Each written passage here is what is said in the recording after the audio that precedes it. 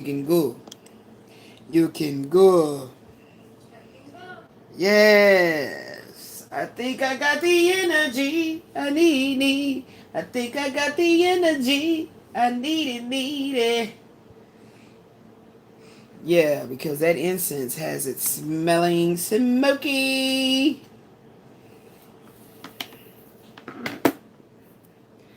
Who are you?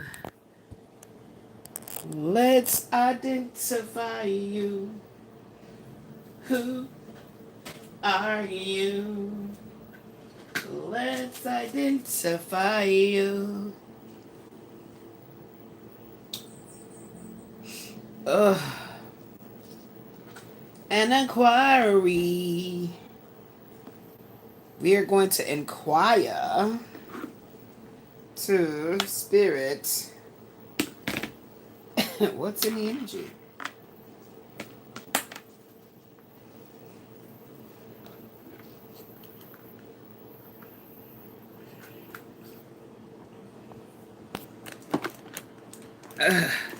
Uh-oh.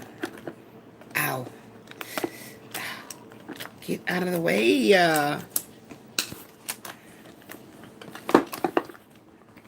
Okay. Oh, oh, oh, oh. Oh, oh, oh, oh.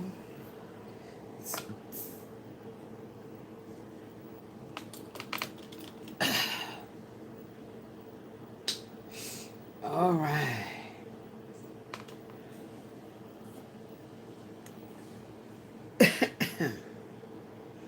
Ooh. Ooh.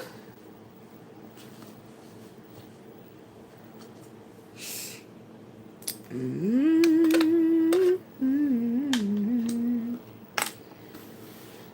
What we got going? Oh, baby. I thought I was going to do some writing, but I didn't. At all. Nope. Nope. Nope. Nope, nope, nope, nope.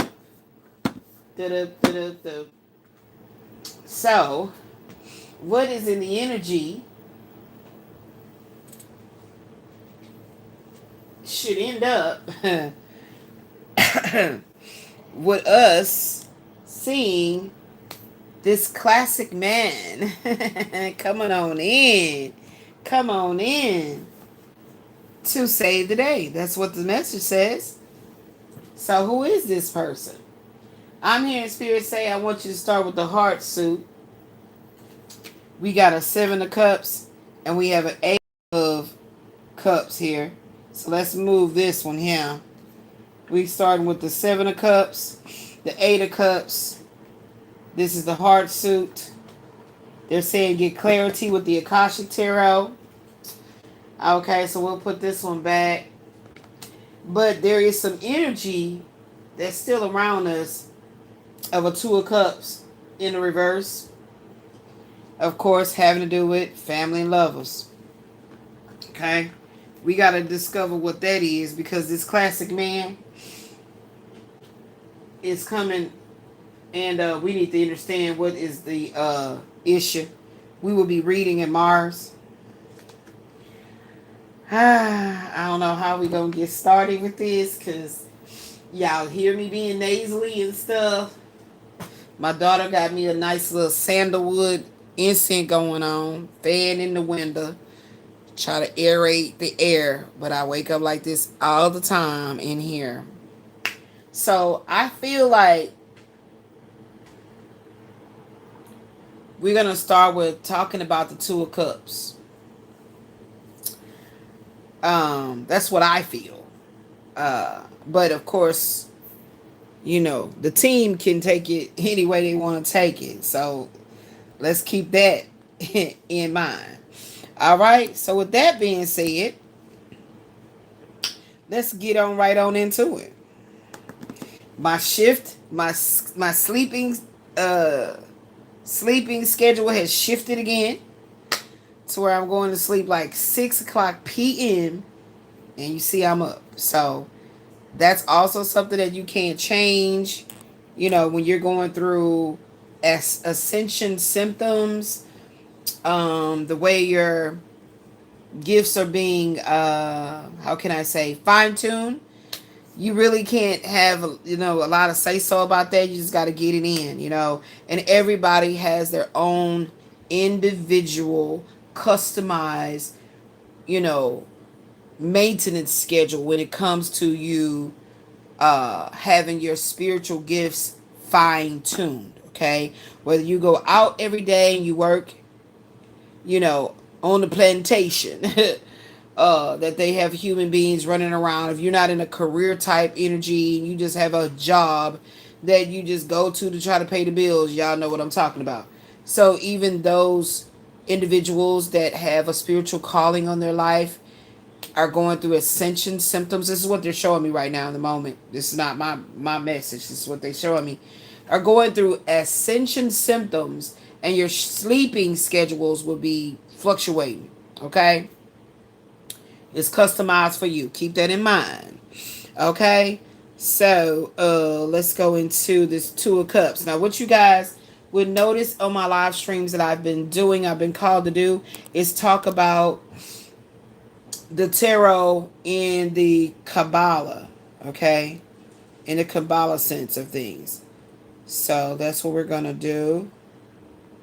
I don't know if I'm going to be doing any writing because my hands were very swollen when I woke up, and they still are, which means they're like throbbing. So I'm going to just do a lot of talking, okay? So here we go. The Two of Cups showed up as our jump off card, and it was in the reverse. Okay? It was just Mars energy in the card's destiny, so it makes sense. It makes sense. Okay? It says in Kabbalah, the Two of Cups corresponds to the spirit of Chakma, which is wisdom, in the suit of water, representing the initiation of emotional union, partnership, and the harmonious blending of opposites. Okay? It signifies the Queen's wisdom. And it's crazy because as I was sleeping, I saw the Queen of Cups energy in my mind's eye.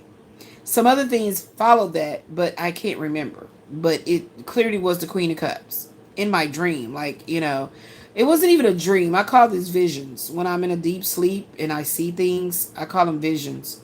Or psychic hits. So it says the Two of Cups signifies the Queen's wisdom, the love, the balance, and attraction that creates a shared, fruitful connection. Okay. Key Kabbalistic and tarot associations: the spear, the Sephirah, Chakma, wisdom. Okay. The first active masculine energy on the tree of life, okay? The suit is cups, which is water, emotional and psychic realm. The astrology is Venus in Cancer. Okay, we got with Cancer again, something very potent about the zodiac Cancer.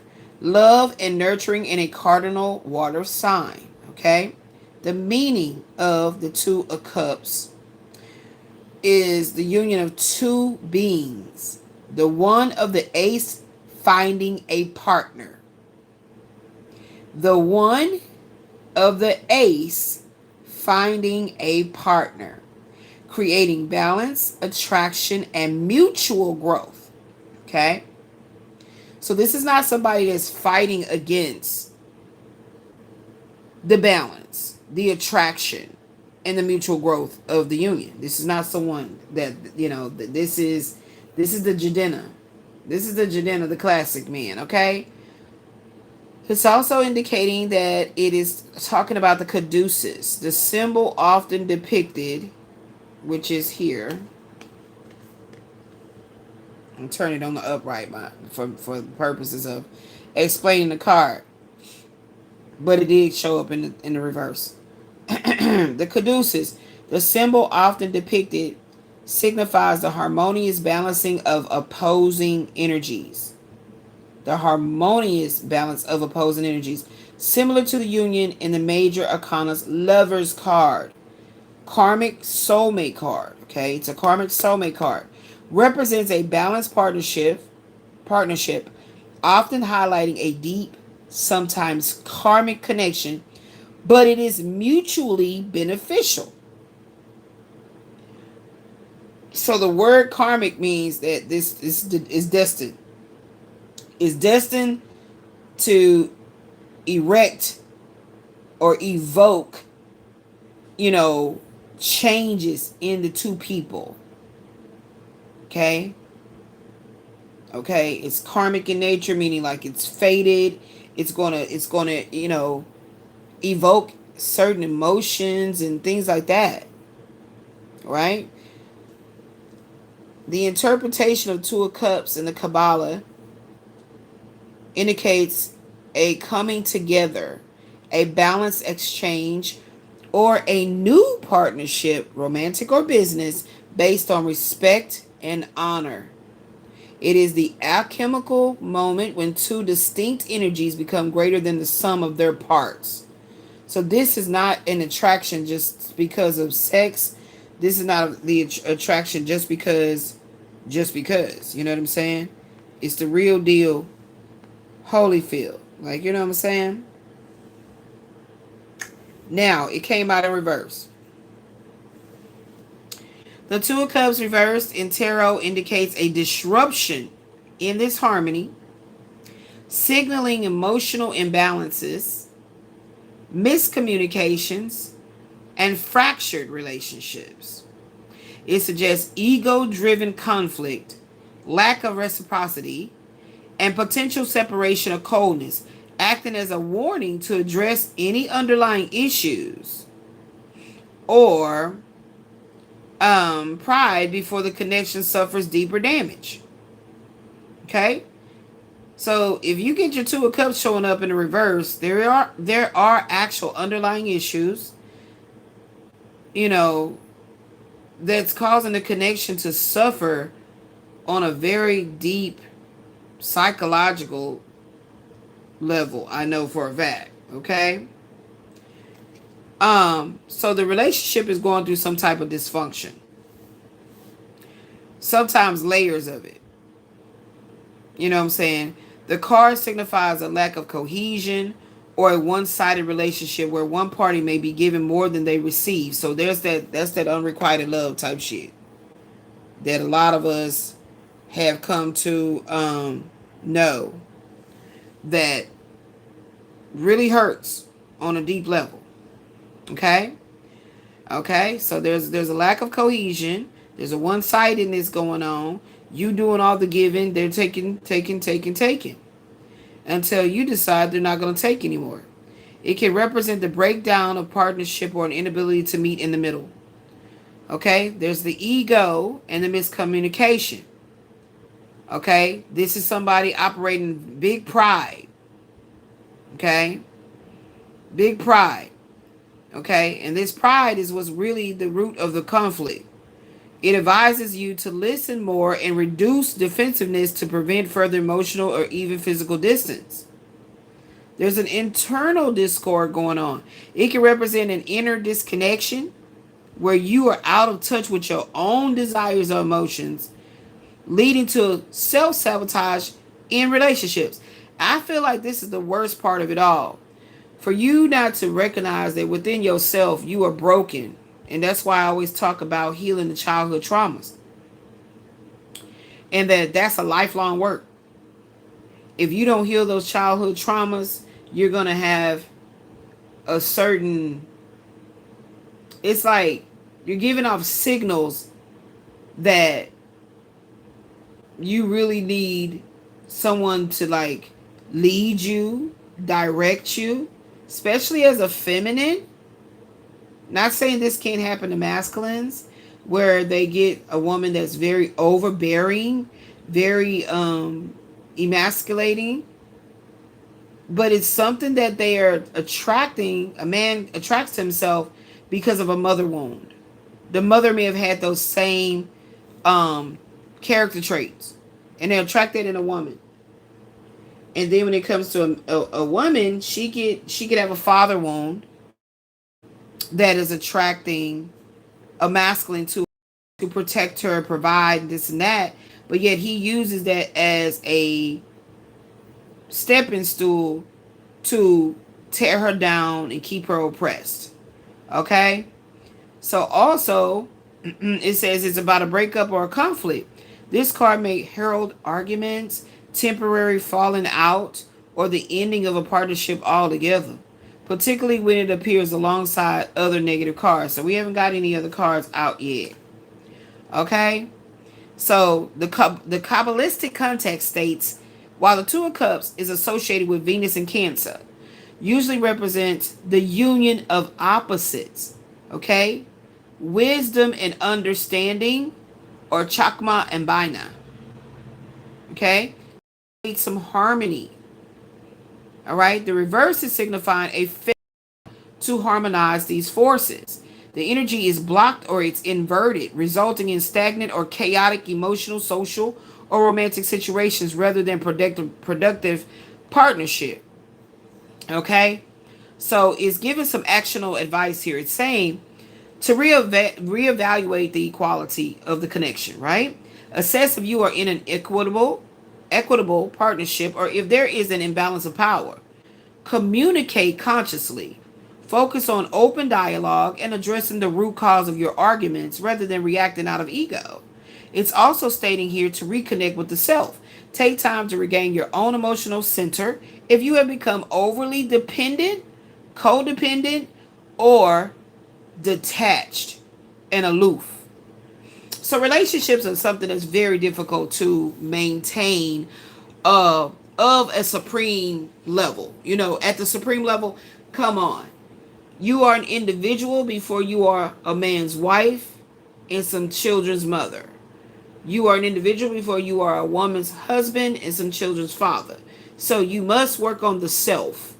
And people too often wants to just feel the comfort of, you know, and I'm going to speak from a woman's point of view, wants too often to feel the comfort of a man when they don't realize that the boy is still struggling to find his manhood. So she often is in conflict with herself of why is it that she can't get a good man? Well, it's not that you can't get a good man. It's just that something within you is attracting men that needs the healing from a child wounding. And therefore, you're ignoring your own inner child wounding. And you keep deflecting it that it's him. If he stopped this and stopped that and stopped this and stopped that, we'd be fine. But why are you attracting him? Yeah. So when you wisen up and say, okay, you know what? I think I need to take some time to go within and to do some soul searching. Because it's obviously something to me why I keep attracting these same type of men. You'll see. You'll notice it. You'll absolutely notice it about yourself. If you take time enough to be still and smell the roses, right? Get you some pink roses and just be near. Have them, if you have a nice spot in your bedroom, if you put them there, you know, somewhere you would always be able to wake up and see a version of yourself as soft, loving, sweet. Because childhood wounding can cause you to really want to be so overly defensive to where you force every good thing away from you. In some kind of fucking way, all the bad shit seeps through the cracks. So I continually do my inner healing work. And I'm telling you, healing is something that continues to goes for a long time. Healing is not something that's just temporary. You know, I'm done healing. I finished my healing last month. You know, you still going on? No, it's eternal. It's something that continues. You know, it doesn't end. Even when you transition, I feel like there's another phase of it that happens on the other side. I really strongly believe that. So let's get into seeing what this Two of Cups could actually be about. I have no idea. Ashley, can you turn it back out? It's a little chill factor outside. What's the temperature? 66. 66. It's a little chilly coming in here. So let's see. My mouth is super dry. super duper dry. I think that happens when you actually take sinus meds. Sinus meds. So, I don't know how Spirit got me going with this, but I feel like we're going to go into the Two of Cups energy by trying to understand in reverse. Trying to understand what it's talking about. Like, we want to always get, you guys will learn that I say this all the time. I want to get to the meat of the pie of the situation. Let's get to the meat of the pie. Because, you know, if we get the feeling of the pie perfect, then guess what, baby? We're going to be able to get it to the point where, can you come put this on some type of something else? It's just, I have a feeling, you know, I be feeling some kind of way of watching people that are deceased on TV. It's just, I don't know. It'd be feeling some kind of way. Like the Bernie Mac show came on and I couldn't really just focus on it. So put something else on. Okay, so I call in the elements of fire. For love's compassion. Water. For the soul's purification. Put that on. Air. For the flow of communication. And earth. To ground me in the healing protections and provisions of my ancestors, my guardian angels, the cosmic elders, and the divine feminine spirit that created us all. I'm calling in the counsels of the highest white light to make my messages plain, crystal clear in Christ consciousness, Jesus' name, also known as Yeshua. So, let's see. What's going on? What's happening, friend? What's happening? All right, Spirit. What's this Two of Cups talking about? In the reverse. It's not in the upright. It's in the reverse. What is it telling us? What is it talking about?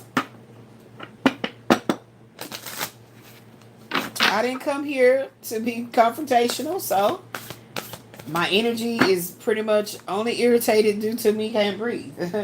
So I came here without any energy that I need to get off my chest. You know what I'm saying? I've been doing a lot behind the scenes, okay? Distraction.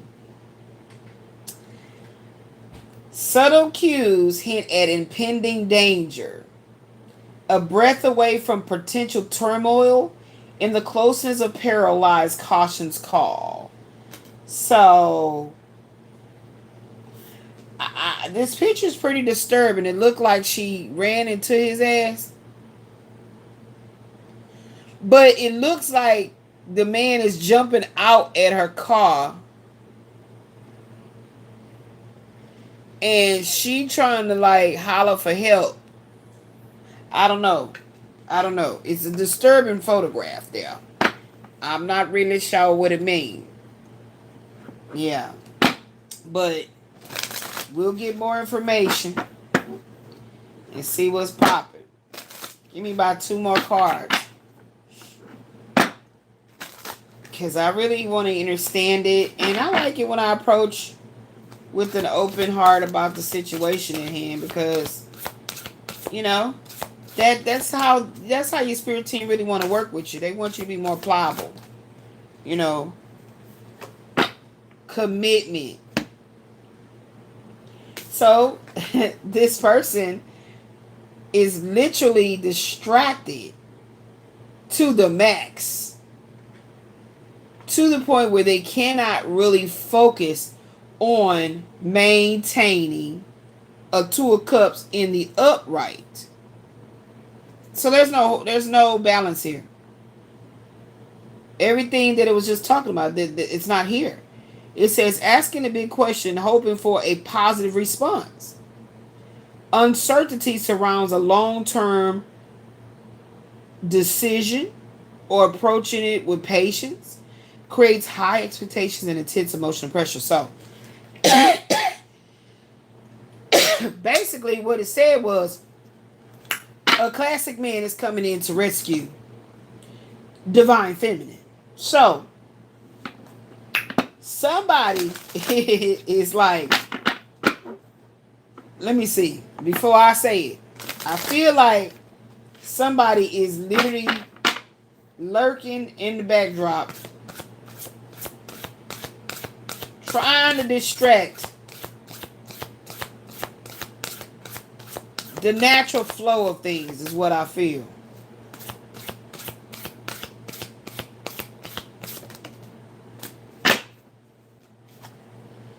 Evaluation and criteria. Unfair assessments and rarely sees the full picture. Focusing on your shortcomings and misses out on your potential. Yep.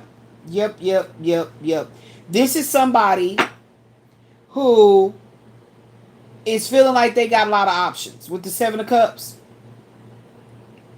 they feeling like they got a lot of options. Yeah. Let me go ahead and pull out the tarot for this Seven of Cups, Eight of Cups, so y'all can see it in visualization form.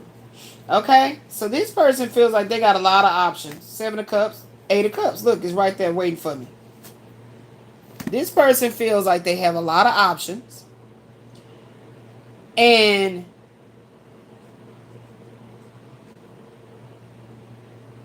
someone else is walking away because they're not going to wait on you to realize their actual potential. See what it says? Focusing on shortcomings and missing out on the potential. So this person is consistently running around. Someone in this energy is consistently running around looking for the next best thing, and really got the audacity to feel like you left them. Like, it's some real arrogant shit here. Okay, with the Two of Cups in the reverse, it's some real arrogant shit here going on. Some very arrogant shit going on here. Yeah. Absolutely. But, hold on.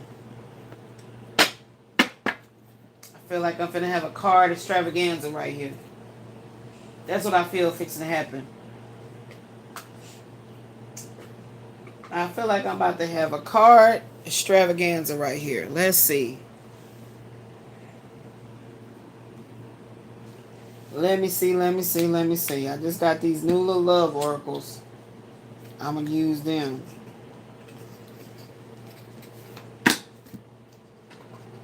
I really feel strongly that it's somebody that just don't want to grow up. Like, they want to be in a perpetual state of youth and I don't know what it is, child. I don't do well with talking about these subjects because I feel like I don't want to continue to harp on some shit that ain't never ever going to change. It never tried to change. It won't change. Why are we talking about it? Why? That's how I feel. Like, I really do not play about my time. Right? Like, I have so many beautiful words to say. Beautiful sentences, phrases, fragments, whatever. Communication. Positive. To uplift my fellow brother and sister. Than to spend so much time talking about this same stuff that keeps coming up. Somebody is never going to have a Two of Cups mixed with the Seven of Cups, making it a Nine of Cups wishes fulfillment situation, because they're always traveling looking for the next best thing.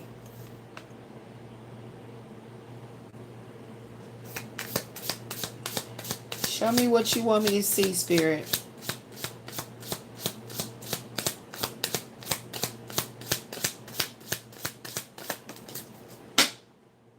Proposal. Told you. I love you and commitment. Proposal. love offer, engagement, agreement, a wish come true. I just said that. This person cannot get this Seven of Cups, which means this one person embodies all these beautiful assets. Welcome, guys. All these beautiful assets. Assets, okay? Somebody may speak with an accent, but assets.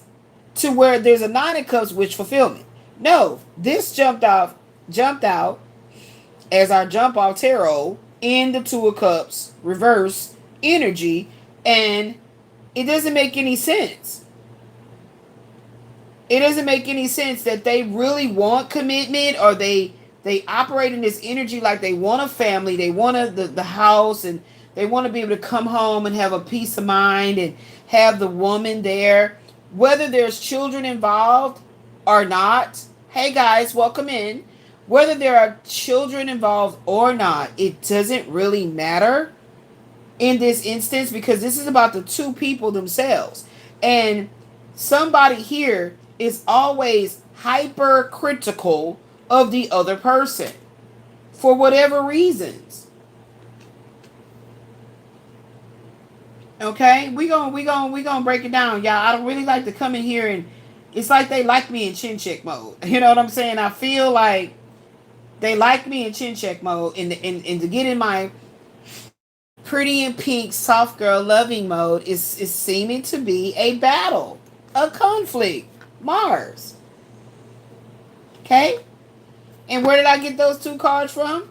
Because if you watched the live stream before, we already pulled these. The Seven of Cups and the Eight of Cups. This is the cartomancy that I matched to the tarot. See, this is about a coming together. This is about a union. But this person, is they don't realize that time is of the essence. Like I said, I don't play about my time. I don't know about y'all, but I don't play about my time. Okay? Every day, every moment, every minute is valuable. So this person knows that it's only a matter of time that whatever critiquing sheet that they had on you, and you don't get all the checks yet. Let me see what she talking about. Or let me see what he talking about. You don't get all the checks yet. But there's going to be a classic man coming in for divine feminine. Okay? Y'all go Google the video. Go on YouTube and put in Jadena classic man. This the type that's coming in. This is a stand-up kind of guy.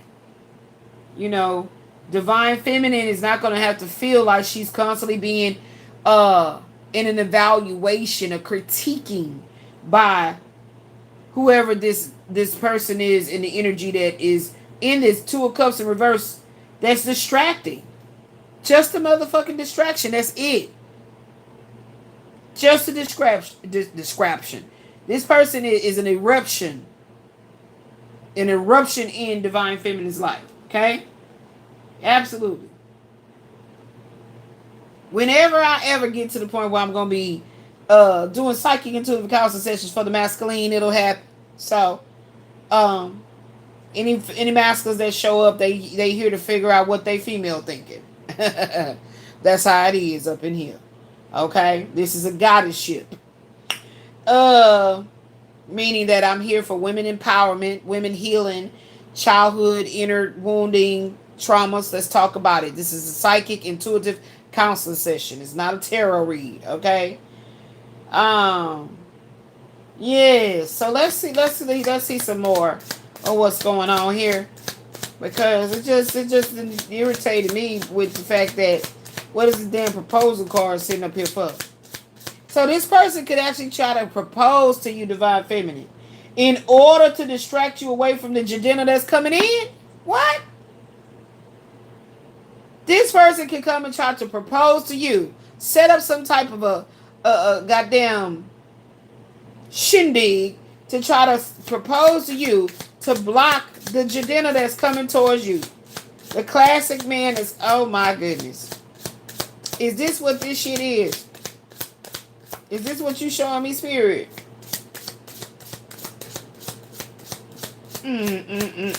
Show me.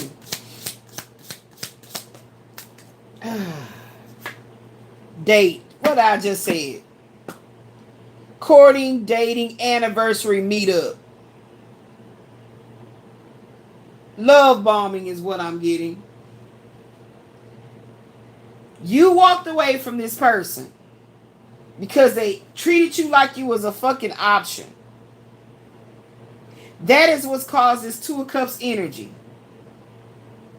And now they want to try to love bomb you.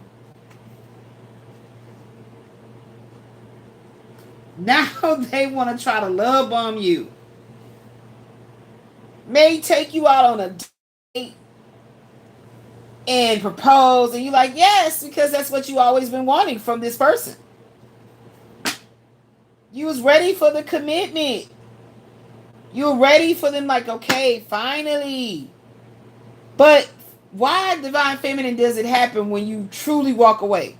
When you truly, truly show this man that I am done with your stinking ass. For real. I am so done with you. I am so done with you. For real though. Like, you think it's a game, but I don't even get wet for you anymore. I don't even get wet for you anymore. At all. I used to be just walking around with just wet vagina, just yearning for you, just I'm imagining like a female dog on the carpet, like scooting their ass across the carpet, just because they just like, you know, I don't know why dogs do that. They're scratching their ass. I don't know, but I'm being funny to try to break up this bullshit monotony of this shit that keeps happening, keep popping up. This person is literally going to try to love bomb you. Like, for real though. What the freak, man? What's the love bomb? What is this love bombing shit? What you doing? What you doing? Finances, okay. Money problems, work, material things, success. Okay. So, feels like to me, this is some hater ass shit.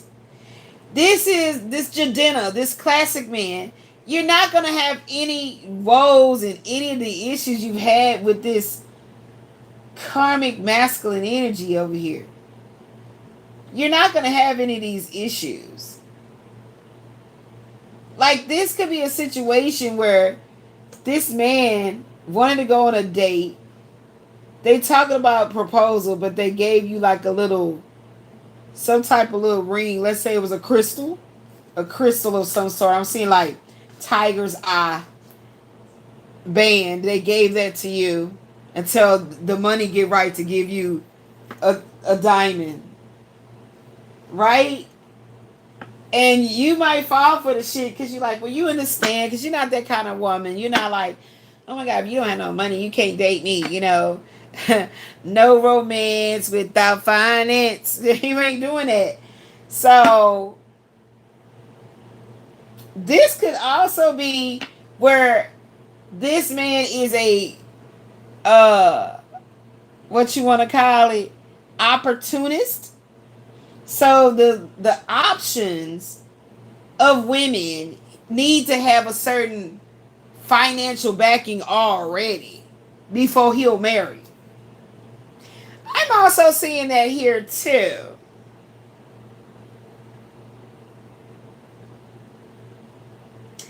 But you know, I got an oracle that'll tell us about that. Hold on, let me find it. Wait a minute. Hold on, y'all. Y'all give me a little moment. Welcome back, welcome back, welcome back. Goddess is back on this schedule. On this schedule, y'all. All right, let's get into it. As soon as my nasal patches is open up where I can truly breathe, I'm going to get into it, y'all. Okay. So y'all know my Worcester tea has a card in here that says, married for money. Let's see if it comes out. Because I feel like that's what this is about. I really do. Beloved, I feel like this masculine always running around town trying to get it because they feel like, I don't know what could be the reasoning behind this mindset. Could it have something to do with childhood and feeling like they were poor and in lack? So quite naturally, he seeks out a woman that has all these type of like maybe she comes from a wealthy family or some shit. So she already has like a certain foundation of financial, how can you say, financial prestige. Let's see what's the tea. Because something weird. Or another storyline could be where divine feminine comes into wealth and now this man sees her glow up and want to marry her. Because, you know, in life, everything is about tables turning. You feel what I'm saying? Yeah, life is like that. Life be like that. Okay? Could have been where he wasn't there for divine feminine when divine feminine was going through all kinds of shit. And then the universe always, life is about that cycles, right? You go through poverty, you go through wealth, you go through bad health, you go through, right? Tables have turned for him, and now he wants to come back and do it in such a way when he realizes that she's being proposed to by a classic man. Photo proof, getting evidence. Yeah, so they're watching.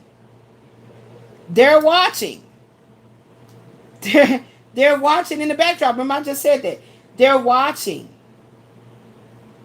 Trying to see and evaluate who's coming towards you. So when you ain't, you know, you still doing your same old, I'm like, all right, it's cool. She just over there doing such and such. I don't know about you, but that pissed me off. What the hell is you trying to watch me for? Watch TV. Don't watch me. I love to tell a man, don't even think about me.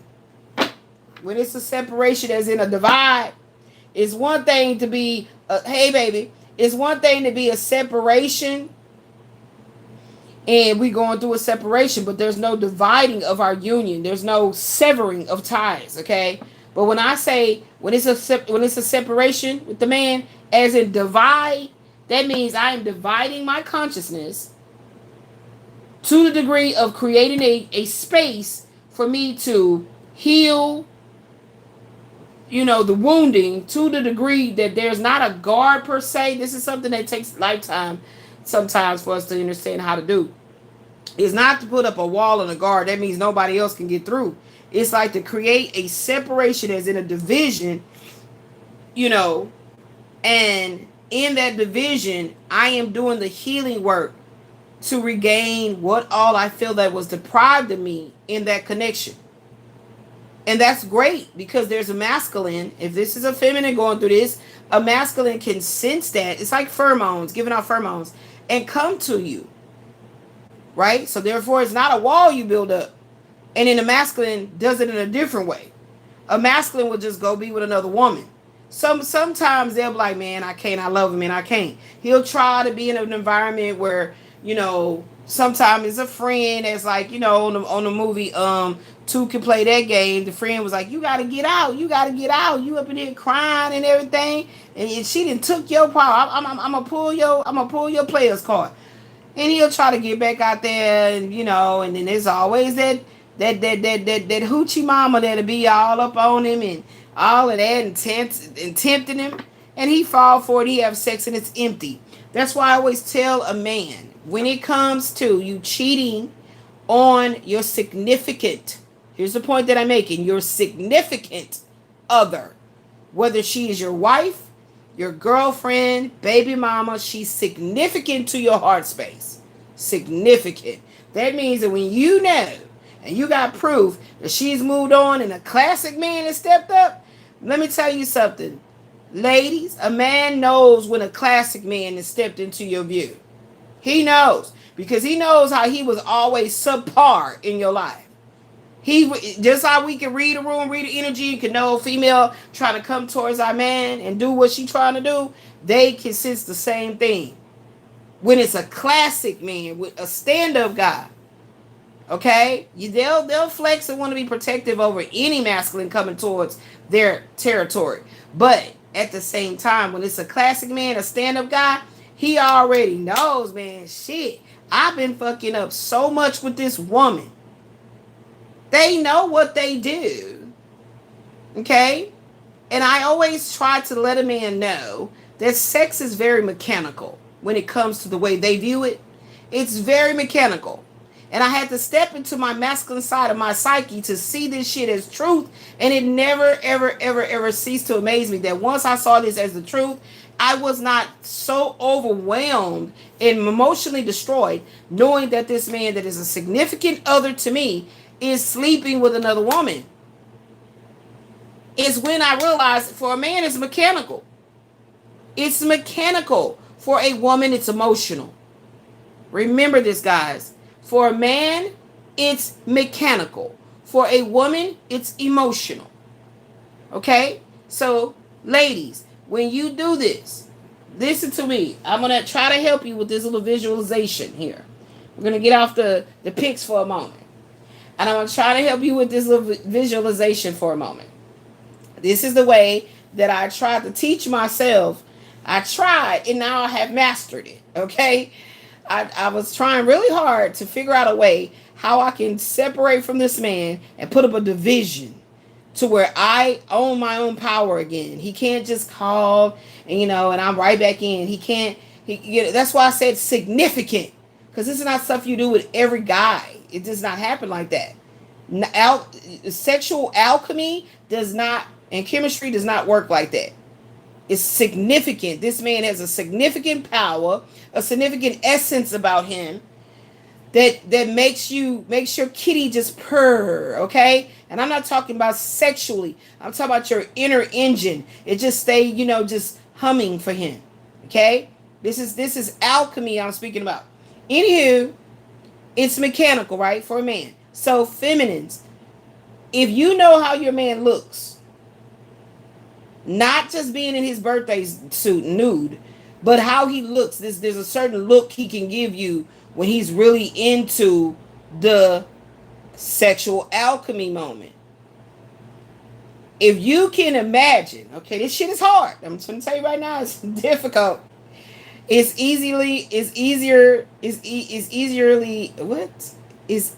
articulated, but very hard to matriculate. Okay, here we go. Visualize him in his sexual alchemy moment. So how he has this certain look he give you, the certain way his eyebrow raised up, whatever the fuck it is. Y'all know how we be watching our men like that. We know. And literally imagine the baddest female that you know that he would be attracted to, and him having very explicit, intimate moments with her that you visualize. You have to visualize it. It doesn't work if you don't know what the female look like. You got to know what the female looks like. And it's kind of like x-ray vision, but not, because you don't see every aspect of her body naked unless you've seen that. I don't know how you would, but you're not visualizing her nude. You're visualizing him and his, just, I'm talking about the way he be looking, and you be like, boy, you better stop looking at me like that. Like that. And he's nude and he's getting in with her, but you got to see what she look like. Okay? And she has to be attractive. You can't be imagining with somebody because it don't work. Duh. It don't work like that. And when you can allow your breathing to do what it's going to do, and start getting faint, and just you starting to, feel the motherfucker, you're getting upset, right? Allow yourself to feel it, those emotions, breathe. Him doing the sexual act with this very hot female, and think about him doing it mechanically as if he was like a robot. And I practiced this so many times. This is how I get over the fact of knowing he was somebody else. And I've done it a million times, but I must see what the female looks like. I gotta see what the female look like. Because if you really know your man, and on Two Can Play That Game, they was talking about a sexual cycle and all that bullshit, but that ain't what I'm talking about. I'm talking about what makes him get hard. What just, okay? And if he is strictly a woman lover, I don't know about all that other swapping sexual genders and shit. I ain't talking about that. Strictly heterosexual. You know what other type of women that he would be attracted to. Okay? You've been with him. So you know what he likes to do, how he like this, how he like that. So you must see what the female looks like, because you would be imagining she's doing the things that he loves. You got to. That's the way it works. But see him as being a mechanical robot. Whatever he doing back to her. And after a while, you become a bit, I don't know what to call it. I wouldn't say jaded, but I don't know what the word is, but it does do something to you psychologically. To where now, when you're communicating, let's say this happens, right? This actually happens, and you practice this. It's not something that's going to work. This is not going to work. You're going to be like, oh, hell fuck now, hell now, hell now. You're going to want to push those thoughts and those visualizations away from you.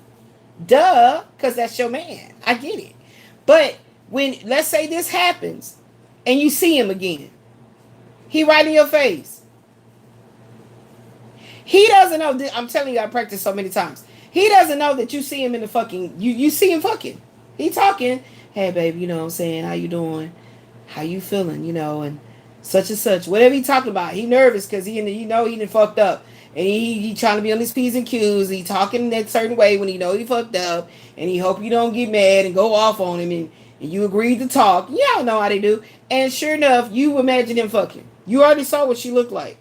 However you acquired a photograph, it don't matter. You got to do your investigations. And you just looking at him. Now, if you can see him, this is how you know it has worked.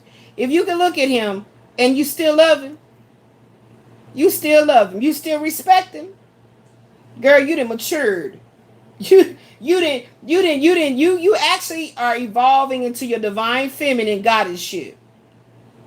Because if he can be in your face talking, and you like, you are so motherfucking fine. So you just mad just because he arrived at your house fine. Or the date, or the situation, the connection date, whatever. In your face, fine. And you still respect him. You still desire him. You still wish the best for him. You don't want him to get no STIs. You don't wish nothing. You don't put a hex on him or nothing. You just with your mind. Because we women powerful like that. We do it with our minds. And it's crazy because it's like, damn, what you'll realize, beloved, is that you have taken your power back of feeling worthless, helpless, not good enough, any of those emotions that start to rile up in you when you absolutely know he's with another woman. And you, like I said, it's practice. It takes practice. But you have to see him doing the sexual acts as a robot. That's the only way I can describe it. Right? You see him as a robot. And let me show you something. If you've had any sexual experiences with men that made love to you in a very mechanical way, okay, let me put your mind where I'm going with this. Imagine the movie The Wood. And even though I know they were teens, but imagine the movie The Wood. And when he actually put the wood in her for the first time, how he did what he did, and he was like, how was it for you? And she was like, oh, Okay. Think about waiting to exhale. When I forget her name, y'all know what I'm talking about. Her name. She was with Big Dude. The one that got pregnant for Leon. Her. When she was with Big Dude and he got on top of him, so excited. And then she like, is it over? That's it? That's the mechanics I'm talking about. How you got to see him having the sex. It's crazy. Like, I didn't practice this so many different ways to where I was like, damn, girl, like, it's some real power for you to master your thoughts. Because it's like, wow, like, oh my God, I still love you. You know what I'm saying? I still love you. Like, oh my God, I still respect you. But you was fucking that bitch. Oh my God. I still love you though. You see what I'm saying? I promise you, it's power in it. It's power in it. But you must see him being mechanical. You know what I'm saying? Like, mechanical. Even though you know in the back of your mind, okay, he could have, you like a bull, the smoke coming from your nose, you like, motherfucker. But you must practice this. Because they will slide in between. They will. This is not something my man better not never. Well, you can say that shit all you wanna. All you wanna. No matter what kind of great husband he is, provider he is. I have not been able to understand what it is because I ain't trying to become a man. It's been difficult being a woman this lifetime. What it is that still make them be like, well, I can just get a little bit of vagina. It ain't gonna hurt nobody. I'm gonna get this little vagina on my business trip. I mean, what is it gonna hurt? Think about the movie Temptations. He was getting that vagina on the road trips, on the touring, and he lost his wife. She picked up on those clues because the woman was just so brazenly bold. Like, okay, baby, see you next time. Almost gave him a kiss in the front of his wife, waiting for him to get off the bus. He didn't even notice that she saw that shit. You see what I'm saying? Yeah, absolutely. So that's what I do to help myself get over and put that separation. That separation creates a divide. Like, I'm over here doing me, you over there doing you. But that's how I deal with that divide if it is a very, very, very significant relationship, and especially if it had a major sexual alchemy component to it. Okay, I gotta work harder if it had that in it. Like, oh my gosh, because our bodies yearn. I'm telling you, it's like men try to play like they don't understand how they put an imprint on us.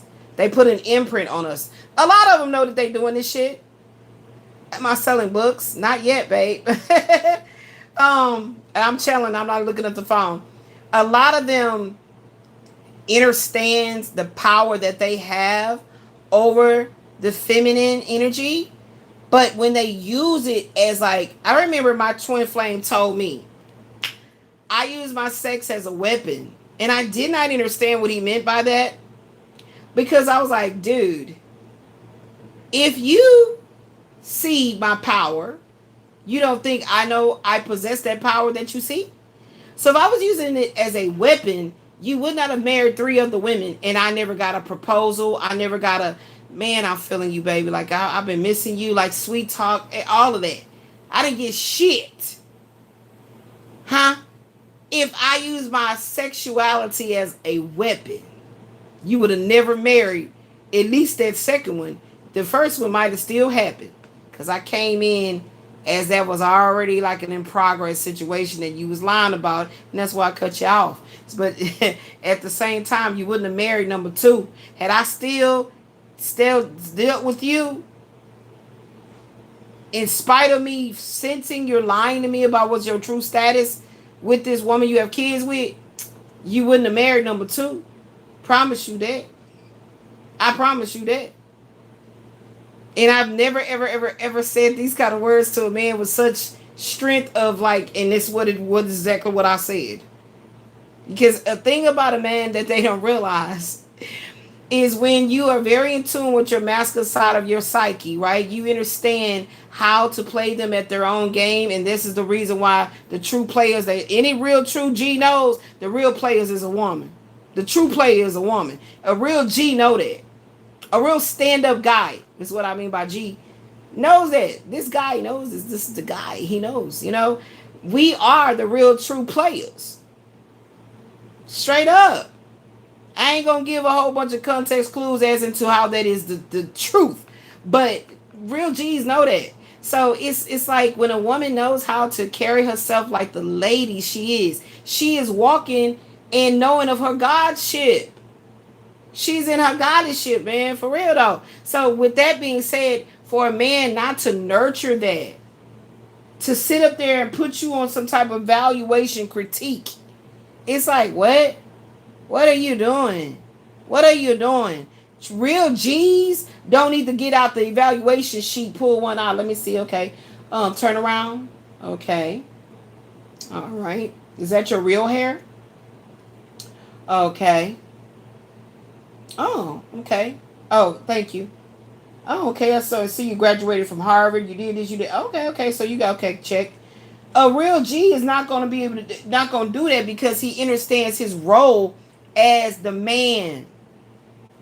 I mean, I don't want to just get on breaking all this down because, like I said, what I do don't be having nothing to do with cards. This is just a way to kind of guide me on the subject at hand. But it's like it really irks me when it's like a man don't realize that a woman that really truly loves you will respect you, will honor you, will lift you up, will treat you. This is the crazy shit about it, right? Because you have to become a mother energy to him, but it must, the respect and the honor for what you truly do with him sexually, can, those lines cannot be blurred where you feel like you are his mother and his whore.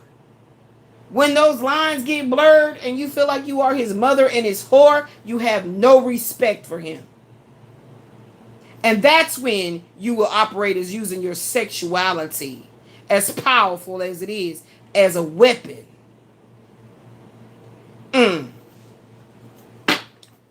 Make sure y'all write that one down. Okay? Yeah. Yeah. Woo! Had to get that off my chest. I think I did that pretty well. Because, oh, they used to irk me so bad. And I did not know how to articulate it. Because I was just in my emotions like, what?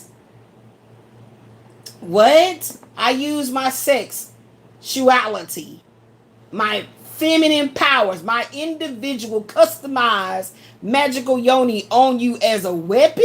Then why the fuck I didn't get what I wanted? Out the connection. That's counterintuitive and counterproductive. Like, what are you saying? What? That's why I tell men all the time I am a sapiosexual. I am truly a bona fide, certified sapiosexual. So you don't say stupid shit to me because I'm going to forever remember it. So when you become mature and now you want to recant on what you said, like what I meant was, nah, but you said that stupid shit with such a fervorance, like such a passion. I think you really meant the stupid shit. Now you trying to, regurgitate that and speak in terms of, well, what I meant was, I really was attracted to you and just like the way our chemistry was, that first time. And then when I was trying to see you, no, nigga, tell the truth.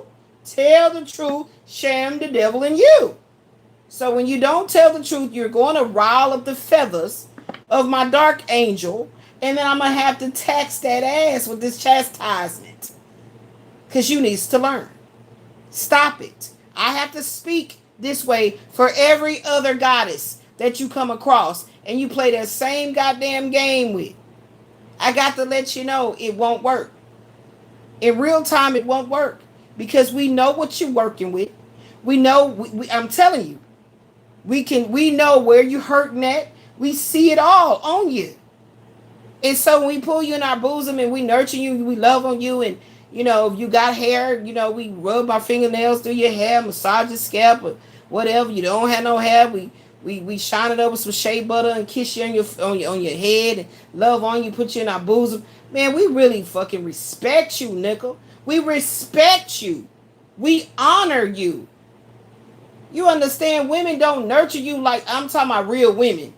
I'm not talking about, and it ain't about her age per se. It's like you understand how to operate in your goddess ship. You don't squander that away. You don't be like, man, I can give me several more of them. Shit, that ain't nothing. And when I noticed that I kept attracting men that act like that, I had to start saying certain things to them to trigger them. To remember, when I cut your ass off, you just going to feel like you die every day. Every day. When the memory of me come back, oh, God. You know what I'm saying? Yeah. And then you're going to be out there like a crackhead looking for it. Looking for it. And never find it. Yeah, that's the way that my love is. That's how powerful it is. So when I tell them, don't play with me. If you smart, go on about your business. Go on. I'm not trying to trap you. Go. Hold on, let me get your stuff. Wait, did you get your toothbrush? Get your shaver. Okay, be careful. See, I'm a grown, mature goddess now. In my immaturity, I was checking and chastising and cussing and I'm gonna get you, okay, and crying and all emotionally just a mess. But now I'm gonna help you get your things. I'm not gonna destroy them. Help you get your things. Oh, did you get your shaver out of there? Speak with you in a nice, sweet, calm tone. You're going to be scared, terrified. Like, well, why you ain't tripping? Like, for what? It's okay. Because this is the part where I'm creating. We're separating, right? I'm creating the division. This is a sign that I'm creating the division. When I'm calmly getting your ass to your destination, the way to get the fuck away from me. Okay? Straight up. Straight up. So what they're doing is they're watching, they're getting evidence, they're getting photo proof, or if this person is tied to somebody, somebody is watching them. I feel like some type of Inspector Gadget investigator is on this case. I don't know. That's what I'm feeling. If somebody then went through some shit and getting a divorce, or the woman wants to get a divorce, she has a private eye on his ass, a detective, to get some photo proof evidence. That's why I tell you, ladies, we got to be careful. We have to be really, really, really, really careful about being so openly just trusting of how we're communicating with these men through text messages, because we never know how crafty other divine feminines are who are of the goddess energy. Hopefully she don't lose it, because the worst thing would be for one goddess to find out that their masculine has connected to another goddess, because there has to be a certain respect there. See, once you really constantly rise in the ranking of your divine feminine in your goddess shit, another goddess could be dark. She doesn't necessarily have to be light or of the healing type. She could have masqueraded that way to get this particular divine masculine. Because we're not talking about playboys, fuck toys. That's not what I'm talking about at all. We're talking about divine masculines, divine feminines. But that doesn't mean we're perfect beings, right? So when she finds out that, oh my gosh, this is her, you don't know if she's dark. So, and these men be so sloppy with it. Real talk. It's like they be so damn tired of running around town trying to get it, trying to find the very best of the best of the best. It'd be different if they had, like, I'm looking at like a what you want to call it? A modeling, like, and they was actually looking for beautiful women. So it makes sense that there's some competition there with the women. You know how women, we are all individually beautiful in all our essence of femininity and all that. And that would make sense that he's really trying to get the best of the best of the best. But if you're going to be a husband, then what are you doing? You running around town trying to date certain women, take them through the criteria, okay, evaluate that, and be like, okay, well, you know what? Based on what I feel you can bring me as assets, I feel like you deserve a proposal. I don't know. But somebody is getting some evidence about some shit. I don't know what, though. Let's continue.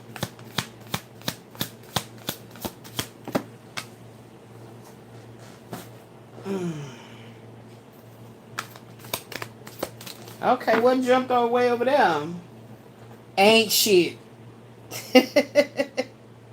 So somebody could be keeping archives on how this masculine really ain't shit. I'm just saying. I know I got me some fucking archives. You got to. You got to become an investigator for yourself. Because the lies be running rampant. Traveling. Now look. I wrote in reverse, lying about going to work. So, I feel like I'm telling y'all some Inspector Gadget don't going on here. This feminine has found out that this masculine keep talking about he traveling for work and he ain't going to no damn work, and she's hired somebody as an investigator that's gonna prove he really ain't shit. He ain't what you think he is, girl. Oh my goodness. Y'all remember I said that. He ain't what you think he is, girl. Moving. That's right. That's right. You moving on with this Eight of Cups. You're moving on. You're not going to continue with the shenanigans with this person, the specific relationship, whether it was a marriage or a living together situation where he still wouldn't propose, something like that. It doesn't matter of the details. It is now in a reverse Two of Cups, and you're ready to move on. You ready to move on, baby? You like, yeah, I'm done. I'm pretty much done. Let's go ahead and get the paper signed up, ready, and it's over with. Like I said, it's a certain caliber of a woman that can actually marry multiple men. I know it ain't me. But the Most High has assured me that before I pass out of this body, that I have a real true love to be with before I pass away. Before I'm, transition to the next phase. Okay? This is crazy. Ooh, this is crazy. So much we have to do, ladies, to maintain. So much we have to do to maintain. In their head, overthinking, stress, and overanalyzing. That's right. That's right. It's like you're sitting there like, I just said we have to do so much. You sitting there like, I can't believe this shit. I cannot believe this shit. When you get the evidence, like on cheaters, you be like, this fool ain't shit. This fool been lying. And let me tell you what hurts is because it's very difficult for a woman to trust when she's been lied to, treated. I'm telling you, like, you have to rebuild yourself. I told y'all about the technique on how you have to do it when it's the same man doing it. When it's the same man and you got photo proof evidence of who this female is that he's cheating on you with, you know for a fact. It's like, that's why I say you truly elevate in your goddessship. Once you've been treated in such disrespectful ways. Some men are just real blatantly open with the disrespect. So I honor any divine feminine that has went through that. Raise your hand if you have. And you ain't in jail. You didn't snap. I'm Yeah. Yeah. And, you could have been moving in silence. You could have been moving in silence. I feel like that moving silence card gonna come out next. But you was wondering why he kept ignoring your calls when he claiming that when he gets to the hotel, he'll let you know, because he claims he's traveling for work. And you keep wondering, like, why is he ignoring my calls? Like, that doesn't make sense. And like I tell a man all the time, I pay attention to your patterns. If your patterns is all the way off and make no sense, use a lie, and the truth was never in you, and get out my fucking face. I'm quick to shut it down. Why let it marinate? It don't need to marinate. I don't need to be up in my head thinking about what you could be doing. Why are you ignoring my calls? Why do I feel like you put me on Do Not Disturb? See, my twin flame told me that he had his phone on Do Not Disturb. So I felt like, why? If you're at work, you say you single, you're at work, which you are a mobile mechanic, truck driver. Seem to me you need all your devices to be on and popping and working. Like, I don't understand what you're saying. Your phone being D&D. And this is what's crazy, that I never had my phone in D&D until you told me this, right? Then I thought about it. Every time I had my phone on, all these goddamn all these notification tones keep coming in, bothering the hell out of me. So I said, what is this D&D stuff? So my daughter showed me how to find it on my phone. And now look, I ain't gotta lie. Look, y'all. Hold on. Hold on, Sway. I ain't got a lot. Look. Wait, let me see. Look. What y'all see? Do not disturb. I keep my phone on do not disturb. Why? Because that's how y'all don't be hearing all them damn notification tones. So I'm not keeping my phone on do not disturb because I'm with a man, I'm doing stuff, so I don't want, the phone to go off, so he, the man be like, who is that? You gonna get your phone? No. So why would a man that is a mobile mechanic, truck driver, keep his phone on D&D when I'm contacting him during hours that he would be at work? It doesn't make any sense. It don't make sense. The lies never make sense. Okay? So I was like, oh, thank you for telling me about D&D. So I went and discovered that, I can keep my phone from bothering me with all these tones. So I learned something from him. Like, okay, I never kept my phone on D&D. I never kept it on D&D. I would find a way to like turn off the tones or certain tones or whatever. But now my phone don't make no noise at all. So if somebody trying to call me and I need to get my rest on, I'll see it when I see it. I do have my phone set up to have type visual voicemail where it'll type it out. Yeah, it'll I can hear what they have to say, but it'll also type it out. That's how I have it. So if you leave a voicemail, okay, karmic friends, can't fully trust them. Tension, secret competition, keeping your friends close and your enemies closer.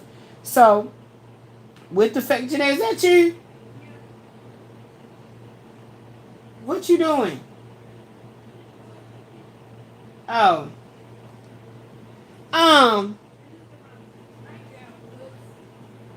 What heck?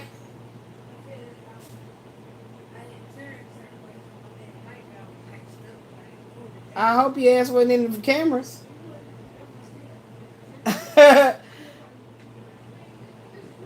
No, because of the fact that by the time I thought I didn't even look in the phone. I was looking down at the card. Because I can see you passing the phone, but I'm saying I heard like a shuffling. That's why I said, is that you? 333 on the clock. So there's some secret competition going on here. Remember I said there was somebody in the backdrop? There's some secret competition going on here. Mm-hmm. There's some secret competition. We're gonna put that over here. Something about the secret competition. Okay. Yep. Now I don't know who the hell cross-dressing, but remember. Ooh, child, what is this about? Cross-dressing. We're gonna put that over here. Some shit is brewing in the background. I feel. What is that? Cross-dressing. Yeah. So this went in reverse. What is a good... What else I could put on this about this dusted off? I'm gonna put on here. Ain't no coming back from this.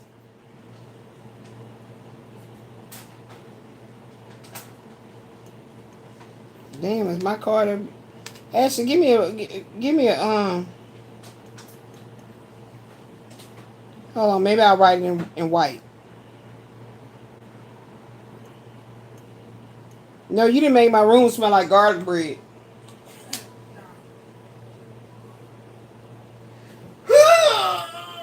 You didn't make my damn room smell like garlic bread. It was smelling like goddamn sandalwood. It smells like garlic bread. I can't see this. Can you help me out? God damn it. Hold on. Damn, this ain't gonna write. Come on now.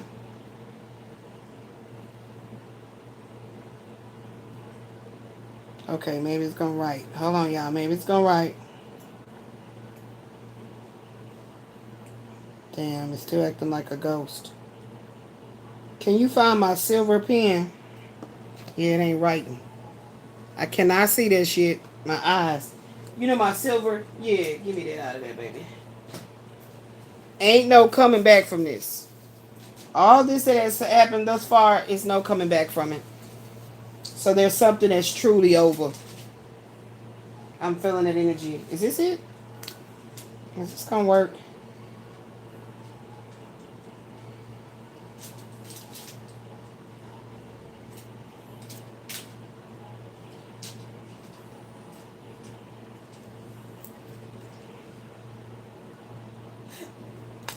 I'm talking about my other ones with like this, like that, like this, like that. It's a purple one that I know will show up.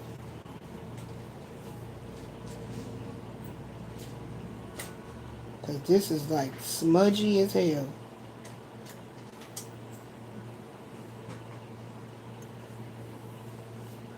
Damn card is all dark. See, look how that came out. Look how it came out. Dude, I said like this. Where are these at? Like that. That's what I said. You don't listen worth shit. It's looking like it's turning white, but I still can't see it. Hold on, Ashley. You just making stuff so hard for my life. You make it so hard for my life. Why are you doing me like this? Let me see if this red will help me. I need to be able to see it. You know my eyesight has been tripping a lot lately.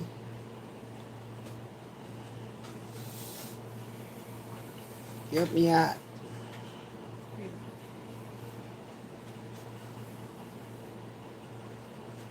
Yeah, that one then. So if I write something again, it'll be on deck.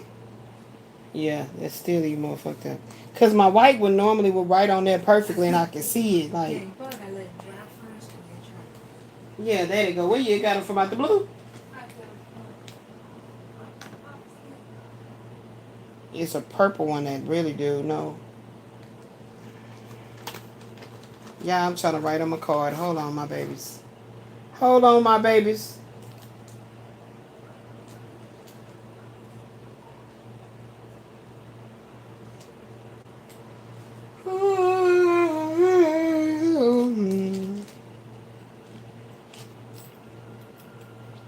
Sleepy all over again. All over again. Now my bag they got full of pens and shit. I'm gonna have to figure this out again.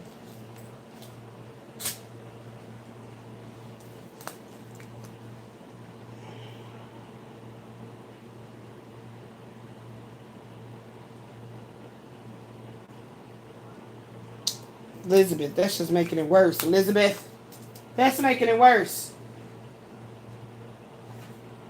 Damn, man.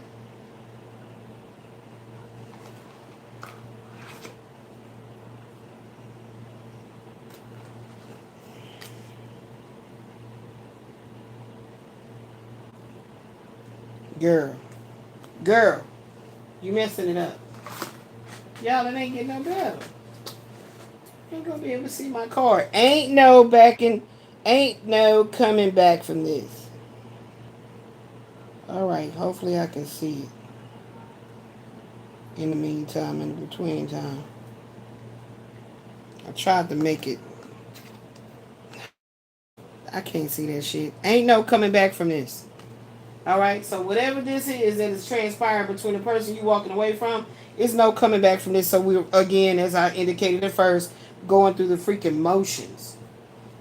Something that I don't get off to doing. Going through the motions with the same old bullshit. Like, who wants to do that? Who thinks that's cute? Elizabeth doesn't. I know I don't. Because I value my time. Beware of dealing with people that don't value your time.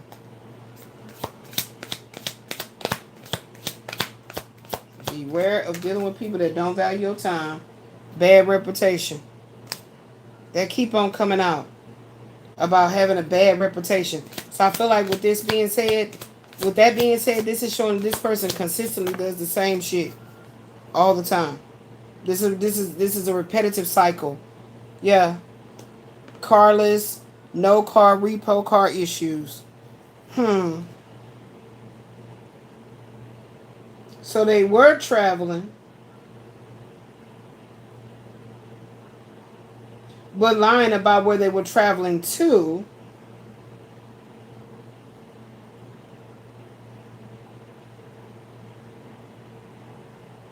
This person could have been using a feminine's car to get around and do this shit. Like, this person doesn't have their own vehicle. Okay? Let's see if I can write. Maybe this blue will show up.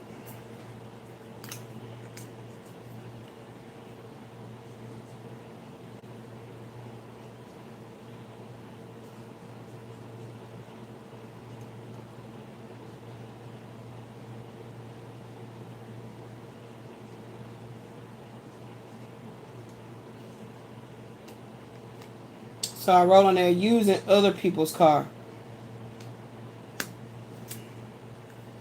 Now that ain't even gonna show up good. We ain't about to be going through this again. I don't know why I can't find.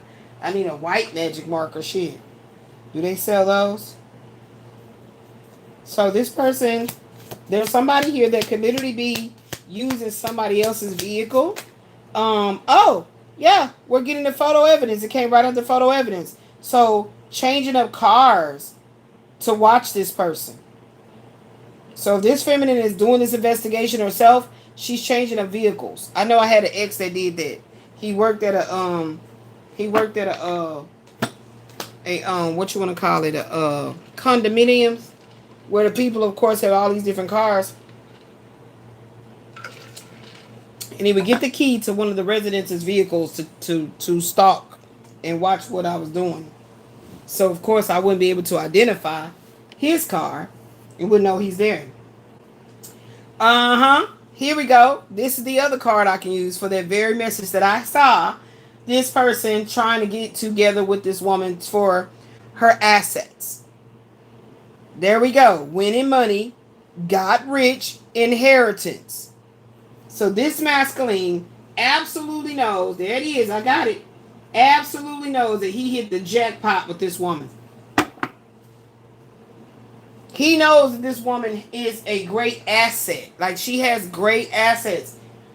You don't have, Divine Feminine, you don't have to already have all your shit all together for these men to be very predatory. Okay? You definitely don't have to have that all together for these men to be extremely predatory over you. Okay? Again, like I said, they know what they got when they get it. A lot of them like to test it to see if it's really real, because a lot of times these men, don't matter how handsome they are, how great they keep their bodies, they're not necessarily feeling good about themselves on a soul level. They know they have a lot of brokenness within them. And if you was able to see that, you would, a lot of them fear being judged, but you would not give them the time of the day. You wouldn't give them the time of the day, beloved. You would not give them the time of the day. So a lot of times, these personas that they put up be because they really are trying to protect their interest of locking you in.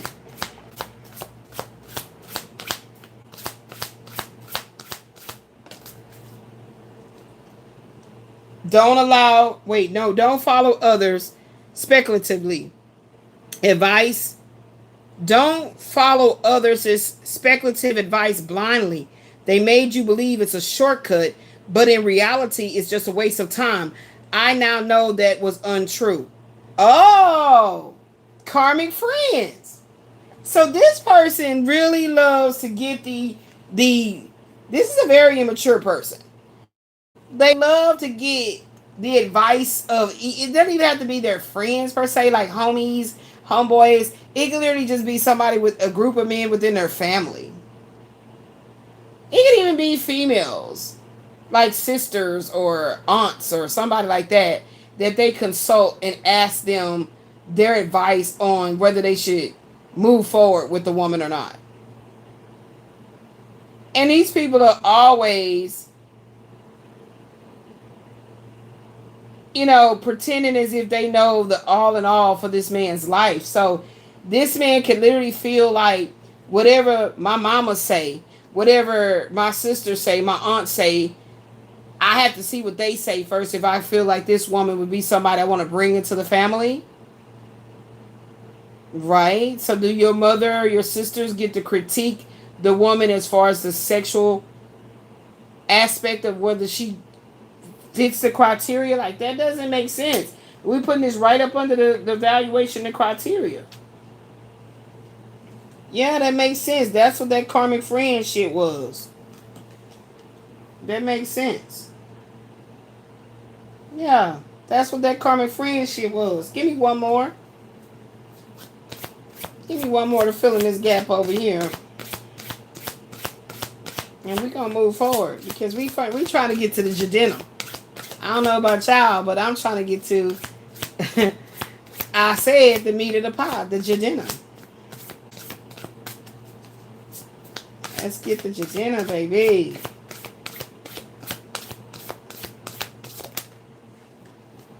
It ain't time yet. It ain't time yet. Y'all see, here go again. It ain't time yet. When I'm with you, time seems to rewind. And it's like we've always known each other. You feel like a forgotten part of me. We share a bond that transcends lifetimes. Right? So I feel like with the cross-dresser here, I mean the impersonator card, this person really, really, really admires so much about you that you have no idea of. So when they're with you, I'm hearing Tony Terry, when I'm with you. When they're with you, that's how they feel, like what Tony Terry is singing about in the song. But they be faking like that they don't really truly have a connection with you. Like, what kind of retarded shit is this? They be faking like there is not really a connection. So they do shit to try to purposely keep you like locked into them, to keep you around. That's why this Jadena coming in, baby. This Jadena is here. You about to get your Jadena. Hey.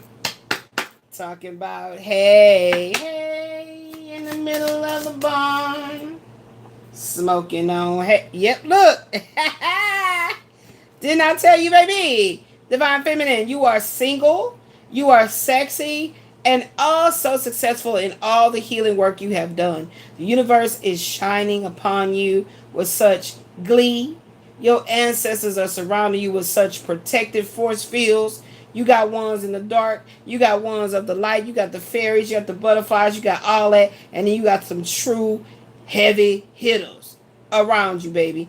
You are single, and your pheromones are really going out there in the ethers and attracting, right? You're really stepping into your true goddessship and empress-like energy. So let's see what the tarot got to tell us about that. What's the next tarot? Because we already had the 7 of Cups and the 8 of Cups. Let's see if we get anything else within Cups. Okay? Okay, remember we're talking about the heart suit. Cups. Spirit, can you please give us some highlights about this Jadena? This classic man coming towards Divine Feminine. One that she would not have to work at trying to understand the mindset, the emotions, the goals, the aspirations, the inspirations, okay? The dedication of this man when it comes to her energy. There it is. 4 of Wands. I'm telling you, you about to meet your Jadena. Celebration, enjoyment, community, home gathering, stability, belonging, teamwork, reunion. There it is. It says balanced. Now, this would indicate this is talking about a man coming back around. Right? It says reunion. That's what it indicated there. That this is going to end. It says single, but at home. You know, coming together. Let's see what else.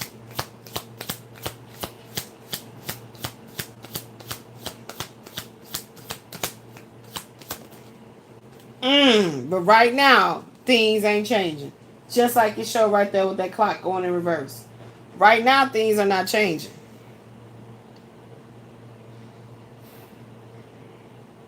I don't know. Let's look at the Eight of Swords in the Kabbalah Tarot.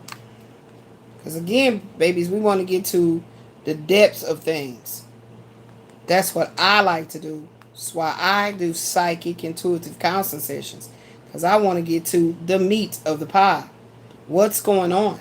Because even if you're going to meet your Jadena and your same man, don't you want to know that you definitely can see that they've done the work? So therefore you won't waste no time. And now you're going through this energy of, I don't know if I can trust you. Right? So Eight of Swords. And let's see. And they want me to end with the Akashic Tarot. Okay? So it says, in the Kabbalistic Tarot, the Eight of Swords, we're talking about this card here, is known as a card of interference. Didn't I say somebody operating in the background trying to stop this connection? I'm so sick of talking about that shit. It represents the energy of the suit of swords, the element of air and intellect, manifesting in the eighth sephira, the Had, the splendor. Okay? The elemental framework is the Sephira, Had, splendor. Had is the sphere of the concrete mind, logic, communication, and structure. The mind, represented by swords, should be at home here. However, Had's restrictive nature creates a conflict with the free roaming intellect. The astrological association is Jupiter and Gemini. This is considered a detriment because Jupiter's expansive nature is restricted by Gemini's focus on the small details and variety. The element of air. The air is not a clear breeze, but a dust cloud of chaos caused by over-analysis and mental static. Core interpretations. This card's title, Interference, describes its Kabbalistic essence, the mind interfering with its own progress. So if a man is not feeling like you good enough, a man doesn't feel like you have enough, a man feels more that you are a liability, you got more liabilities than you actually have assets, then of course it's going to cause a woman to be all up in her head. What does he want? What does he need from me? Da da da da. Why did he cheat? Why, you know what? Why didn't you tell me? Like, why couldn't you just told me that I wasn't the one for you? Shit, I mean, damn. Listen to some music. I feel like masculines need to listen, especially black men too. Need to listen to music that does not have anything to do with rap. Like if he just riding in the car, he should put on, Pandora. I listen to Pandora. Okay, not the radio because they be having too many goddamn commercials. And just allow music angels to lead you. And maybe he need to hear New Edition, Sorry You're Not My Kind of Girl. So he can understand, like, you can possibly go and speak it, I mean, even Ralph Tresvant said you need a man with sensitivity. If he know he ain't that man that's sensitive like that really wants to, like, open up his heart and allow her to pour into him, and he reciprocate, then he might need to just go get him a fuck partner. How about that? They out there. Don't try to lock a woman into you because you know she is very much so quality, but you just feel like there's something better out there for you. You have this restless spirit. Like, what the fuck is wrong with you? That to me is where I feel like the universe should set things in motion where you feel Eight of Swords. You feel trapped and you can't seem to get out of your funk and nobody's attracted to you. So you got to work real hard to figure out why women are being, you got skunk scent. They're fleeing away from you. For you to do this to a woman. Okay? It says The analysis, I don't know why I want to say analyze, because this word is throwing me off. When you have analyzing syndrome, it states that your mind will be paralyzed because Hod categorizes and Gemini sees every side. Hod will categorize and Gemini will see every side. It didn't say both sides. They keep thinking of the Gemini as like just, black, white, stop, go. No. It says Gemini will see every side because it is Jupiter energy. A counter argument may be found for every solution, leading to indecision. So this person is operating in a strong Eight of Swords Gemini mindset. Shortened force. The intellect's natural power is shortened or diluted because it is applied to petty details. I told you with the checklist. Petty details on unworthy objects rather than the main goal. The illusion of bondage. Kabbalistically, this card is a coded teaching that cultural and personal history can be blind. The bindings are usually loose. The prisoner can leave at any time by stopping overthinking and taking action. So this person, and I feel like it's this masculine here that has put themselves in a bondage. They have mental bondage. Okay? So for some reason they want me to know what this means in reverse because it's here. Meaning in reverse. When this came out in reverse, I'm going to suggest a breakthrough. The blindfolds will fall off and the situation is starting to be seen very clearly. Okay? You will be released from dogma. You are no longer bound by your own rules or other people's expectations of you. And you're going to take responsibility. You're going to realize you are the only one who can untie your own hands. So this interference in an Eight of Swords, upright, my card fell. See? My card fell. You see what I'm saying? It's like the person does not want you to crystal clear see their communications as not necessarily a guard, but a tactic. Okay? So they want to knock you off guard. I mean, knock you off your how can I say? Not guard. This person is doing tactics to make sure you don't have mental clarity. That you don't see how they're coming at you, that you're in a state of illusion with the Seven of Cups. It also can mean imaginations and illusions. That's very deceptive. So it says the interference might be felt in a specific area, such as a career move, where the risks are overanalyzed or a person believes that is holding one back. There it is. So this person has very, very, very rigid thinking, antiquated thinking about what relationships really are supposed to be about. And that's what causes them to be in this perpetual cycle of self-sabotage. That's what I see here.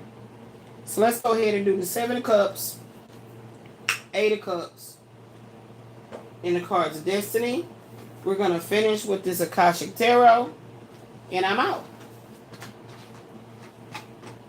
And I'm out.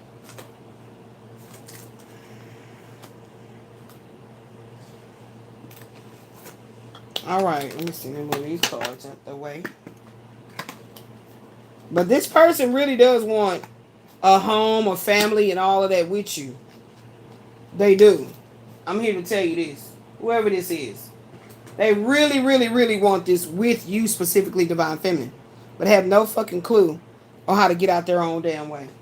And it's okay. Classic man coming in to say today. That still stands. Spirit is not wanting me, honestly, my stomach is hurting for some reason. Spirit is not wanting me to actually like discuss this classic man coming in because maybe he's that hidden weapon, that secret weapon. That's how I'm choosing to look at it because I've been asking for the longest for my own personal life, and child, it's still a mystery. So we're doing this in Mars, and I'm writing this down. Some key notes. Ooh, why is my stomach hurting like that? That's weird. Ooh, that energy came out of nowhere. Ooh. I want to push through. I gotta finish my picks. Okay, 8 of Cups in Mars. All right. So this is going to be 8 of Cups, Mars, page 200. And so what does the 8 of Hearts mean, or Cups mean, right here? Hey, Bumble Princess, means right here in the Cards of Destiny book. The 8 of Hearts is a card of considerable emotional power, right? We're just going over it again so you guys can understand how the cards of your destiny works directly with the tarot. Okay, so this is a card. If somebody gets this card, this is somebody that has considerable emotional power, charm, and personal magnetism. Okay, this power could be used to bring them success in any activity that deals with groups of people, such as acting or sales work. It is also an indicator of having healing energy, a spiritual force gathering inside of you, a force you can use to better your life in many ways. When this card is present, the power is available to use at your discretion. Okay? So, we're going to say that the 8 of Hearts has great emotional, spiritual gifts.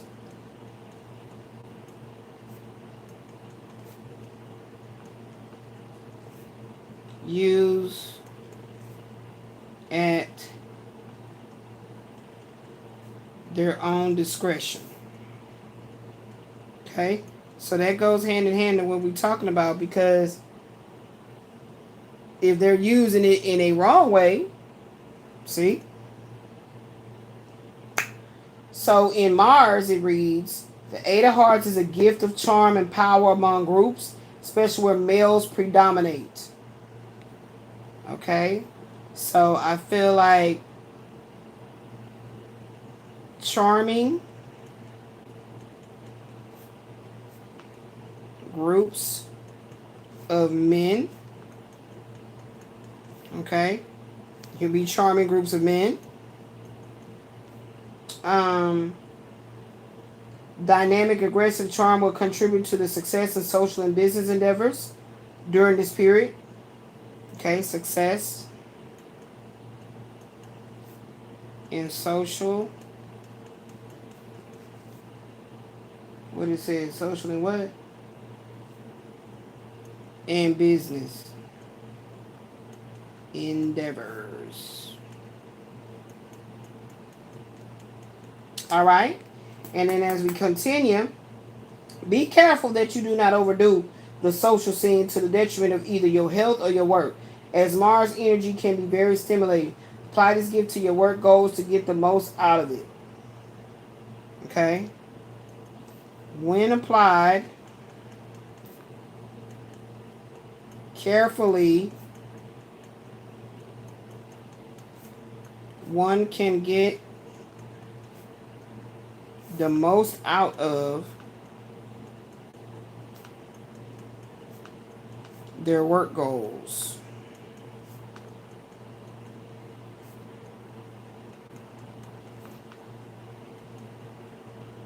Okay? Also, it says the powerful and overcoming influence of this card is strong, and it will bring a happy, successful period for you, even if the indications of your other Mars cards will be more challenging. Okay? Yeah. It's saying here that the position of this card, oh no, a positive card in the other position, which we have a 7 of Cups. So let's look at the 7 Cups. And this is Mars energy. Let's see what page that's going to be on. That's going to go backwards because we hit the 8. Oh, boom, I turn right to it. So the page 192. Okay? And this just helps me where I won't have to flip in the book. If it comes up again, it'll always be here. I need to get me a new tablet. That's what I gotta do. Get me a new tablet. I was gonna do this behind the scenes, but I really didn't feel like it. I've been overworking myself, child, with my conditions, and I had to. Shit, I've been pooped. It's the worst thing to have your energy depleted from you like this, and trying to figure out how to get it, not only to come back, but full staying power. I'm a very active person, so this condition, child. Seven of Hearts, Mars. So the Seven of Hearts indicates that whatever time this card appears could be marked by many challenges in love. Gotta write that down. Many challenges in love.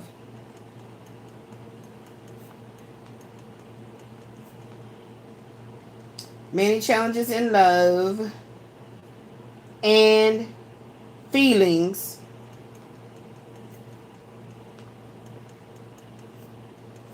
within close relationships.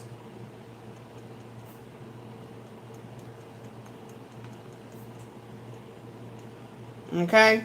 Now remember, guys, I told you when I get deeper into the Cards of Your Destiny book that I got here, my daughter, whoever wants to get a session, okay, I haven't made myself available to do these yet. That's why I'm doing everything like this, so you guys can see how I get down with my psychic intuitive counseling sessions.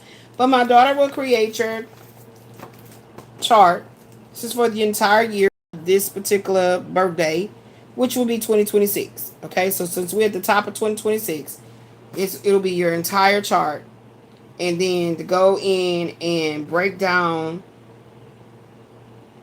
and give you a deeper insight look into what could be going on. So in just asking like very vague questions, I don't like for to do it when I do it for myself to be too specific. I have learned that the more I'm more open and malleable, for my higher self, aka spirit, to guide me to see what's going on, that's the more, as well as living everyday life, this is when it's more illuminated like never before. So let's say you literally want to know about what's going on in your finances. It'll have a way of letting you know.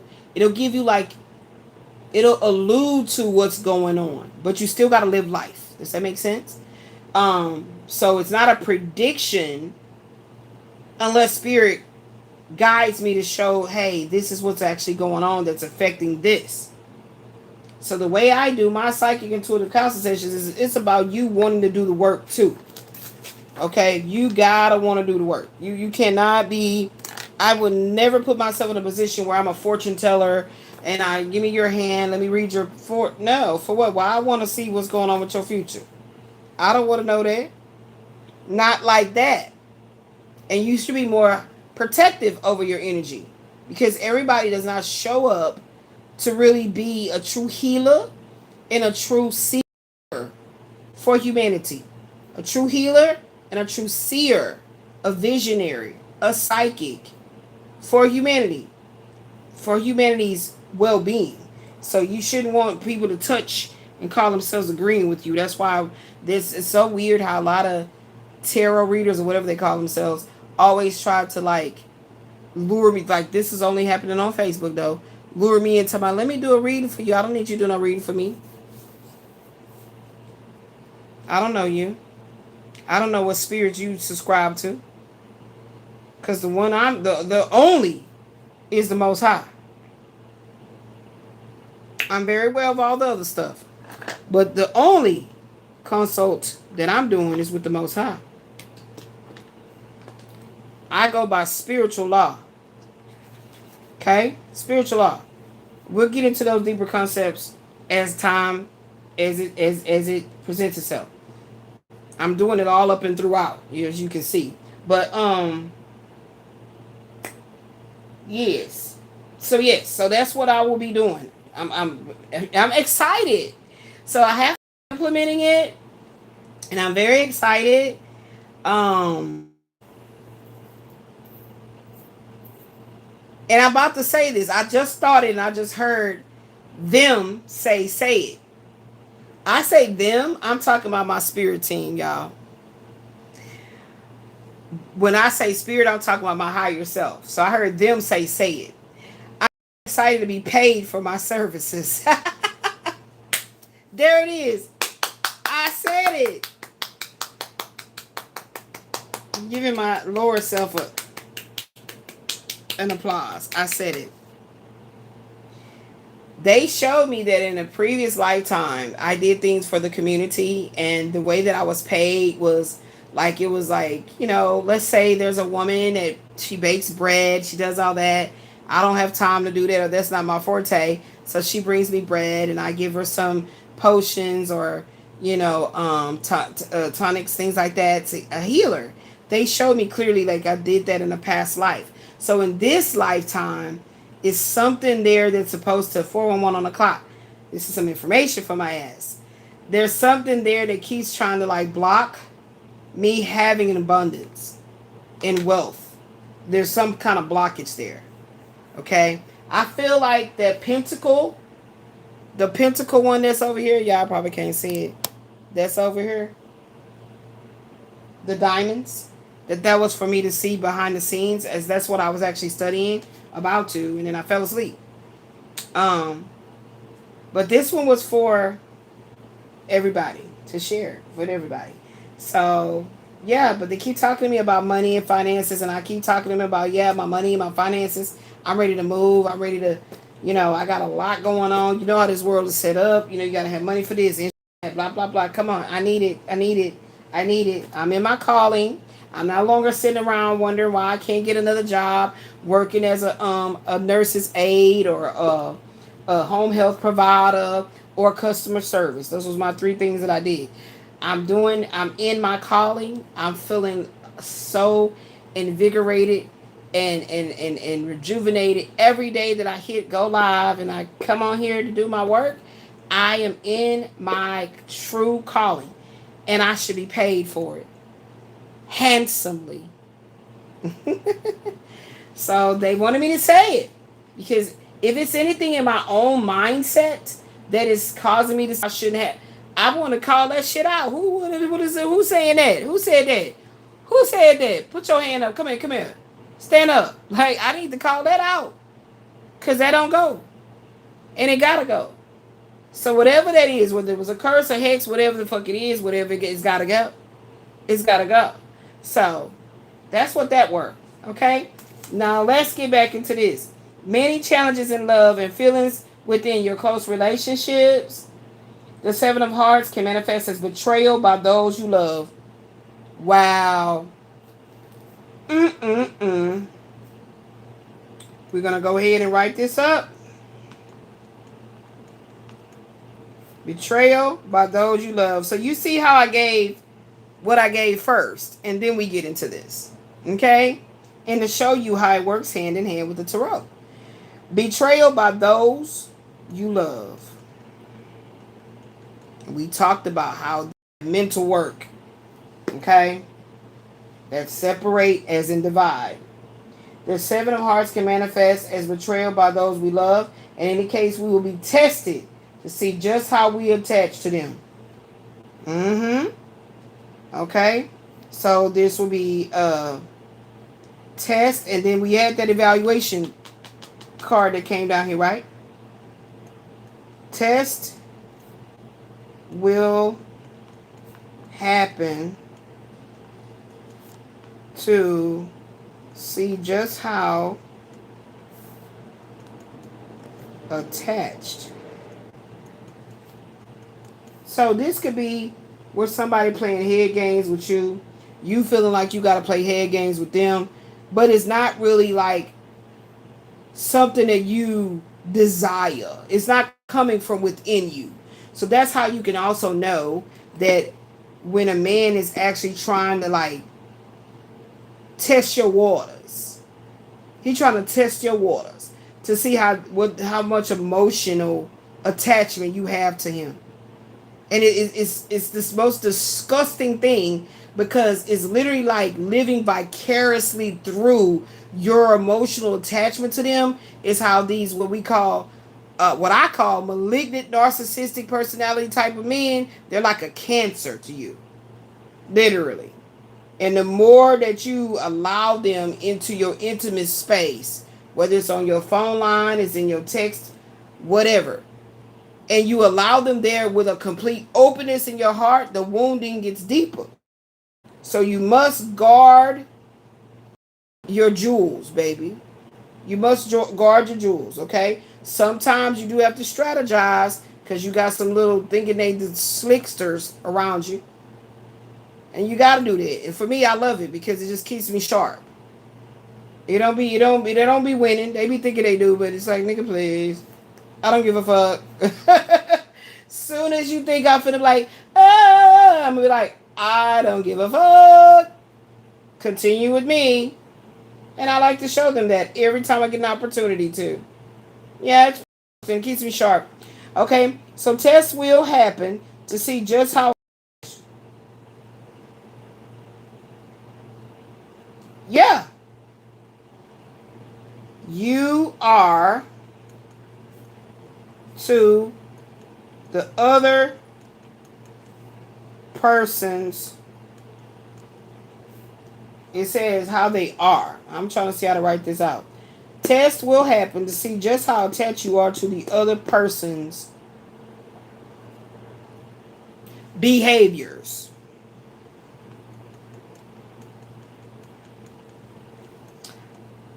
Quasi just told me recently that he do shit to see if I'm gonna go post about it. And I said, what? Y'all know that's that old dirty dick ass warlock. I said, what? First of all, I don't be thinking about you. You are not on my mind. If you were on my mind like that, how you want me to show you that I'm on your mind. I mean, hold on. See, every time I talk about this raggedy bastard, I told him, if you are on my mind the way he wants to be on my mind, I will let you know. I'll talk to you on the back end. What are you talking about? No, I just do stuff, and I just do it to see if you're going to post, and you're still doing it. Like, what the hell are you talking about? If your energy comes up as very dirty dick, wayward dick syndrome, trying to fucking suck anything that breathing and got a hole that can get a little wet, that's who you are. Why do you think a woman of my goddessship, my caliber, will want to be discussing you every time I hear go live? That sounds like I'm stuck on you. That sounds like I like the nasty behaviors that you display, and the very womanizing disgustingness that comes from you. That sounds like I enjoy that. If every time I hit go live, no, I put videos up just to show you how crafty I can really be when you tap on that wrong nerve. Okay? And you keep fucking with it. You keep. You know, there's some certain nerves in our body that can make our teeth grind and make us like cleanse, That's what this nigga like to do. That's what he like to do. And I already deal with chronic health issues that it causes me to have extreme pain. So why would I get on my live? Oh, I did that. Like, no, see, all you do is telling yourself. You basically tell on yourself that you be watching me. That's all you do. You just tell on yourself. You just told on yourself again and said, oh, okay. Oh, you're back now. And I'm getting the energy. What? I'm back. What? I'm back, and now when you get active when he said this literally. He said, I get active when I get your energy.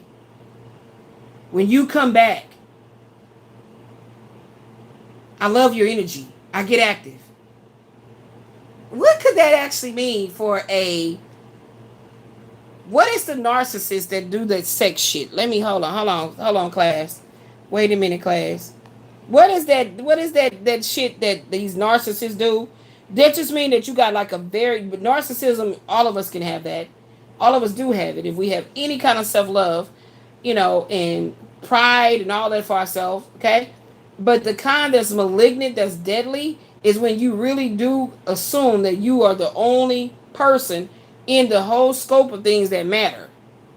That's a detriment. That's a detriment mentality. What is that called? I'm going to just put sexual narcissism and see if it tell me what it is. I don't want to mispronounce it or whatever it's called. Okay, what they said. Sexual narcissism is a self-centered pattern of sexual behavior characterized by an inflated sense of sexual ability or entitlement and a lack of empathy for the other partner. Individuals with this trait prioritize their own pleasure and validation, often at the expense of their partner's emotional and physical well-being. This behavior can stem from underlying insecurities and a low self-esteem, with sex used as a tool for the ego boosting and control rather than emotional connection. It is associated with negative relationship outcomes, including infidelities, sexual aggression, and a partner's loss of self-esteem. Now, I think it's called somatic. I'm not sure. It is not given a name for it, but I heard that it was somatic. Here are some signs of so he's a sexual narcissist. A malignant sexual narcissist. It literally says, here are 8 signs of a sexual narcissist. Number 1, they seem complimentary and giving at first. Check.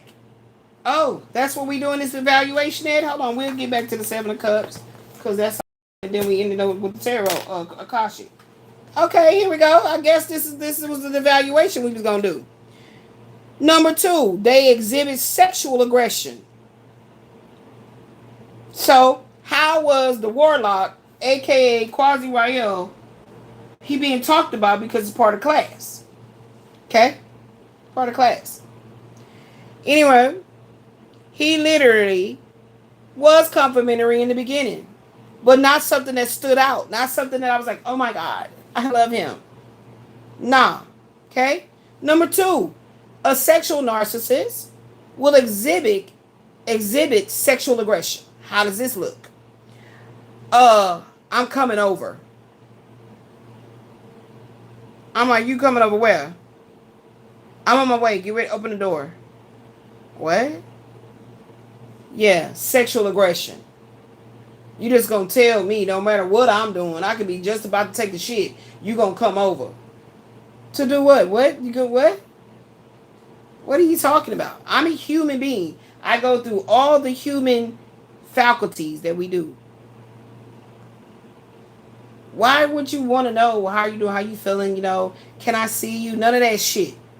So they exhibit sexual aggression. Number 3, they ignore your sexual needs. Okay? So how does this look? And I'm just speaking on my experience to know what the fuck I'm talking about when I call his ass out. And let it be known, I don't be on here talking about you because I'm in love and that was Michael's energy. You keep trying to blur the lines and make my energy talking about my twin flame Michael Wayne. It's the same as what nigga no. You be impersonating a fraud. Stop it. No, I never be in that energy talking about you ever. Stop it. Okay? They ignore your sexual needs. So what does this mean? Always want you to be in a certain position of giving to them and you not receiving. You can use your imagination with that. Okay, number 4, they prioritize their own sexual needs. Like I just said, it's the same thing. Number 5, they can't take criticism. So, here's facts. I'm 51. This man is 51. I don't have a penis. So my penis is not going to go flaccid. My penis is not going to go soft. I don't have one. So if I'm asking you, like, what have you been, going through anything mental, emotional, like what's going on, your penis is not getting erect. And then you just shy away like you don't need to talk to me about it? What you mean? You came over here to give me dick. Hard dick. That's what we agreed upon. You show up with a flaccid penis. What am I going to do with that? Stop playing with me. When I handle things on the back end with you, and you operate in the energy of like, I don't want to talk to you, I don't want to talk, I don't, like a little baby. Well, when I talk about you on my pics, I don't beat around the bush, I don't talk in subliminals, I don't do any of that. No, I'm over here about the real true healing progress.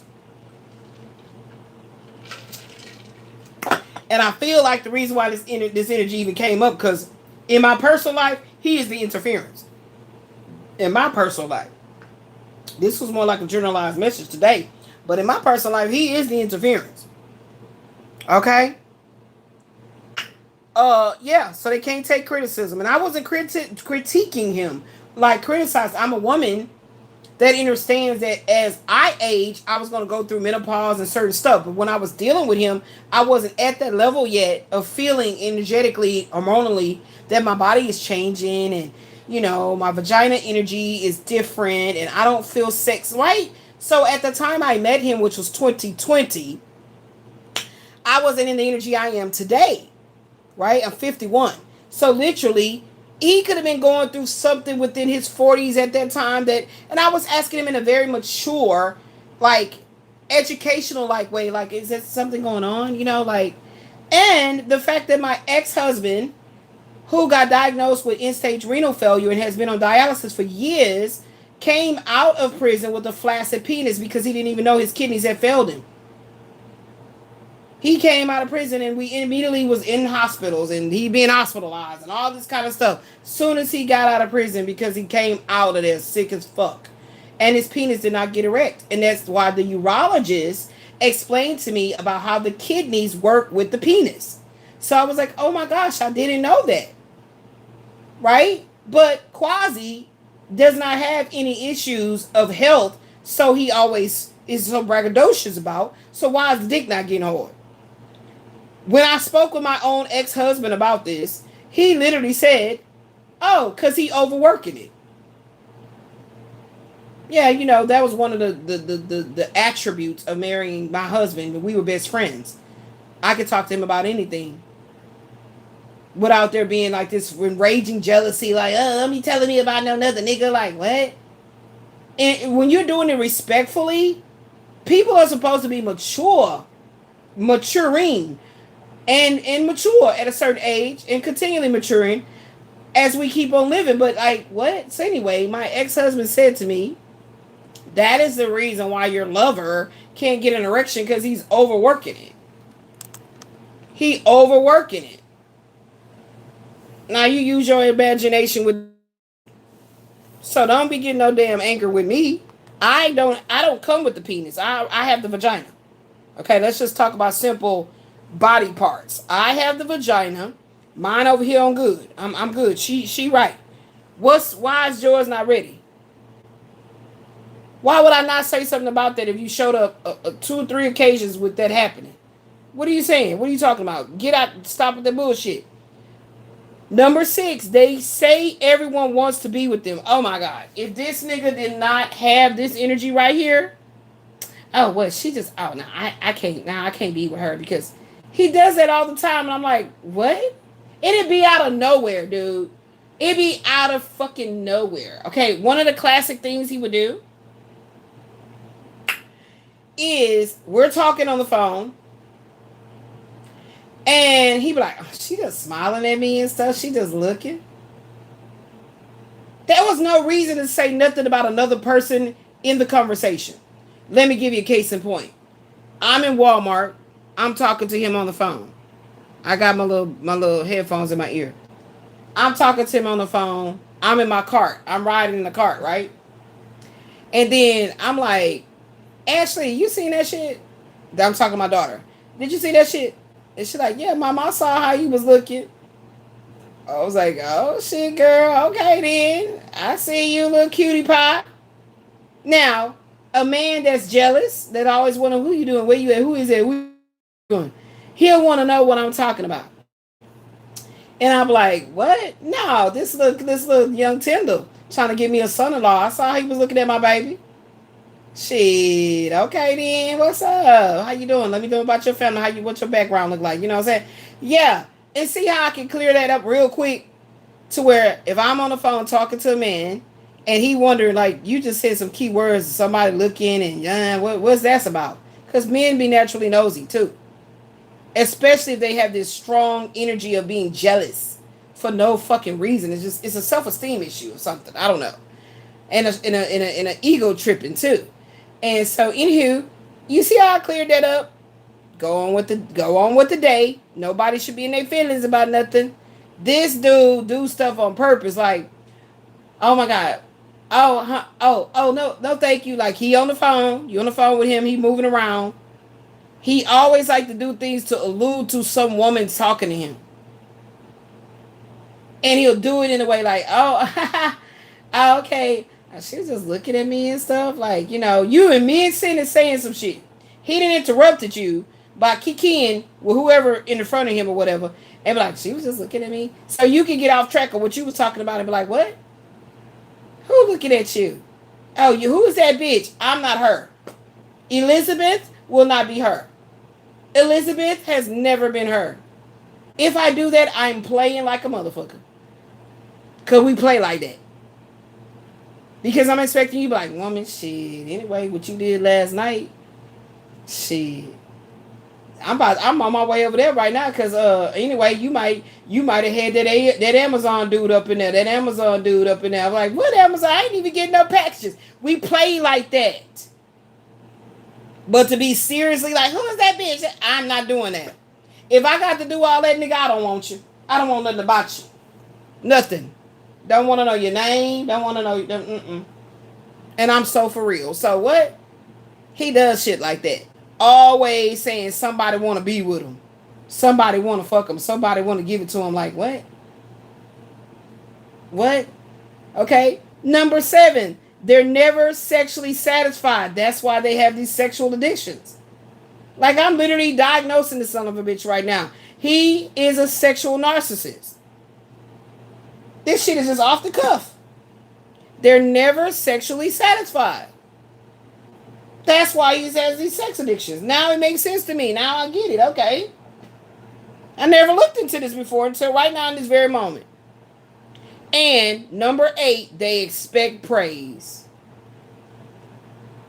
Now, shouldn't praise and compliments be organic? I would want my praises and my compliments to be organic. I don't want nobody to have to feel like they got to stroke my ego. So when they are a sexual narcissist, that stroking of the ego is out of fucking control. It's literally out of control. I'm serious. Covert narcissist is what they're saying. Covert narcissist. Covert sexual narcissist.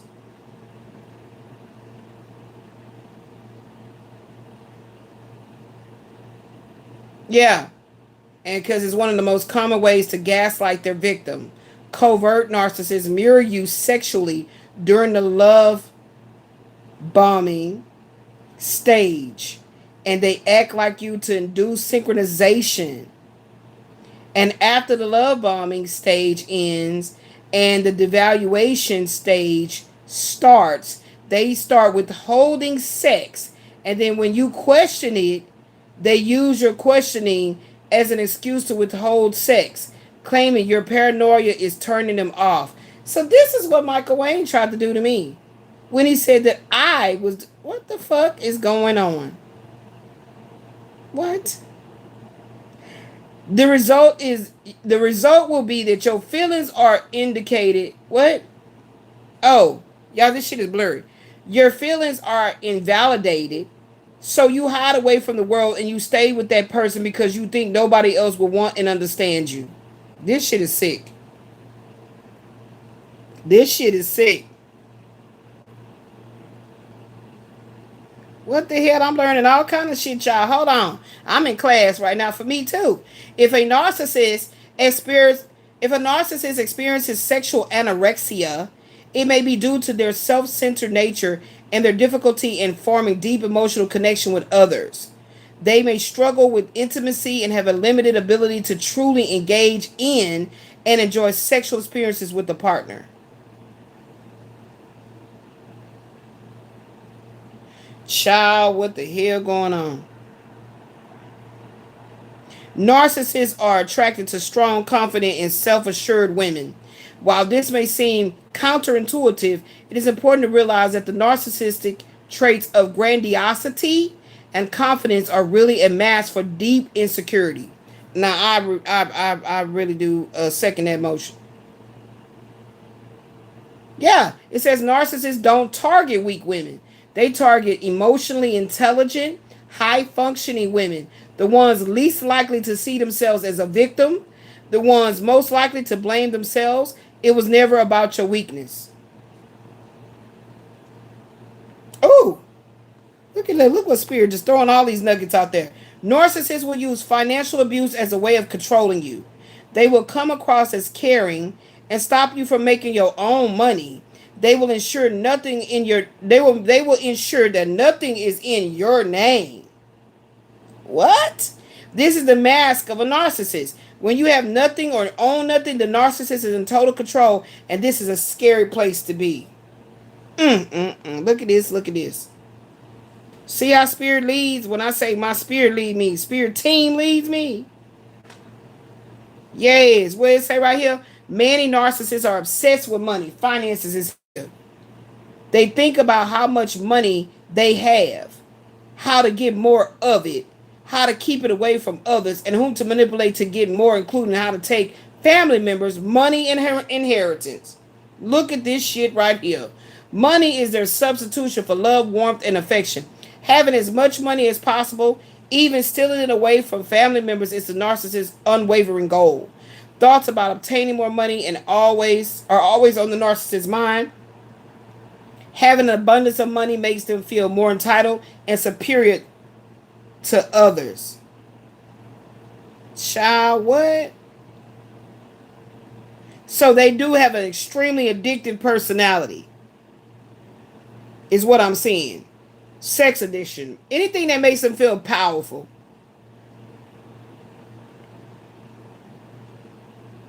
Thank you.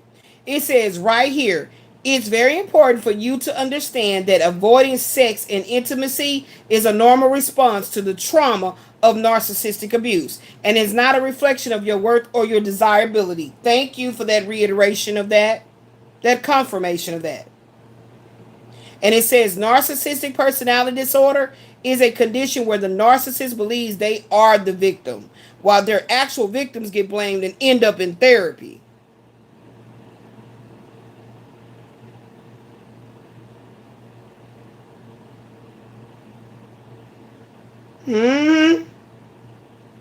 Somatic. There go that word. Okay, yes. The somatic narcissist. They are hypersexual. They love multiple sexual conquests. They are fixated on their personal appearance. They dress to accentuate their bodies. They are health freaks or either become hypochondriacs. They are pathological cheaters. They're addicted to porn. They prefer sexual challenges such as virgins, married people, friends, and relatives of current partners or friends, or their own relatives. I just had to add that out there. Somatic narcissism. That's that word I was looking for. Yeah. Look at that. Look at that. Look at that. Look at that. Look at that. This is why they don't have a happy home. They don't have a happy home. Look. Reverse Two of Cups. Verse Two of Cups. Bound in their own mind with their egos, all kind of shit. They got mental disease, okay, mental illness. Their home is not happy, but they always wearing masks and facades that everything is great. They're always on dates, looking for the next. Oh my God. Holy Spirit, bring on in my classic man. Bring on in my classic man, baby. Like I said, guys, I have gotten away from thinking in terms of, oh, he strictly must be this or that or the other. I know what the Most High God got for me is going to be for me. Okay? We can always have our little details and things that we ask for, but at the same time, I need somebody that's spiritually, you know, on my level or beyond, but not in a way to suppress my level and how I'm growing. Okay? So you got to be very careful, divine feminines, about attracting these men that are all talking about their spiritual and da da da. That is a facade in order to gain a woman's trust of his leadership into her demise. Okay? Yes. Absolutely. So when my twin flame, he has very narcissistic tendencies as well. And I literally had to let him know, what do you mean that I am using my sexual energy as a weapon against you? No, I'm not. But you know, you can't be no somatic narcissist and think you're gonna get away with being between my legs. Shit, this is the type of vagina that's gonna make your whole world change. So I'm just telling you. I'm trying to forewarn you, and you can't really just say that like that, because it's a challenge to them. They, oh, for real, let me see. I'm gonna show you. You ain't about to show me shit. So my twin called me a tease. You a tease? Okay. However you want to take it, baby. It said it on here. Don't take it personal. Take that bitter little tantrums of, why won't you let me dominate you? Take the bitter with the sweet, baby. So, baby, let me tell you something. Regardless of what I went through in my childhood with my mother and my aunts and the women in my family, that has tainted how I get along with women outside of my family, I'ma still be about women empowerment. Women's self-improvement, self-development, self-care, getting in her goddessship and rising to the occasion. Because I came into this lifetime as a woman. It would be counterintuitive for me to be hating against what I am. Okay? So, regardless of that, and a lot of times, a sociopathic, sexual, narcissistic, egotistical bitch ass men like this love to try to tear you down and set it. They go after women that are strong, confident, self assured. It makes sense, but there's some videos out there. If you just type it in, you'll find that a narcissist nightmare is to meet a true goddess. A narcissist's worst nightmare is to meet a true goddess. Yeah, facts. Let me write that down. Facts.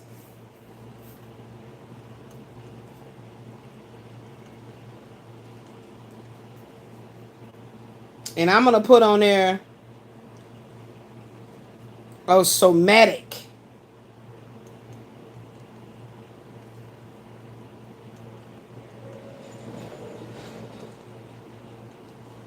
And let me just put sexual.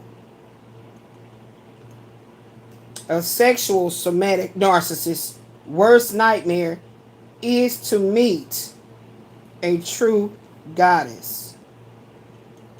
Like I said, ladies, has nothing to do about are you physically fit?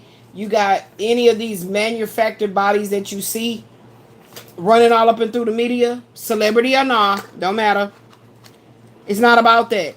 Your true goddessship has a lot to do with your direct connection to source.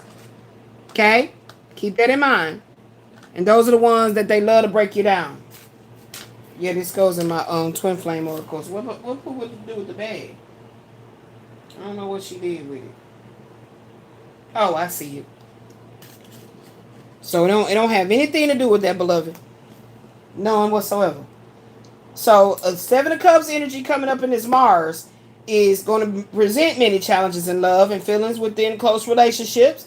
You may be experiencing a betrayal by those that you love. You will have tests. These tests will happen to see just how attached you are to the other person's behaviors. Okay? So, it's going to test your level of codependency.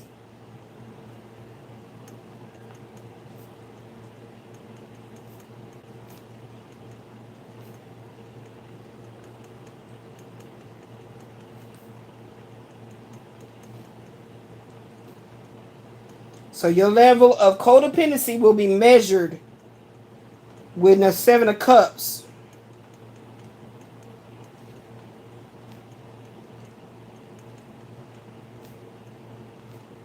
Is in Mars.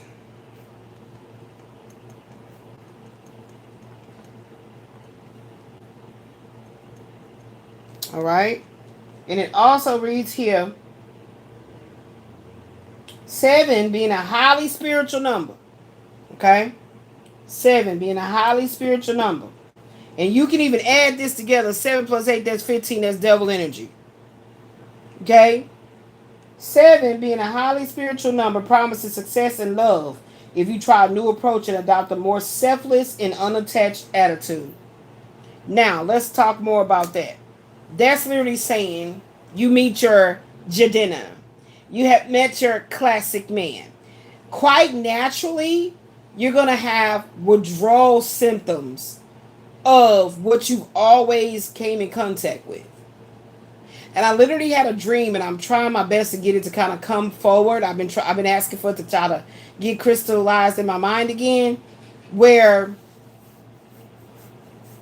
it was like it was you know how dreams can be crazy, but it was like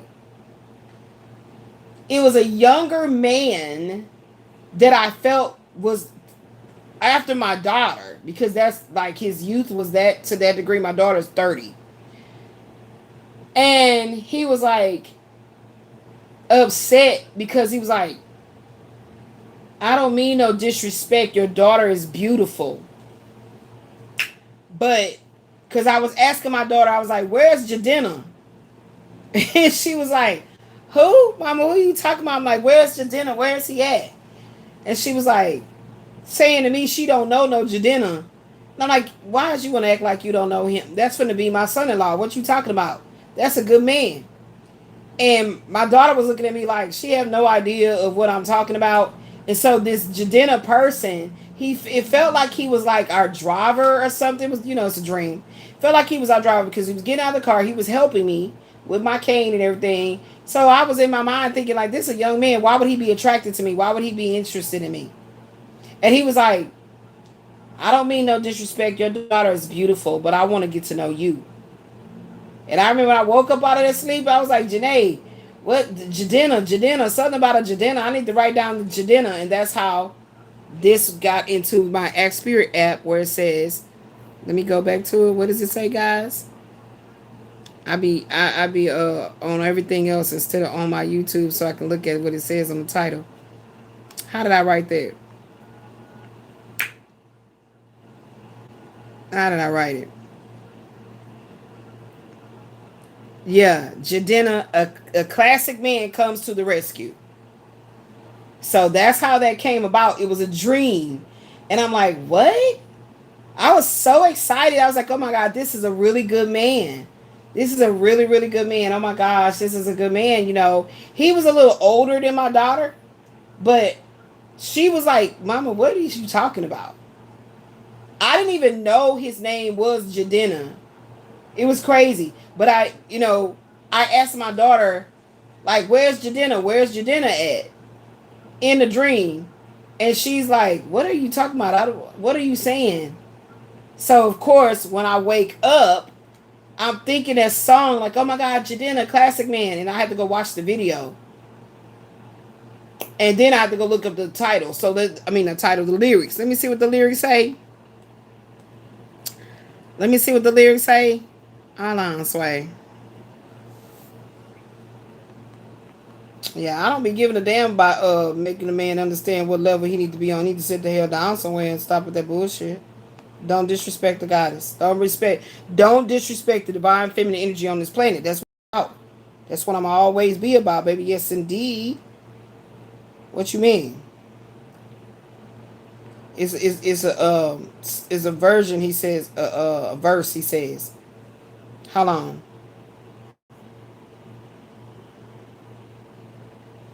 Let me see what he say. My name calling all night. I can pull the being polite.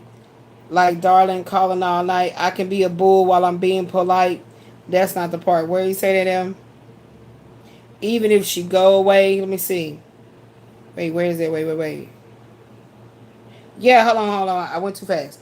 I can be a bull while I'm being polite. Like, oh my. I know many women want to be in my life. Like, oh my. Why can't every woman end up being my wife? Because I'm a classic man. That right there. That right there. That right there. So, as we get back to all the positivity, literally, yes, he has a checklist. He should. He should. So you may be literally feeling a conflict in why would he want to be with me? And I know that I would have thought these thoughts on my own personal um love quest because of my disabilities, not because of my physical beauty. Because I've come to learn a long time ago what men admire about my BBW-ness, other than my breast. Okay? And I guess that's because along the way, as I started to develop my BBW-ness, I realized that there were men that gave me such compliments of my beauty in a goddess energy kind of way, and not like, damn, mama, you thick and all that bullshit like that there. Cause just as I'm thick, she thick. Look at her, she over the she thick, like, you know.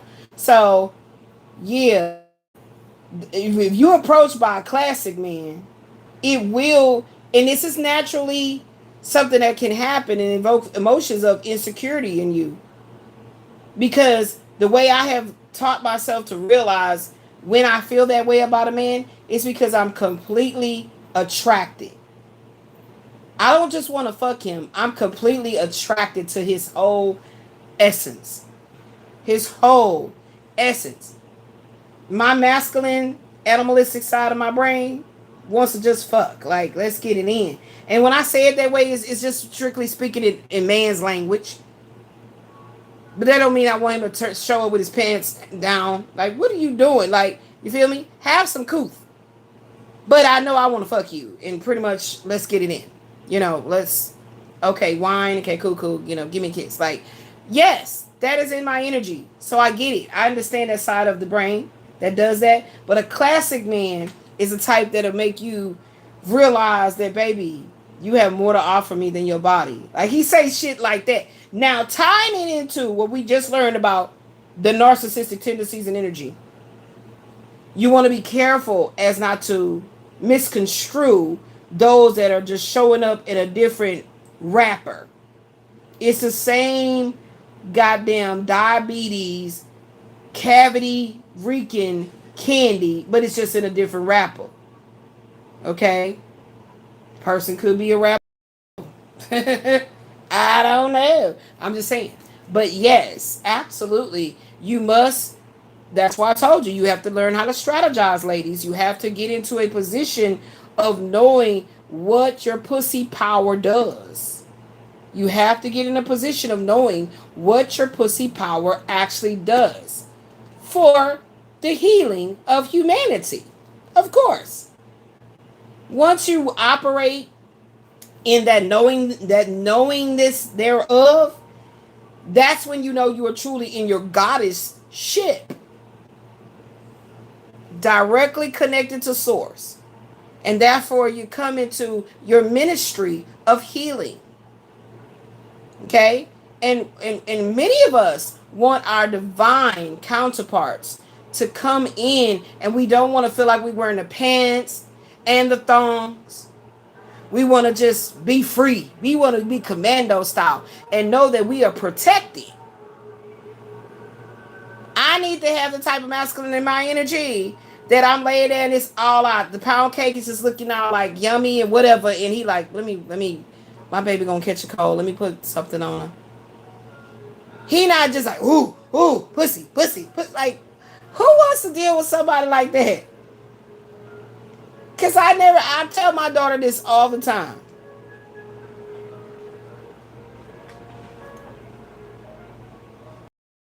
Or do y'all hear that Chris Brown song? Y'all hear it?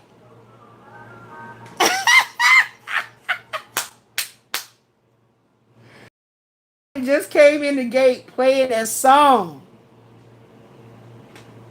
If that's not a fucking sign, y'all better go watch the live before this one. Y'all, that is a fucking sign. I don't know if y'all heard it. That Chris Brown part. I mean, that Chris Brown song. How the hell it go? Shit, I can't remember. Hold on, Sway.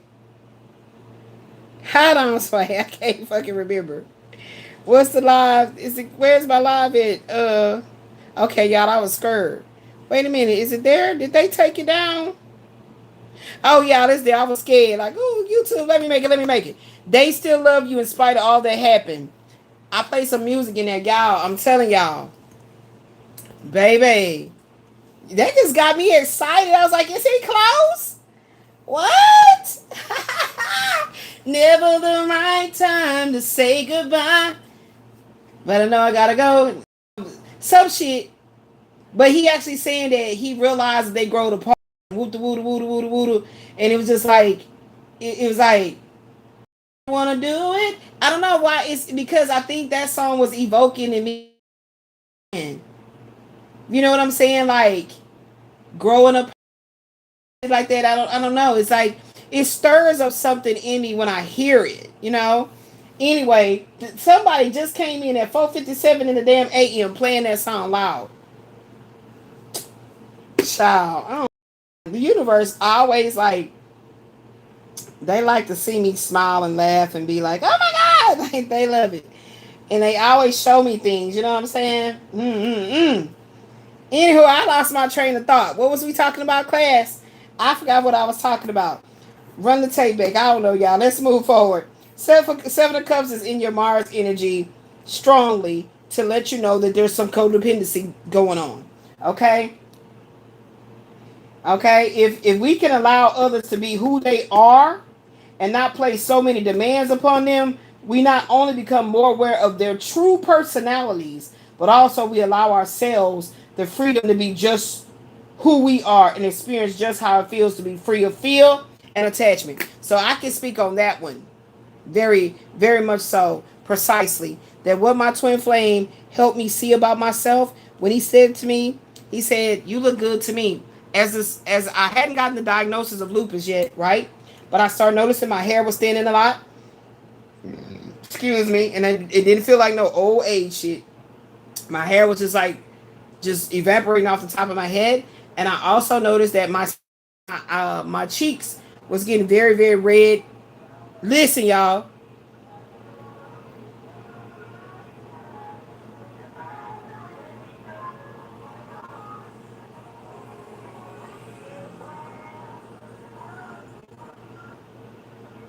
Y'all heard it.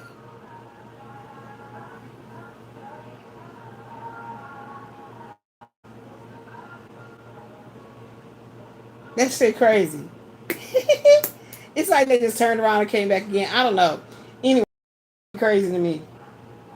What was I saying? So he said to me, yes. I had started saying, okay, so I had the what do they call it? The rash, the butterfly rash on my cheeks. And I sent him a picture of myself looking all inflamed in the face, and I was like, "Oh my God, my hair is thinning." Da da da da. I had not gotten the blood work done that confirmed about the lupus. So he says to me, "You look good to me." I was like, "It's your internal insecurities." And since he said that to me, I started really looking at myself. Now, can I say honestly that I liked the way he so-called gave me a compliment? No. It was sheepish. It's like if you could give me $50 because you know that's what I need. You know I need at least 50, and you just literally give me only 50, and I know you have it where you could have gave me more. Yeah, I'm paying attention to that. Because it's not adding up to the way that I am when I love. If I know you saying, "Well, babe, I need to do da da da da," I'm not gonna go, "Okay, let me add that up." So that might cost. Okay, what else you said you need to do? Okay, that equals up to 47.59. Okay, here you go, 50. you might need to do a little extra. Like, you know what I'm saying? So here you go. Right? So if I am a mother that has a baby's dad or father to my kids, he needs to operate like that with my children. So therefore, I know he operates like that with me. So that's how I come up with that gauge of, if I need something that you know about $50 will cover it, and you only strictly give me 50, I'm measuring, I'm seeing how you measure my worth in your life and all that a woman does in a man's life. You want to sit up there and go through your wallet and be like, here you go. No, my man, the way that I think about my family, my man needs to be like this. He go to stack, right? He talking about, you know how they lick their finger? Like that.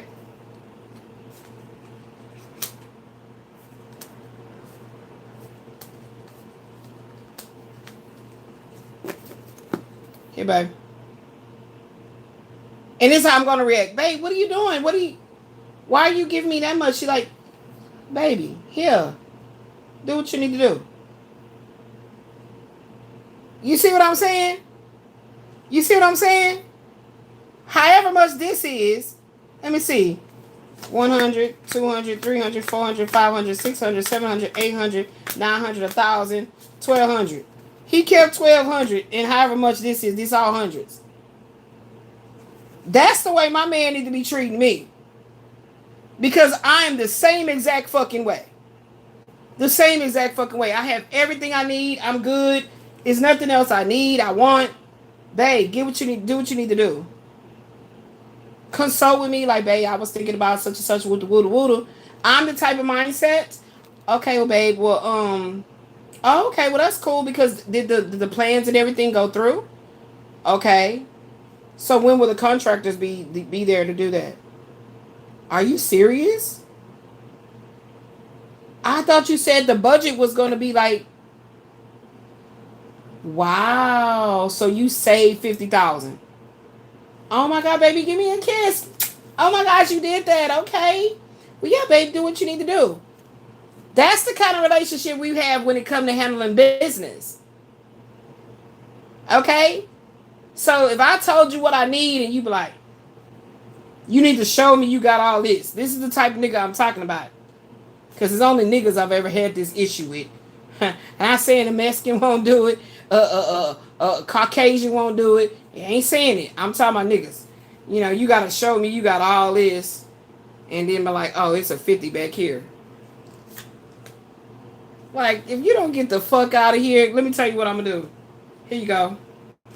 You don't want it? I don't play money games.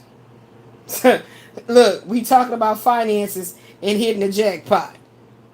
I don't play money games like that. That's ridiculous, okay? That's ridiculous. Okay? So when you need, that's the reason why men like this will always go for women that do have a certain stature. Whether you had it when he met you or not, it don't matter.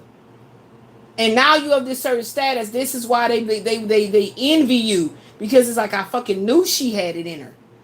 She wasn't just bumping her gums. She was about that shit. And another masculine, a Jadena, seen her as treasure.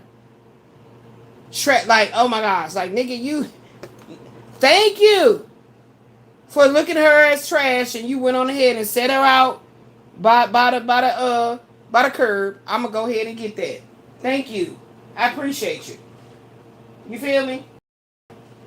Like, I mean, the money games is a power move that they do with that bullshit. Mm-hmm.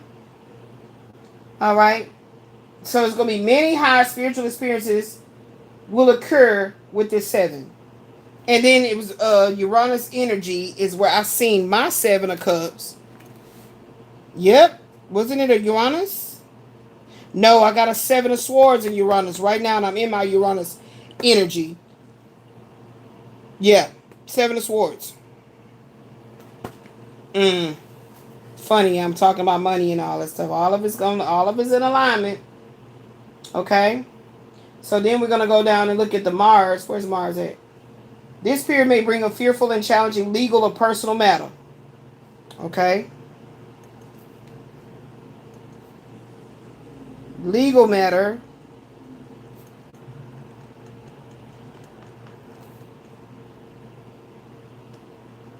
arise that may evoke fearful feelings of the outcome.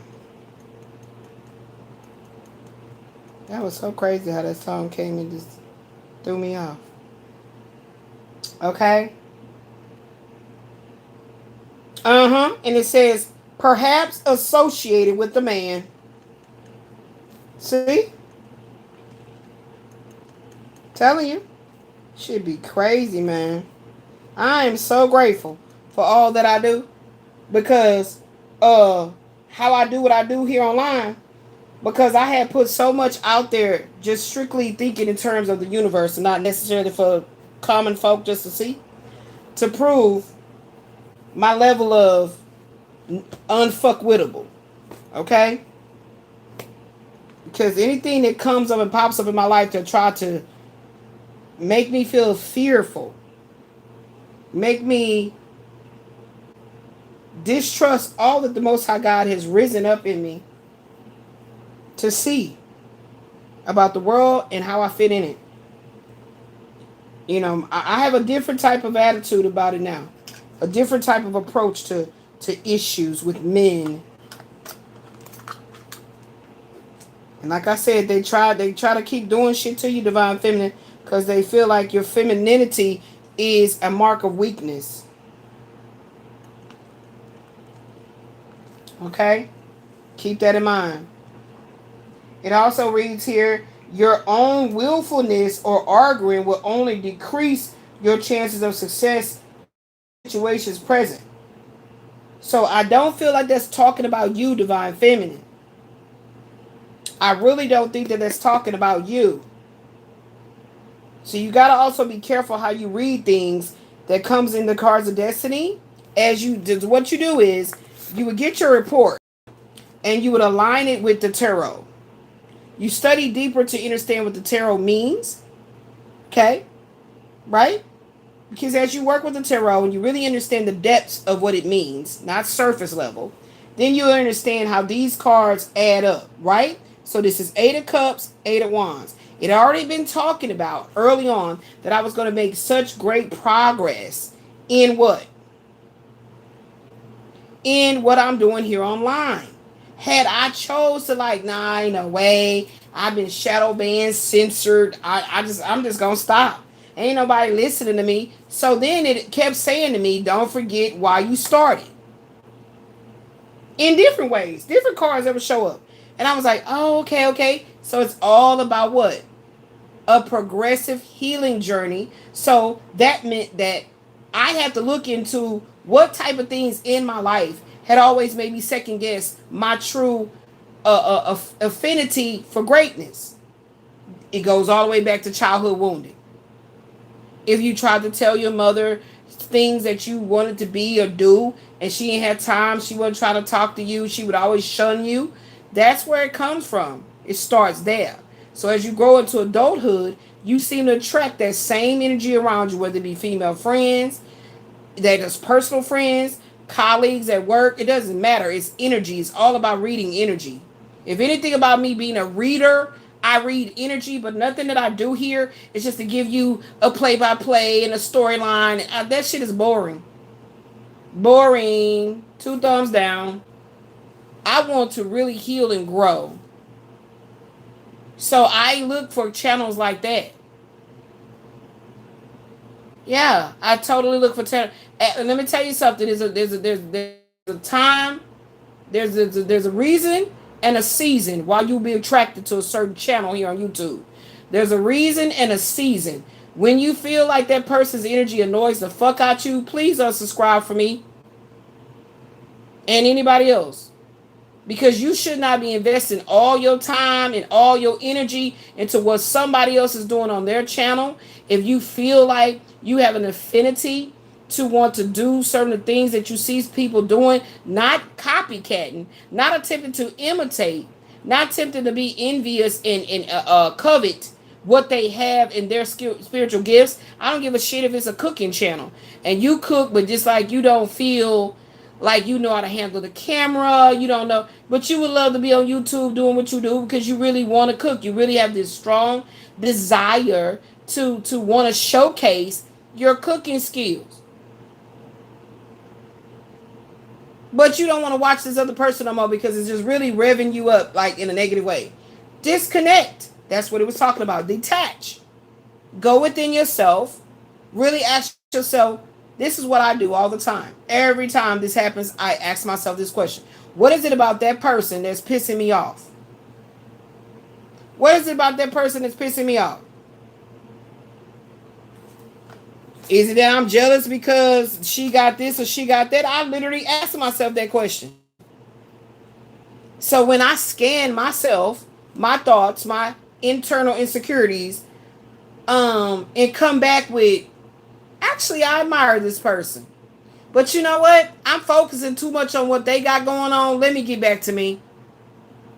So this is why I have several channels. Technically 4. One is my art channel. One is my music channel. This is my personal channel. Then I have my channel that's strictly for the public. But, of course, Spirit guided me up. It's time for you to come back over here. And then I got my channel where I archive all sorts of things. It's like a library, which is called Hidden Lies versus Exposed Truths. It's under there as For the Record. For the Record, 3411 is the handle. That's where it's like a vault. It's like a library of all kind of people that I found on YouTube, all kind of subject matters. And that's subscribe to certain channels that I don't want to lose contact with, knowing that that's the channel that I was watching, but I don't want to focus on it. So I go to this channel when I don't want to focus on what I'm doing personally, and I go over there. So I go over there and I'm checking on politics. I'm checking on what's going on into any select. Lately, the latest thing I've been looking at is the 50 Cent's rival with T.I. and T.I.'s son King. That's what came up lately. Right? However old shit be, I ain't on it. I'm on my own timeline, okay? So I don't be, I'm with all the trends. No. That, and then what was going on with the Glorilla thing. And this whole thing that's still going on with Christian and trying to be a boxer, and how all this going on with the baby. That's the type of stuff that will be on that channel, along with documenting all the things that has happened with the fall of young Pharaoh. Like all kinds of things that I am interested in will be archived over there. So if it's a channel that I'm watching, I watch them over there.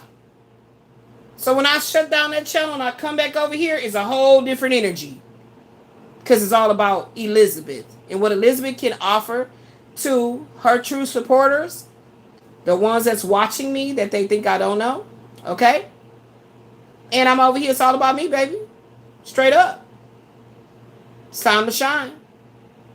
Chop, chop. Okay?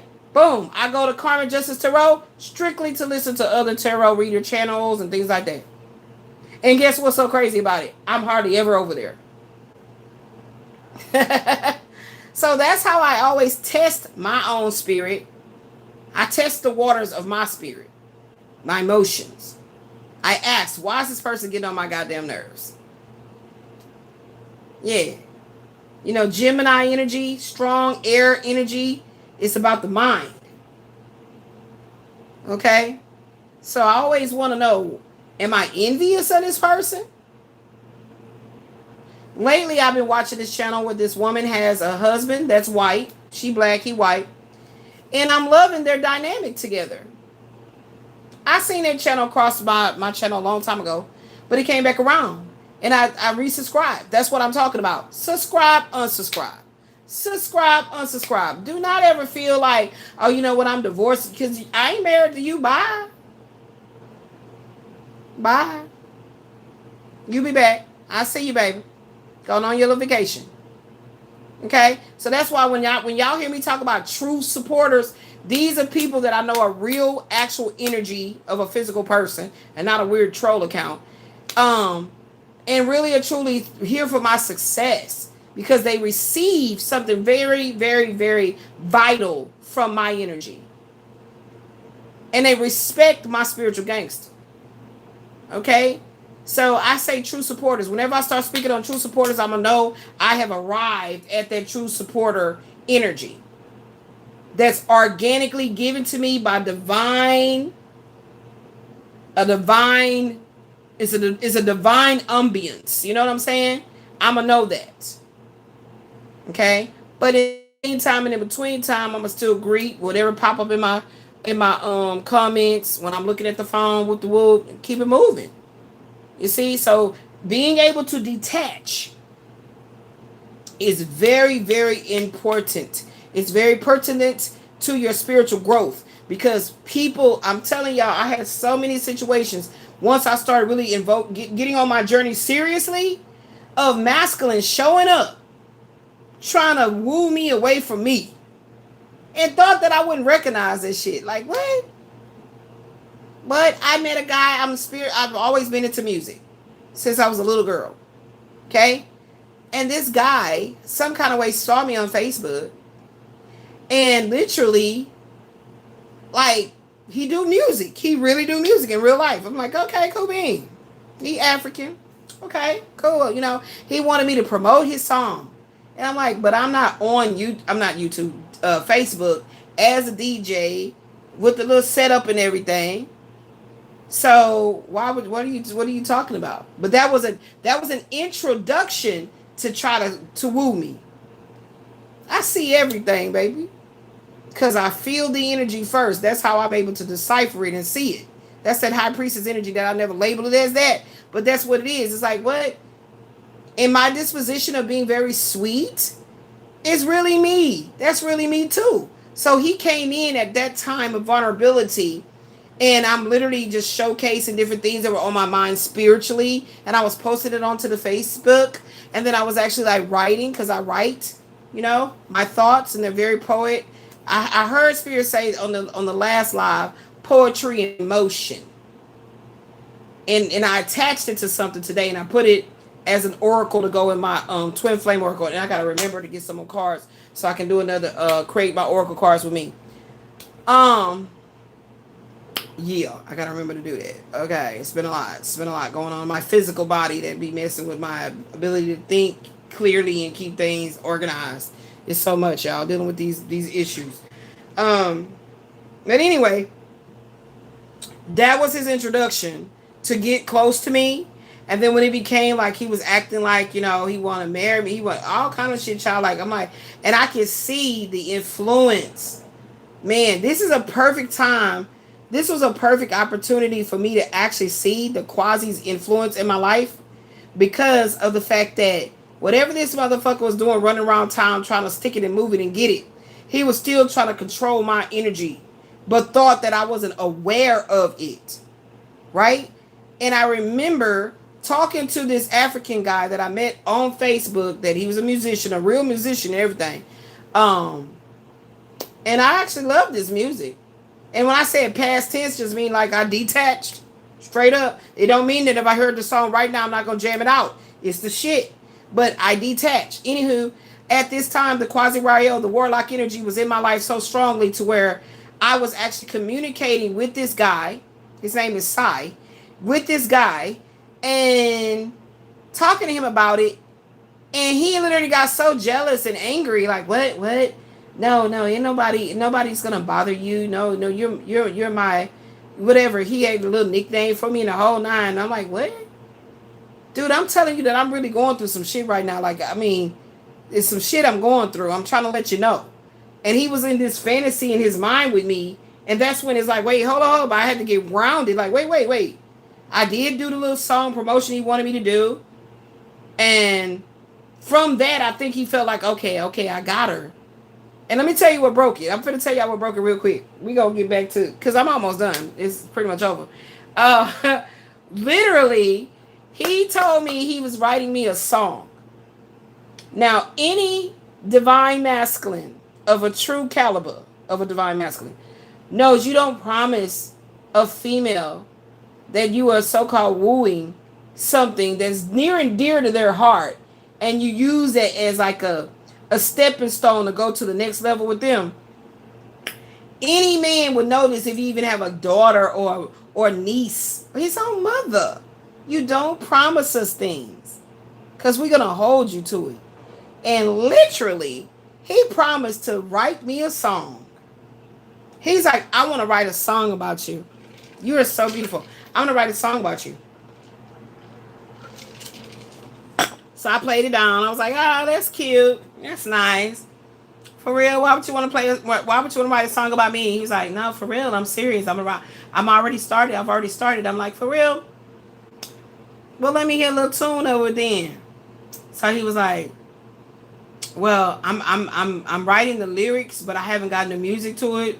But a real true musician, which he really was, or is, or whatever. I don't think you ever just lose it if you truly have that gift and you put out music. He really has music out. You guys can Google it. And literally, he couldn't recant part of the damn song. I'm like, he lying like a motherfucker. So I was like, okay, whatever, kiki, hoo hoo, okay. So then it was like he was like, I want you to hear the song, and I was like, oh, it's a new one. What is this off the new album? Or because I listened to the whole album. Which track is it? He's like, no, this is a new song I'm working on. So I was like, he was like, the song I told you about. I'm thinking the last damn song you told me about was a song you claimed you writing for me, but you couldn't, like, give me a little snippet of it. So I was like, okay, what's the song? So I'm listening to it and I'm like, it sounds like you're talking about a woman. What is it? What's the? Because he's African, so he's an accent. So I was like, what was the part that you were saying right here, such and such? He was like, yeah. I finished it already. I finished the song I was telling you about. I'm like, so you was motherfucking lying. You was motherfucking lying. Like, I kept on playing it down, and you kept going, seriously. Once it gets ready, I'm gonna let you know. I'm for real. I was like, yeah, okay, Kiki, whatever. And now it gets ready. I don't know. I got upset about the shit because y'all, I'm very, very, very, very, very in tune with music in when it comes to my spiritual essence, of my being. And I just got pissed off because I was like, oh, dude, like, you on some bullshit. Like, if I'm a true artist and I'm telling you I'm making a painting of you, or I'm telling you doing a sculpting of you, I'm true to my calling and my gifts and my talents. And if I tell you this, why am I just saying this shit just for you to pay my rent so I can stay, doing my art in my studio apartment or my loft? Like, what the fuck am I telling you this shit for? And then I tell you, I already started it.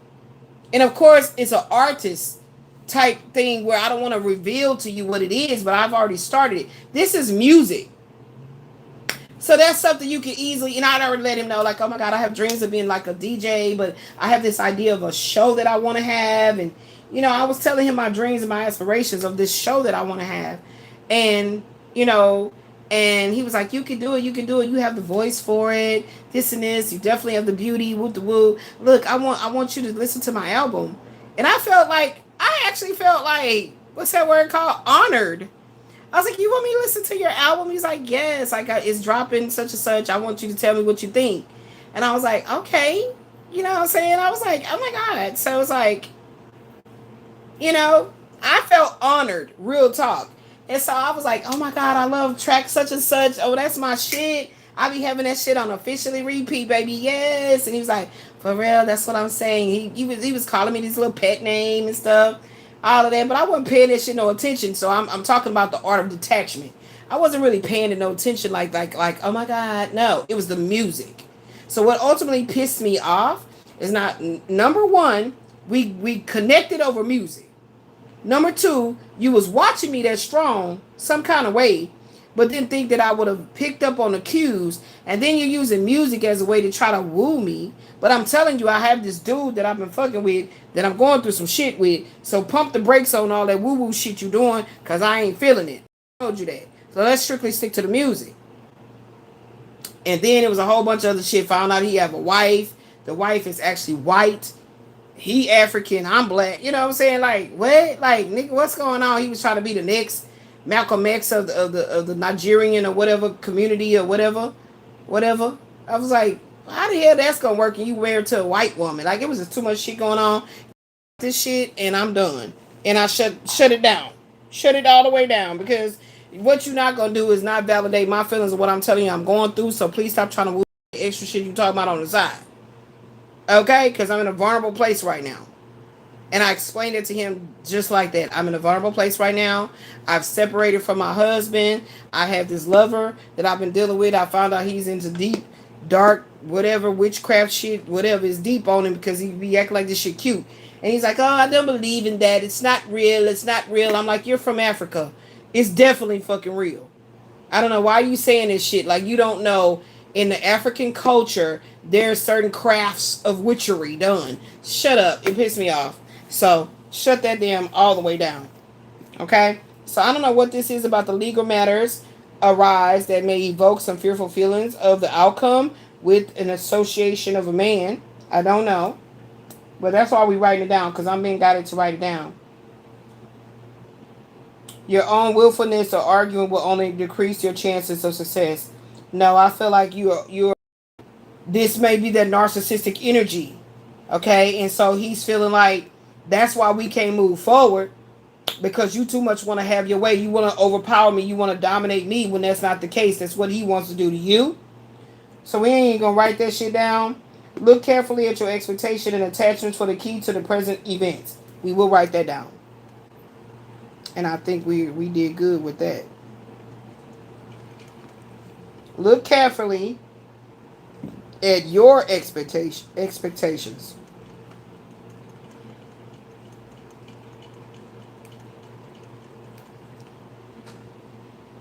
And attachments. I'm having to try to look at this from the side of my damn head, which is messing with my eyesight.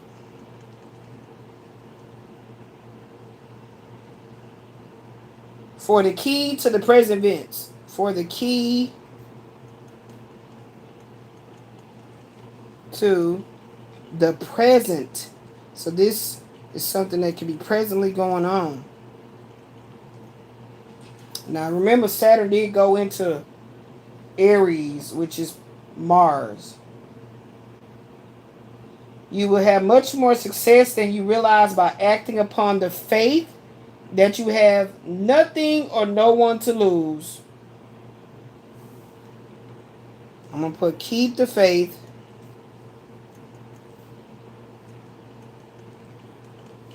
And I just talked about that. In you, in your spiritual gifts, and future success.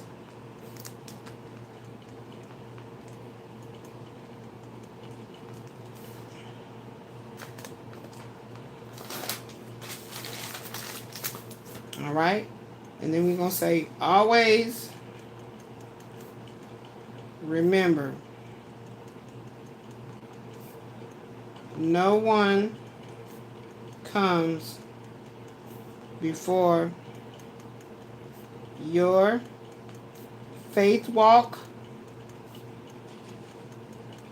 No one or nothing comes before your faith walk and connection to the Most High. To God be the truth. Okay? To God be the truth.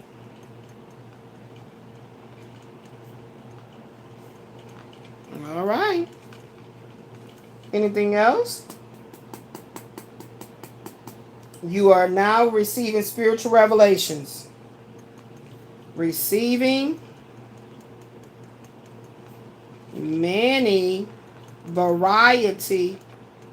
Y'all just heard about that Chris Brown song. Receiving many variety of spiritual revelations. I really want to do it. Listen to your heart. Okay. Yeah. So that's what we got on that. So we got that together. We got that together. That was the 7 of Cups and the 8 of Cups. Suit for this particular psychic intuitive counseling session. So now we will go ahead and end things with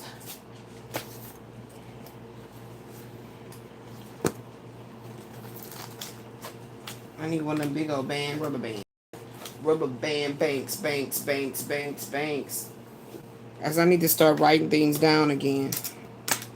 They're telling me that. It's never the right time to say goodbye. But I gotta go.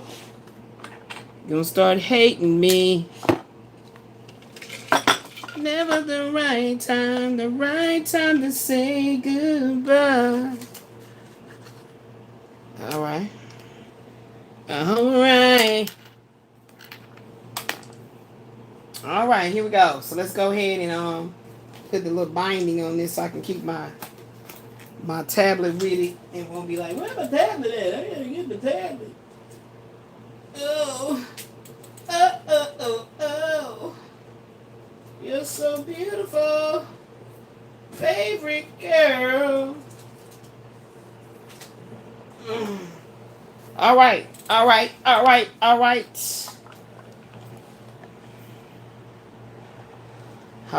So I feel like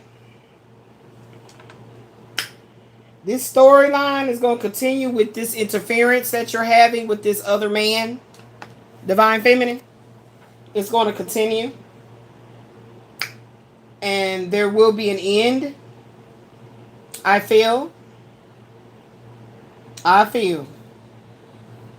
And we're going to... What's going on?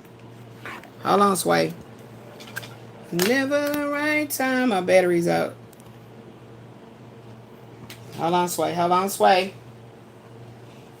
Don't fall. My daughter got me equipped. We back in business. We back in business. So, what we are going to do is we're fixing to start figuring it out how the spiritual essence of what we are still toiling and laboring with is affecting us, okay? In such a way as not to be a prevention of when our Jadina comes in, our classic man, that we are hindering that success. Okay, so what we're going to do, we're going to go into Kipper.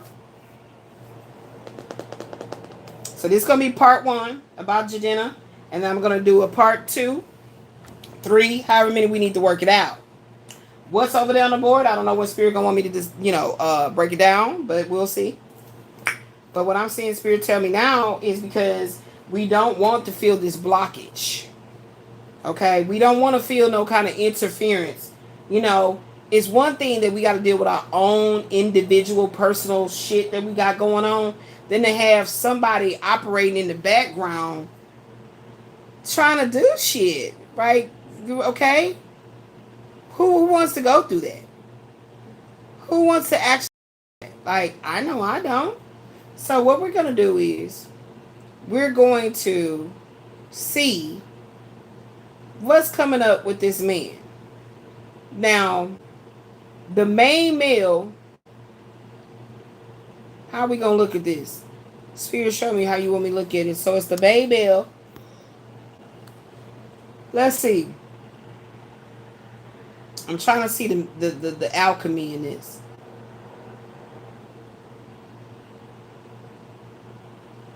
I feel like we should do it from the mature man. Because I feel like that would indicate Jadina. But I don't know. So we finna create something, y'all. Y'all know it. I love it when it's a creative moment. So we're going to pull out the men in the Kipper. It's never the right time to say goodbye. Here we go. We got the main male. Mature man. And what is another indicator of a man?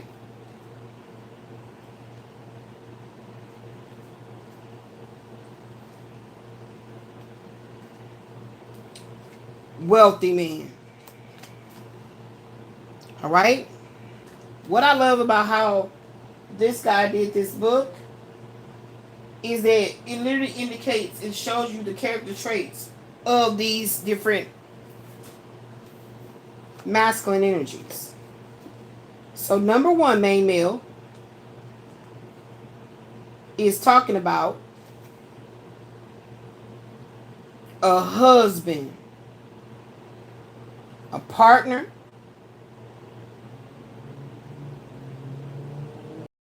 And it is talking about significant man in your life. Okay? Then, so that's how we're going to look at it. That's the significant other. Remember, I use that word, significant other. I felt like it should be main male. But because there's interference, I'm hearing Spirit say, which way to read this from? Which jump off is it going to be? So we're going to be creating a spin wheel. I mean, not a spin wheel. Not a spin wheel. A random, in the random map of which one of these men is it. Okay? And then that's what the main male is. That's the significant other. And the mature man is showing up to be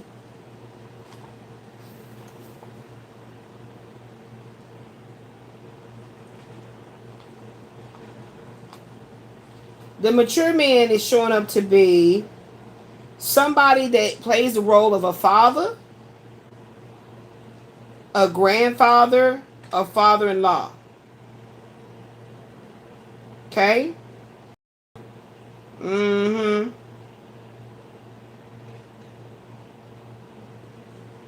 So that's why I felt like it should be the mature man.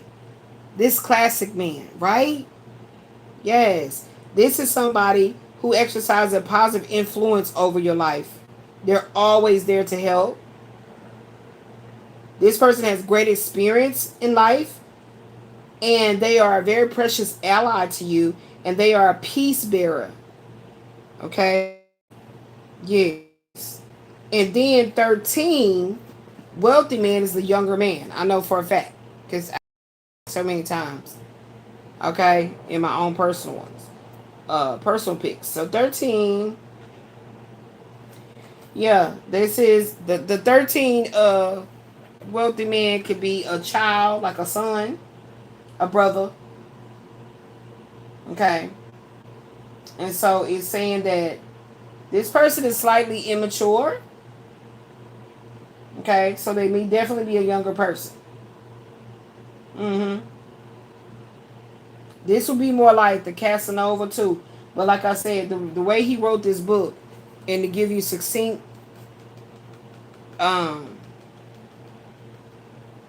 definitions of how the cards fall out, we gonna see. Because we want to know, what is this fucking interference? That's what we want to know. That's what we want to know about this interference. Where's my whatchamacallit? So we're gonna put it in here. We're gonna go to our random app. I love using my random app. We're gonna go to the random app. Here it is, and it looks like this with all the different listings, and we're just gonna go ahead and add one. Create a name list just like that, and I'm gonna label this one as which man is it? That's what I'm gonna label it as. Which man is it? Let me see if I can get like a little man. I'm a classic man. Okay, yeah. So which man is it? So we'll put a face right there, and then okay, here go another face right here of a man in a suit. Sway. Never the right time to say goodbye. Okay, and then we'll go over here. And then we'll put two men right here that look different. Never the right time to say goodbye. Okay, we got a little artist.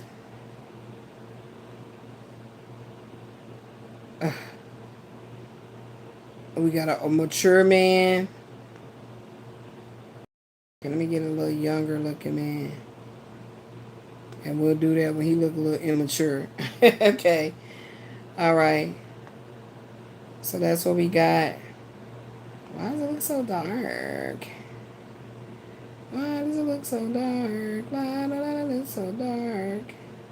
Okay, so we got a little pair of pants right here. What else? Do I have a tie in here? Yeah, child, we got a tie too. We got a shirt. Okay, then I like it. I like it. I like it. Like it. All right, create. Now we got to add it in. So we got number 5, mature man.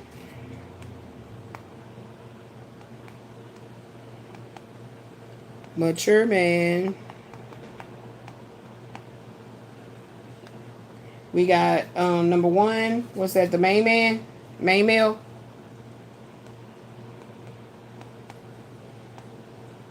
Main male. I got to put everything in caps because of my eyesight. And then we got 13, the wealthy man.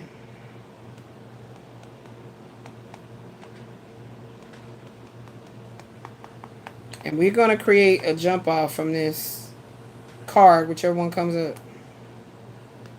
And I think that's it, right? Ooh, Spirit said his thoughts. I just heard Spirit say his thoughts. My bad. I grabbed the book prematurely. Spirit said his thoughts. Yeah. 16, his thoughts. So we're going to be able to look into the psyche, the mindset of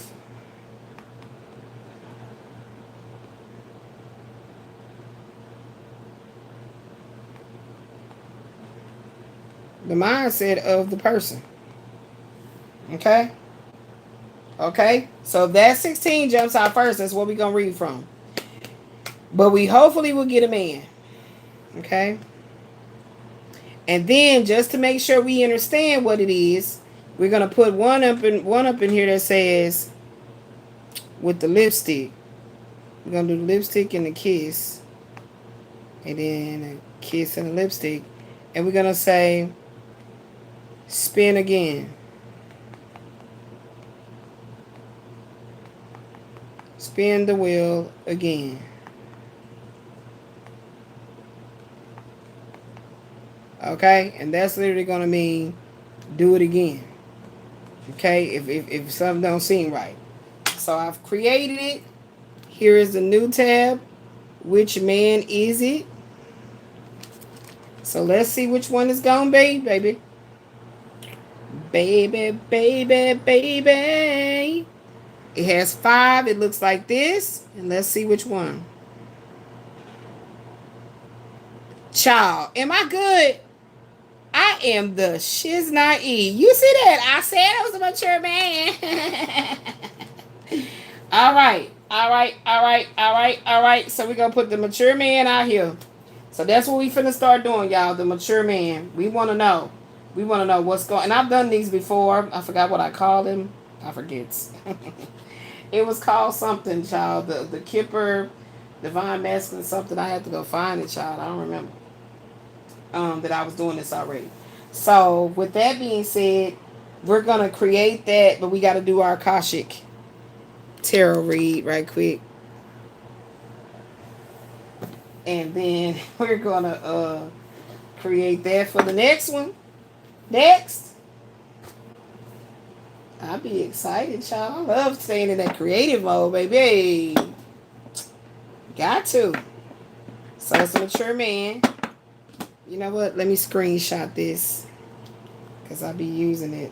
Uh-oh. Oh, it's okay. It'll work. It'll work. It'll work. Hold on. Let me fix this right quick, y'all.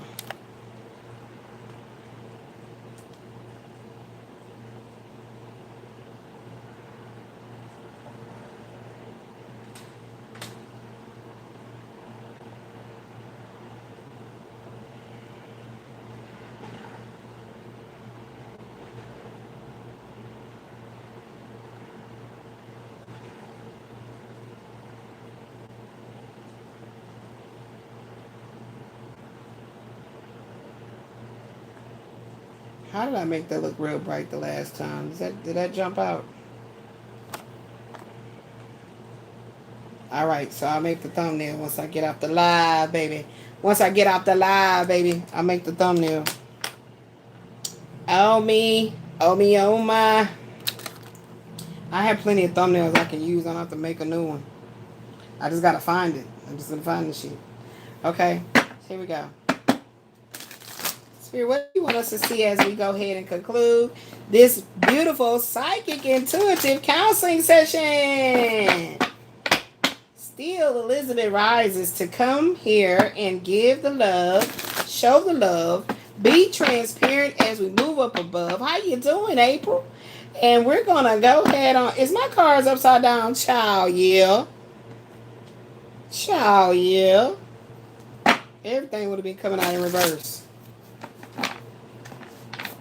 And we also, oh, I should have wrote that down. Oh man, I gotta go back to the book. I gotta go back to the book. They want me to write down. They want me to write down what comes out, that sticks out, because everything is about the synchronicities, the synchronization of time. Okay, of all things happening in time. Spirit, show me what Akashic Tarot that you would like to be the icing on the cake. The icing on the cake. Now remember, recap, Jadena, the classic man that's coming in to rescue Divine Feminine out of this never-ending cycle of narcissistic abuse. Okay? The Jadena, the classic man. A man of integrity. A man that is what they call after God's own heart. This masculine has worked on himself. This masculine may never even had to go through lots of working on himself as far as a lot of the narcissistic, somatic sexual narcissists that Divine Feminine has had to contend with. So, however, this is a classic man. What is the icing on the cake from this psychic intuitive counseling session that you truly need us to embody as we move forward, as we prepare ourselves for our groom? Yes, pretty in pink soft girl season. What's up, what's up, what's up? What we got? Give me a clear jumper, Spirit, please, and thank you. Well, we got one. And it twirled, didn't it? Let me see you twirl. It twirled, okay? And I only got one. That's good. So I'm going to pick it up, y'all. Y'all know when it fall. And because the artwork doesn't show you up or down, they never do, right? That's the whole amazingness of it. I always pick it up, the camera looking this way, I pick it up this way. The Akashic Field. One of forces. The Akashic Field, one of forces. Now I got to go back and do all this and lean back and lean back. Uh-oh. Did I drop that? Uh-oh. Where'd it go? I get it. I dropped the mouse to the laptop. So I got to get the folder back out, child. Hold on, sweet.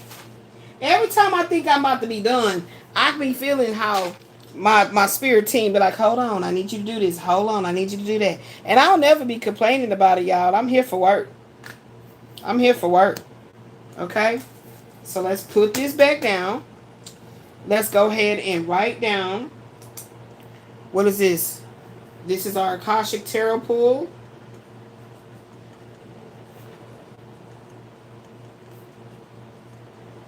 That's what we were guided to do. Okay. And we had one of forces. And we will be writing down whatever Spirit needs us to remember. And this is talking about the Akashic Field.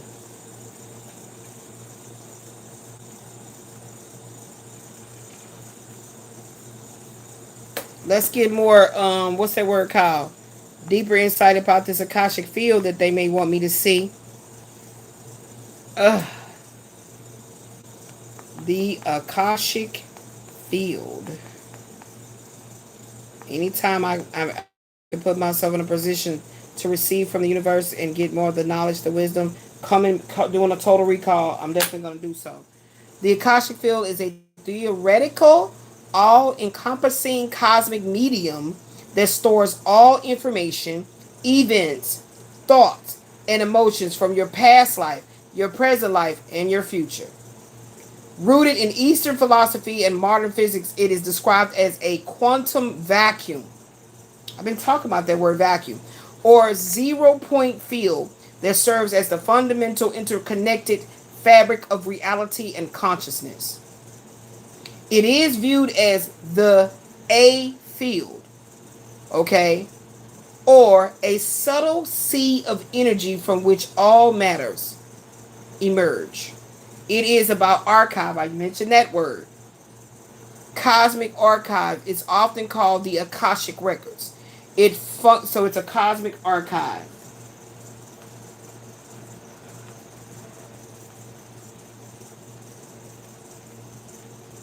A cosmic archive of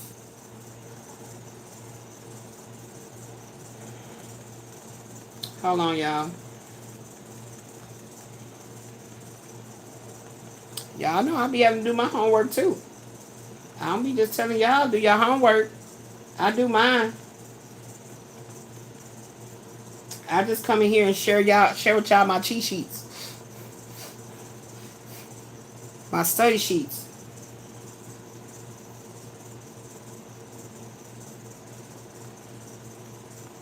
So when y'all hear me talk about I'm dialing it in from the universe, this is what I be talking about.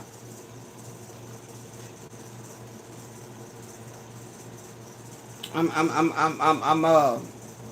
summoning it in from the universe. I just don't say this part, but of my Akashic records, stuff I already know. Okay? Cosmic medium that stores all information,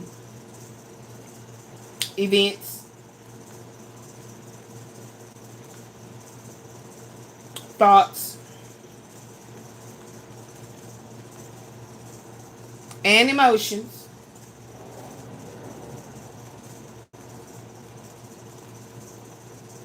from your past.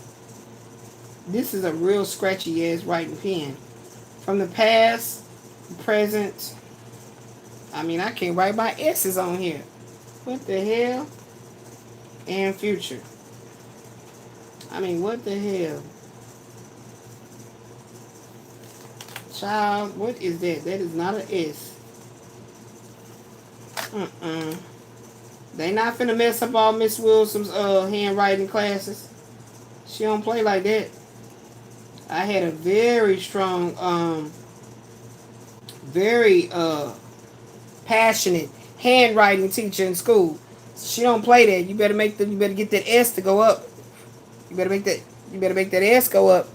Okay. So yes, it's about a cosmic archive. That's what they wanted me to write down. Okay.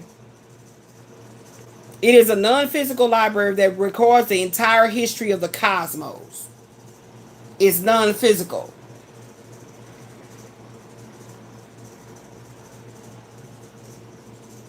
Oh, you didn't understand them? Yeah. Oh, see, so you came in April at the right time. Okay? Because I was thinking that I was finna, you know, get into something within the love language of what was going on here. But again, this is exactly how 555 on the clock, how the universal, the unity, the oneness, the consciousness works. Okay? It is always about you consistently showing up for work. That work means cutting off all distractions and focus. And doing it while you're in pain. It's just like when people get up to go to work. You know what I'm saying? But this is really truly the wealth that we all should be waking up to earn. Because you're gonna earn it. Yeah, you're gonna earn it. It says knock. That's work. Knock, knock, knock, knock. And the door shall be opened up unto you. Okay? And it says here, often called the Akashic Records, it functions as a universal. Yes, they saying to put that down. It's a universal. Ooh, this pen does not write good, but I'm already committed to this color. A universal, non-physical. It just writes like a damn, like a needle or some shit. Library.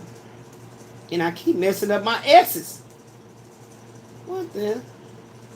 Physical library that records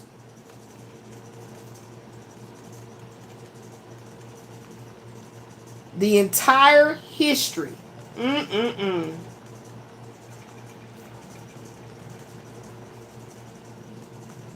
And when I'm doing my deep dives behind the scenes, right now I would have clicked on another page and went to Cosmos. But we ain't gonna do that. Universal non-physical library that records the entire history of the cosmos. Okay? Is the scientific parallel. So philosopher Irvin Laszlo suggests this field correlates with the 0 point field in quantum physics, providing a scientific basis for the interconnection of all things. So this proves a scientific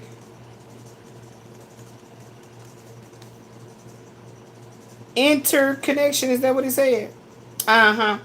Interconnection. Remind me not to write with this pen no more. Connection of all things. And then the access point. It is believed to be accessible through deep meditation.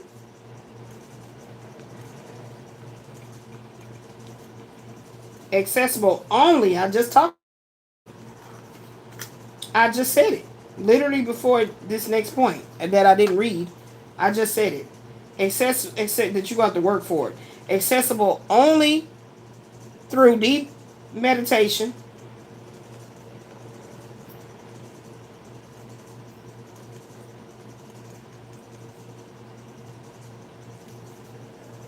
Intuition.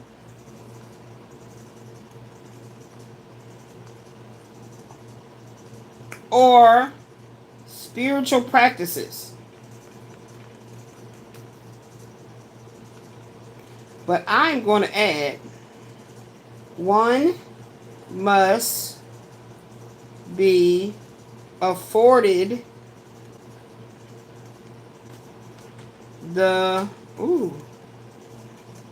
rites of passage back to the 0 point origin.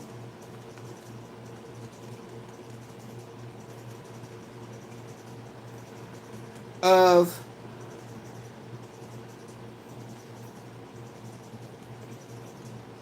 the all-knowing. And I'll put G-O-D, God. And I put G-O-D as guidance over, remember? Okay?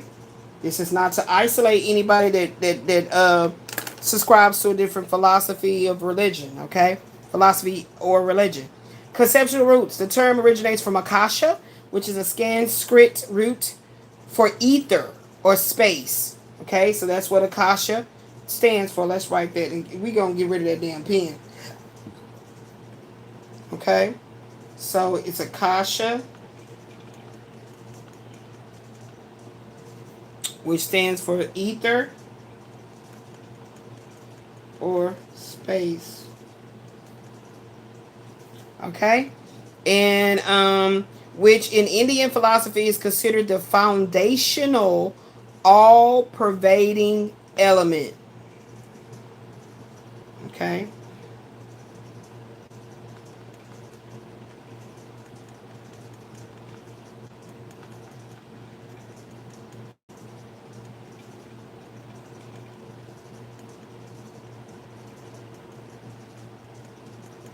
Okay. Modern interpretations often combine these ancient concepts with quantum field theory, suggesting that the empty space between particles is actually a dynamic, information-rich medium. Okay? Thank you for class for that. Thank you for that spirit. Okay. And that's crazy because right after that is the Akashic Library. So we did number 1 was the card that came out. Number 1. It's not in that one. This is the forces. So remember, guys, in the Akashic Tarot, the forces stands for, remember we went over this before. Okay. But that's why I write things down. It does try to help me with my memories. Okay. Got to write it down. That was also part of discipline, too. They wanted me to start writing everything down. And now I see why. Because the information is vast. Yeah, and I got this on 4/1/2021. Interesting. I wrote that in here when I started studying this. So what are we in 2026? So I'm 5 years deep, I guess, in this particular oracle. Um, shoot, child, am I passing it up, child? This is when older age start getting on my nerves. When I can't remember where the hell shit be at. Should be at. Yeah. Yeah, so they did have it right here, y'all. I just went through it through the Google way. Nah, I ain't even ready. Look, I ain't even ready. I ain't got my halation ready. I ain't even got my halation ready. Get in there. So it did have it here in the book. It had it right here where it says, as you continue to read, you may find the following definitions helpful. And it had it right here where it said the Akasha, literally the etheric, also divine mind, the collective consciousness, and all that composes the etheric world. The Akashic Records is the expansive body of all information, knowledge, inspiration, discovery, and creativity for eternity. And the Akashic Forces is the etheric energies and psychic powers that move through and catalyzes all things, all thoughts, and all actions through all time.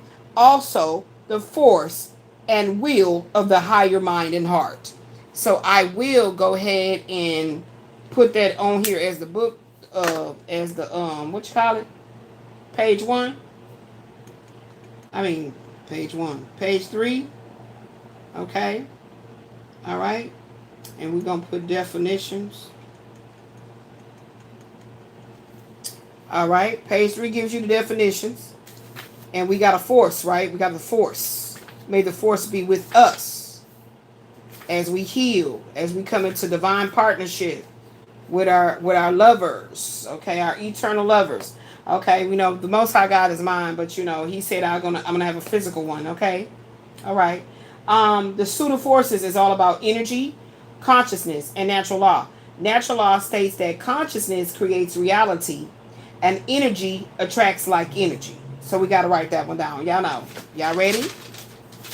Y'all know that's why I told y'all that I'm not a tarot reader. Psychic intuitive counseling sessions means that you will have work to do. Okay? And I'm here for it. Okay, so the pseudo forces. So what did it say? What is natural law?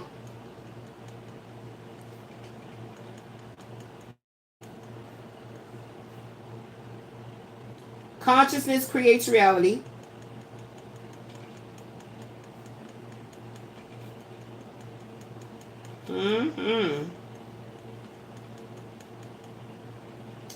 Right? And energy attracts energy. And I say that all the time. Everything's energy. Energy attracts energy. So, what kind of pheromones, divine feminine, what kind of pheromones are you emitting? What kind of pheromones are you emitting? Okay? So, you got to be careful about that. So, I'm going to write that down. What kind of pheromones are you emitting to attract what truly serves your higher purpose? All right, that's a great question. All right, now, so it says,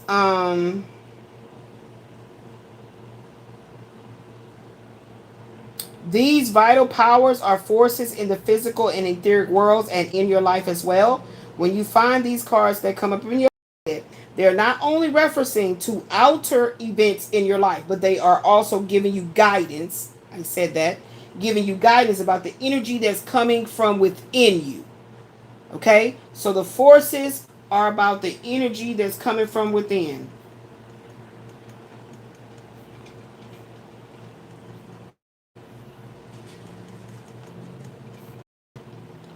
field wants you to know your individual pheromones.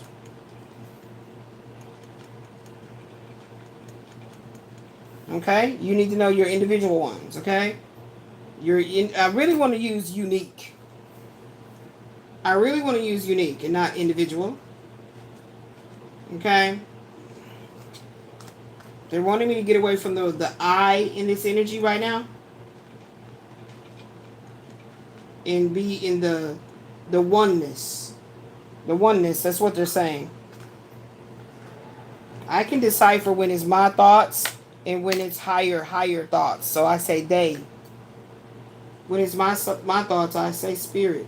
Okay? The forces of the Akashic field want you to know your unique pheromones. There we are. Yeah. Let's go into it. Let's get deeper. Because we're trying to get ready for our Jadena. We're trying to get ready for our Jadenas. Okay? Yeah, what we got? Number 1. Okay.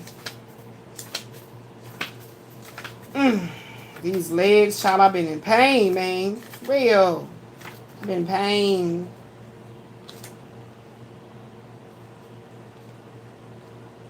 Okay, hold on, guys. Let me get to it.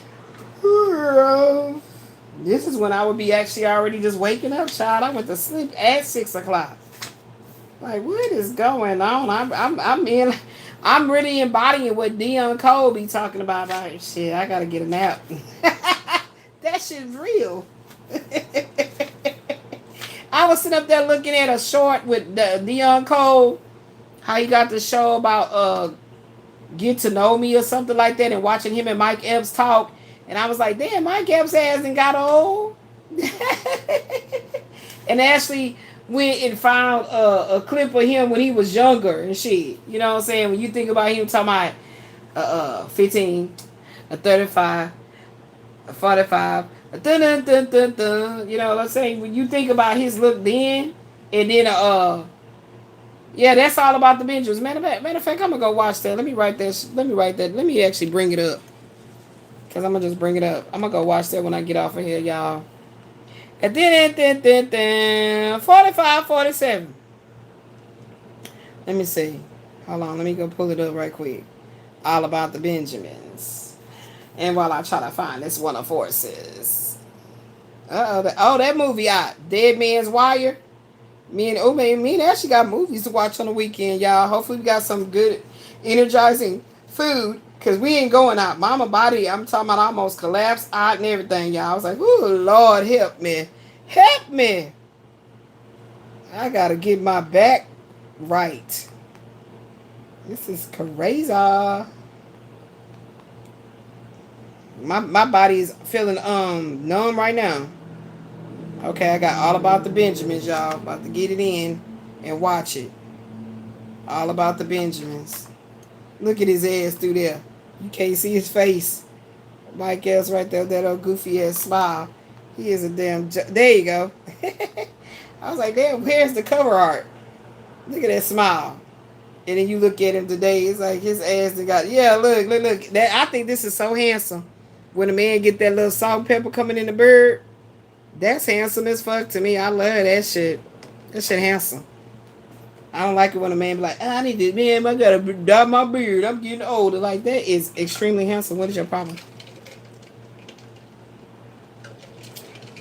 You better not take that away. You better not take that away, boy. You tripping. All right, so we at the Akashic Field. Page 163.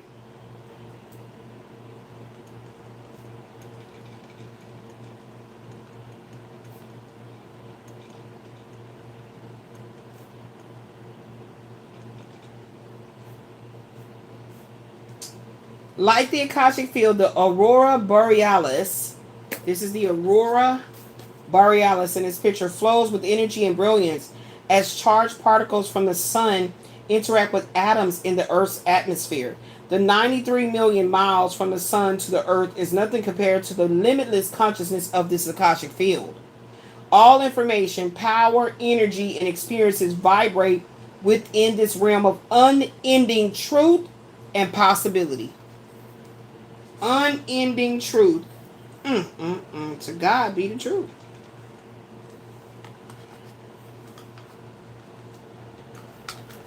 Unending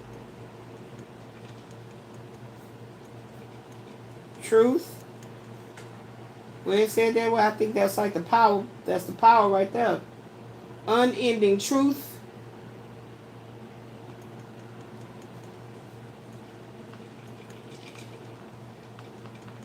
But I'm going to put some S's on it. I'm going to pluralize mine. Unending truths and possibilities. And every bit of it can be yours. Receiving this card upright tells you that amazing opportunities are abound at this time.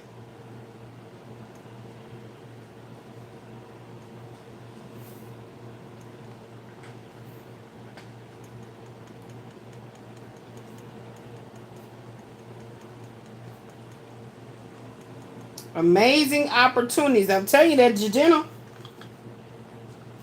Amazing opportunities. What did it say? Unending truths and possibilities are abound at this time. Creating magical opportunities. Because when I look at this, what is it called? The Borealis? When I look at this energy, it is magical to me. And those are my favorite colors, literally. The Aquarius loves the turquoise with the green and the like royal purples. And this is all my colors. For real. That's magic to me. Magical. Unending truths and possibilities are abound at this time, creating magical opportunities for you.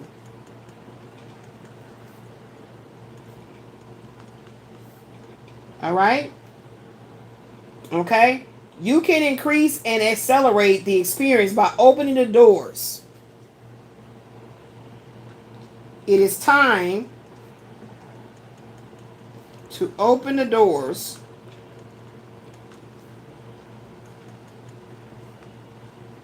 to the Akashic Records. And see how they said the Akashic Records? They didn't say yours. So I was sure and careful not to do that.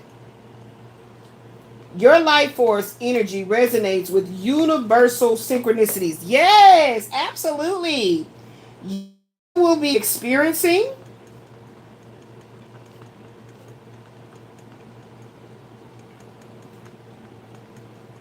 what I would like to do with my psychic intuitive counseling sessions, just outside thought, is everything that's recorded to have that printed up where you guys can also receive it. Like, you know, can I get the class notes? Like, I really feel so that would be available, like possibly on my website, or how me and my daughter do that, because I definitely need her. She's a key component in this, in building my business. You will be experiencing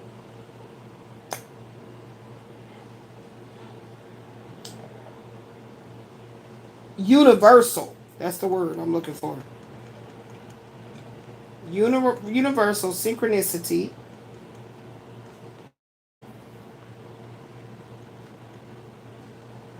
Synchronicities. Okay. To receive exactly the information you need to receive the exact information needed from the Akashic Records. That's beautiful. Okay? Engage in this pursuit with a conscious focus. Amen. Engage in the pursuit of deeper philosophies, and occult knowledge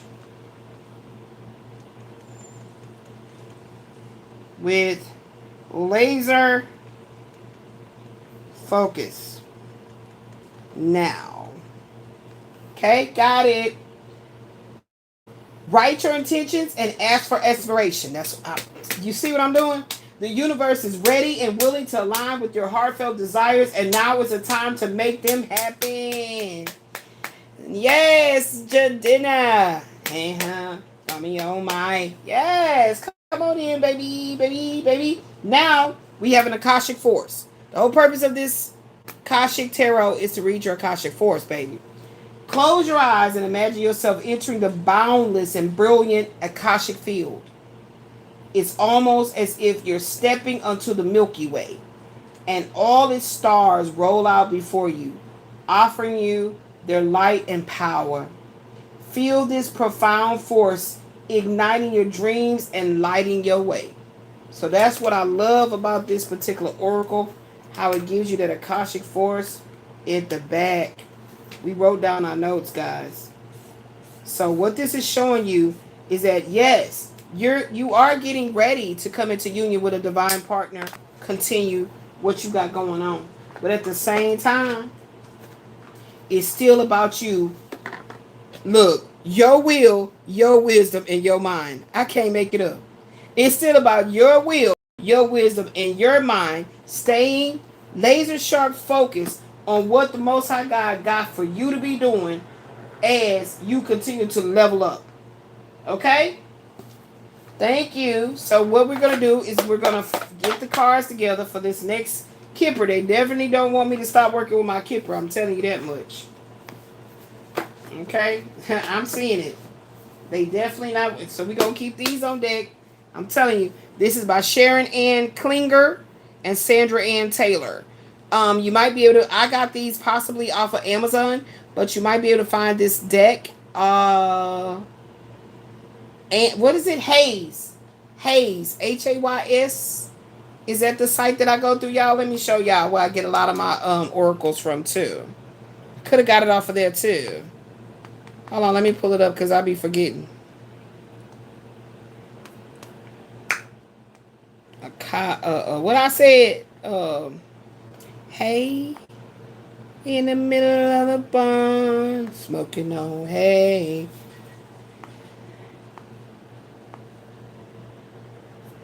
Okay, what happened? I thought I already had it. Yeah, Hay House. That's what it was. I couldn't think of the name of it, y'all. It's Hay House. Here it is. It is. Yeah, hold on. Let me open it up. I need to go in there and see what they got, y'all. So, y'all know I love me some new materials to work with. I love it. Uh-oh. What's happening? Uh-oh. She done got with the Art of Manifesting, March the 7th. The Art of Manifesting, which she's going to be with Colette Baron Reed and Anna Denon. Okay, y'all. It's time to get it. It's time to get it. Time to get it. So let me come on in here and show you guys what the site is so y'all can go there in case you don't know. Here it is, beloved. Let me come in there. Wait a minute. Hold on. Hold what you got for a po chop. Here it is. There you go. Hay House. So that's where you can find some really great oracles. Okay, you definitely can. Let me show you right here. Let me show you right here, baby. Let me see what they got. Let's see what they... Let's just go through it real quick, y'all, because... Let's see. I love it how they have calendars. I cannot talk tonight. This morning.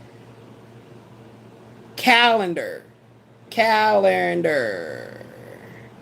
Oh, and they also have the Enneagram. So here's some new stuff that I didn't see before that they have.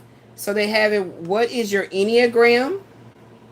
It's a free, self-discovery tool. And here's also pick an oracle card and get guidance from the universe. So let's just see, guys. Let's just see what comes up. Okay, so we're just going to pick one. Uh-oh. Did it just give us one? Oh, no. It's an example? Where do we do it at?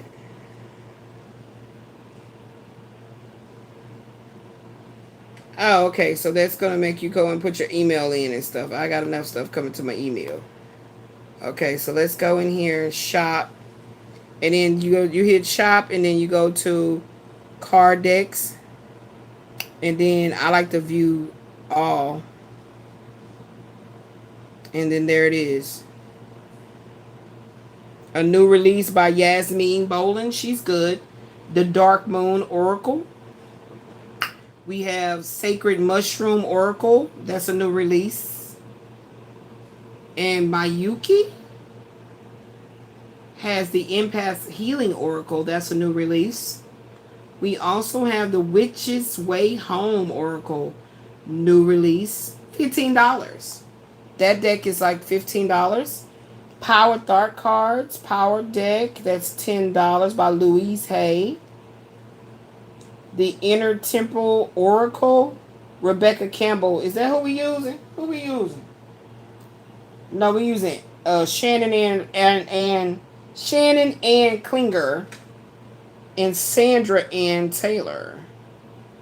But Rebecca Campbell is really good. And I like that it's called the Inner Temple Oracle. I like that. That's what it was just talking about, going within. And the deck is so beautiful. Look at it. It is so beautiful. Yeah, these are some of the cards that's going to come out of it.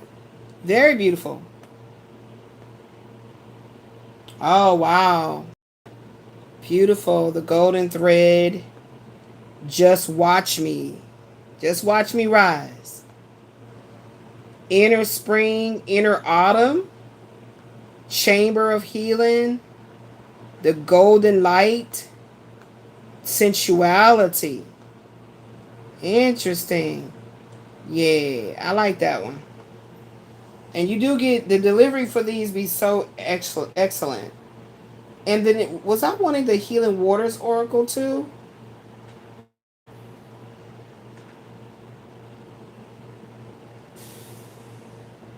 Okay.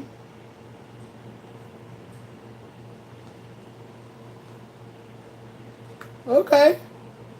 The Inner Temple. So yeah, that's where you can go and keep looking.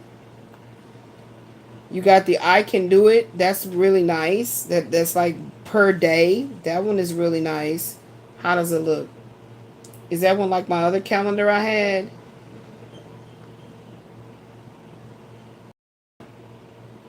Oh, this one is nice, and it has animals on it. Okay, that's nice. $8.50. That's nice, guys. I mean, it's very, very reasonable. Sisterhood of the Seers. I like. Interesting. And then Yasmin has another Moonology calendar.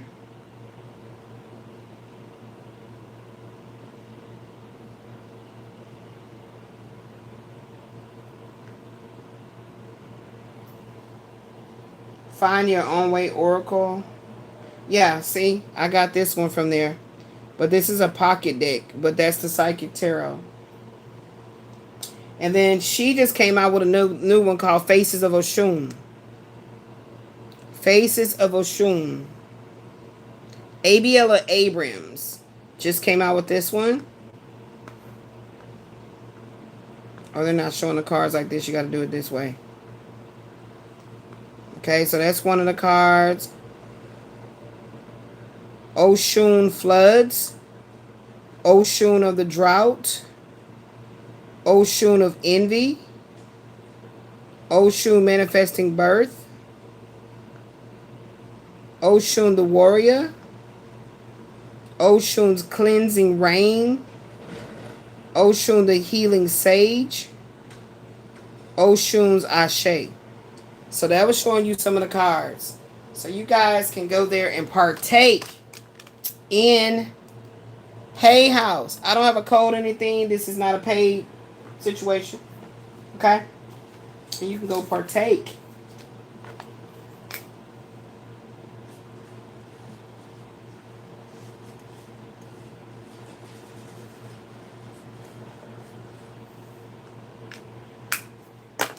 This was beautiful. Beautiful, beautiful, beautiful information today. I was fed. I hope you guys were. I was fed, and I hope you guys were. I came to work, and I felt really good. By I had something else to highlight.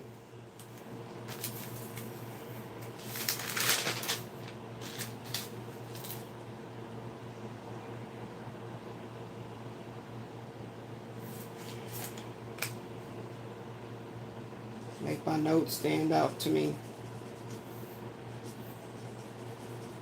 I like this pen though. I wish I knew how to buy more of them. I love the way it writes.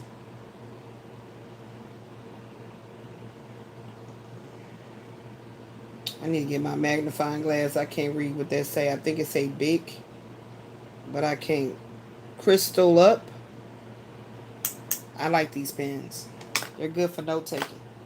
I can get them in red and blue. I might have to look them up. I got me some new highlighters and stuff, y'all. My daughter bought a whole pack of these. So, I'm good on my highlighters. And I'm only going to use, like, scratching at that heart. Because this stuff right there was annoying. Really annoying me like hell. Once I use that one up, I'd have to get the other thing, the other tip. Okay, I don't like that tip. Oh! Look at that. Look at that. Look at that.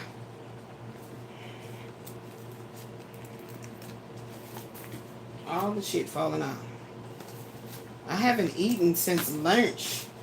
And I feel famished, but don't want to eat. I feel hungry, but I'm not hungry. Like, this is this weird shit I be going through. Oh, shucks. Come on now. Everything's falling. Come on. You know what? Let's just close it up, Elizabeth. Let's close it up. Got to be more careful with how you are maneuvering.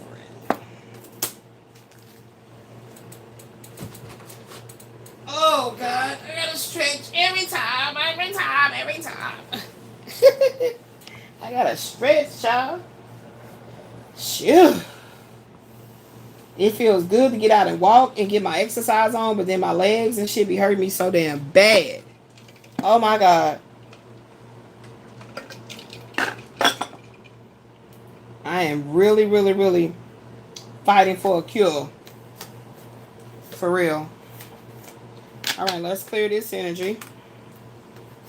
So, all this was built on this Two of Cups in reverse.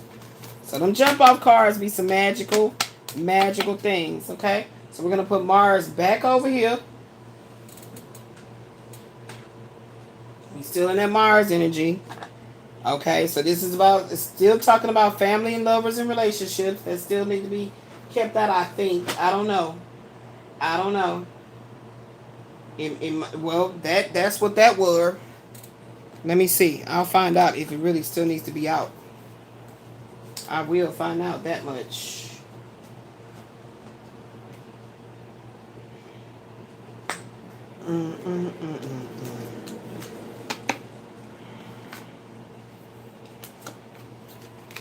Let's clear this energy.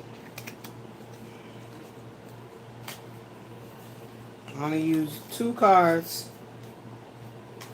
I mean 3 cards, so I don't have to be looking at the back too much to make sure I don't mix them.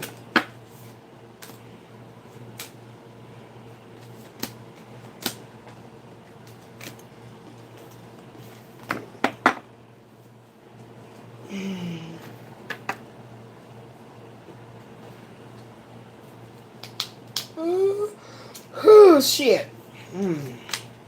I got sleepy again, child. That's when I'm supposed to be getting up. While I try not to go to sleep so freaking early. So the very thing I be trying to tell my daughter not to do, and then it then switched up on me. I can't help it. If I gotta go to sleep, I have to go to sleep. Alright, so we have done with the 7 of 8s. The cups. Where's the card, y'all? We cleared the board of that energy. We still working with Mars.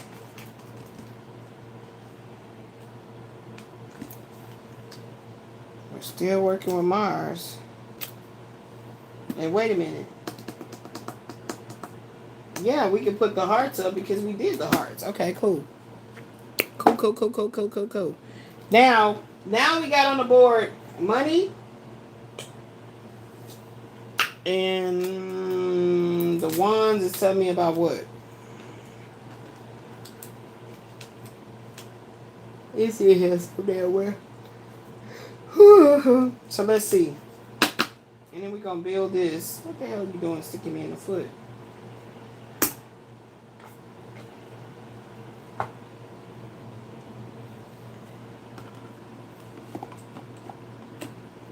What you doing sticking me in the foot?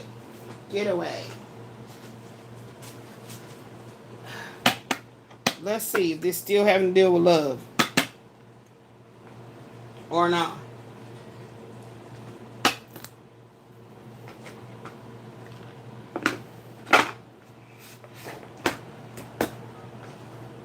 Never the right time to say goodbye.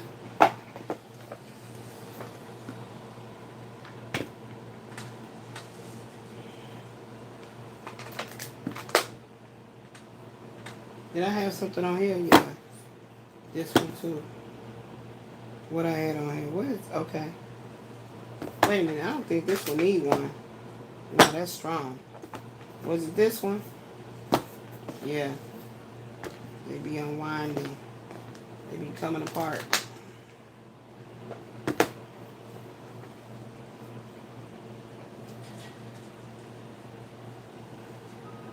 Never the right time to say goodbye.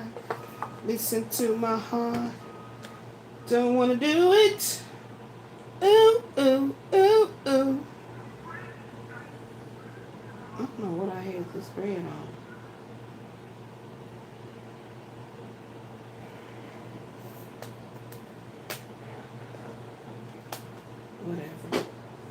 Whatever. Let's see what else. What is this about? We still dealing with family issues.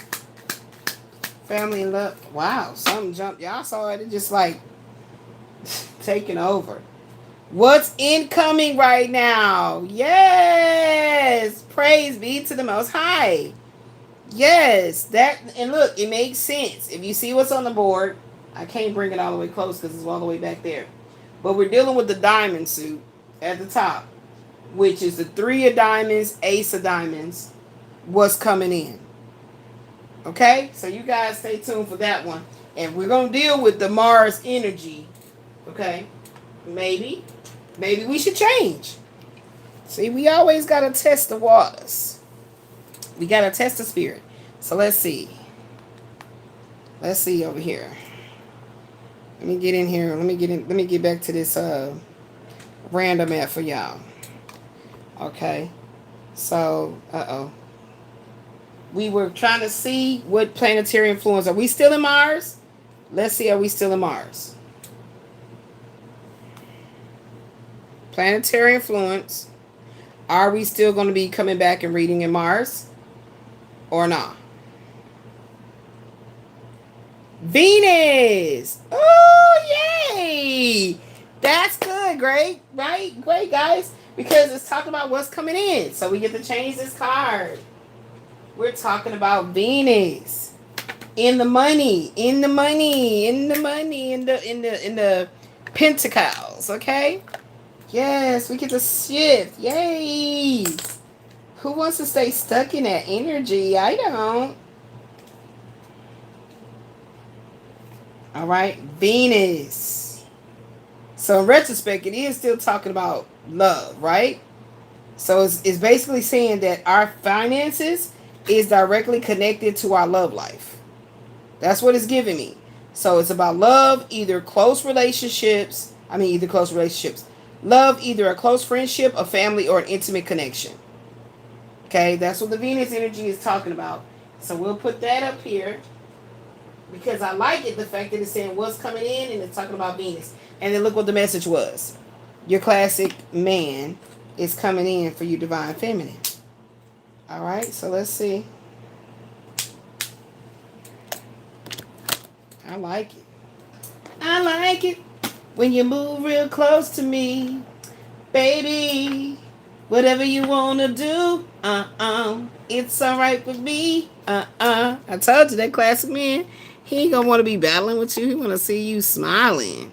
He understands that in order for your cosmic womb to allow him to partake, to get up and close with your pheromones. You know how the saying goes: a happy wife is a what? A blissful life. Okay? Or shall I say, since a man is more carnal, like, flesh, and doesn't take much, right? A blissful wife leads to a happy life. How about that? A blissful, I'm going to write that down because I like that way better. A blissful wife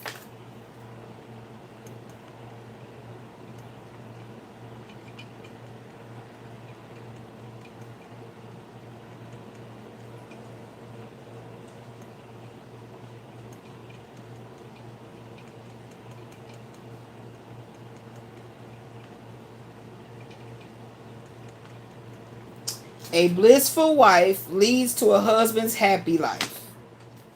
I like that better. These are going in my Akashic. There might be an oracle for that one coming. Who knows? This is going in my twin flame oracle. I gotta buy more cards. Let me write that to myself, because I be forgetting shit. Bye. That is not how you spell bye, girl. You put B-Y. Get it together, Elizabeth. Buy 3x5 blank tarot cards. And I want to check on these pens. I think they do say Bic Crystal. I'm going to sip on me some Crystal, y'all. I'm going to taste me some Crystal. Yeah, Crystal up.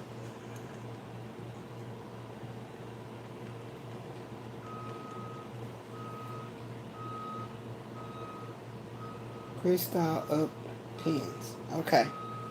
I got a little shopping to do. I've been so in pain and so damn, what's that word called? Lethargic and shit. I can't focus on shopping. Like, what woman can't focus on shopping? I can't. Shoes. That's why I told my daughter she got to be getting ready, baby. And it's time to move and everything, baby. Mama just like, I need you. I got to go girls' room, y'all. Let me go to the potty. And then when I come back, we're going to go ahead and get the Kipper cards out.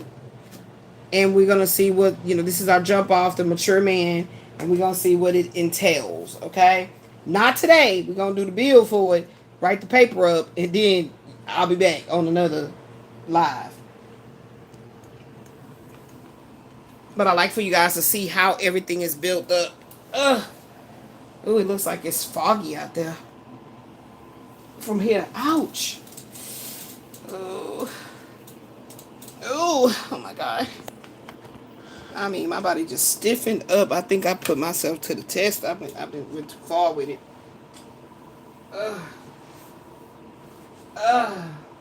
Y'all, she came out good though. My diamond paint, y'all, I work hard. I've been working hard. She looking good, y'all. She looking good. I'm gonna be finishing her soon. Won't be right now, cause I'm tired. Shit. My daughter didn't put spaghetti and garlic bread up in this damn bed, and I don't even want that. Let me go charge this phone. Charge this charger up.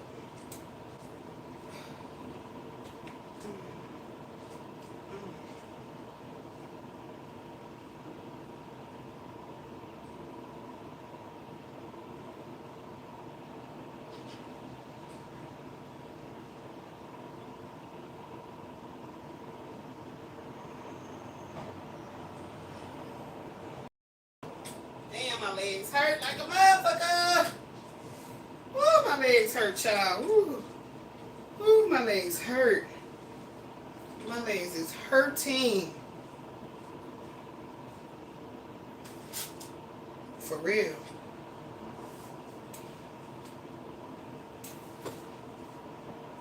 I got books and stuff. Shit, I be studying. I be working. I be working. I be working. Oh.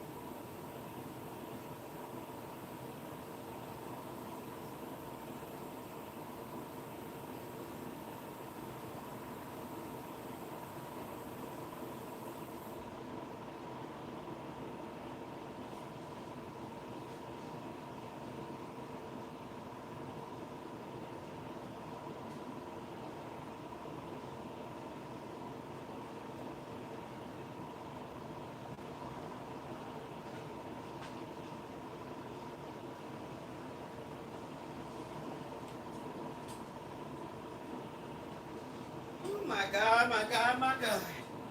Praise be to the Most High. Child. Ooh-wee, baby. Baby, baby, baby. I got so much love in me. Oh, baby, baby. If you wanna get me off, you got to love me deep. I wish I could diamond paint. That'll keep me up. I could diamond paint and listen to some music, but my body hurt too goddamn bad for me to think I'm finna be painting on something. Damn, it's so foggy out here. Y'all, it's foggy as fuck out here. Look at this. It's so damn foggy. What the hell going on with the air quality? Look at this damn air. Let me cut this off. That noise been bothering me. Look how foggy it is. Y'all see this shit? Do y'all see this shit? This is crazy. Look at that. Look at that. And this what the hell we ain't been able to breathe in right. Look at that. That looks terrible. Like it really does look horrible out there. I can only imagine what's in the air. What is this freaking fog? Y'all pay attention to stuff that I be putting on my community posts. I keep telling y'all that. Stuff that I be talking about in my pics, I also be looking into it. Look at this shit.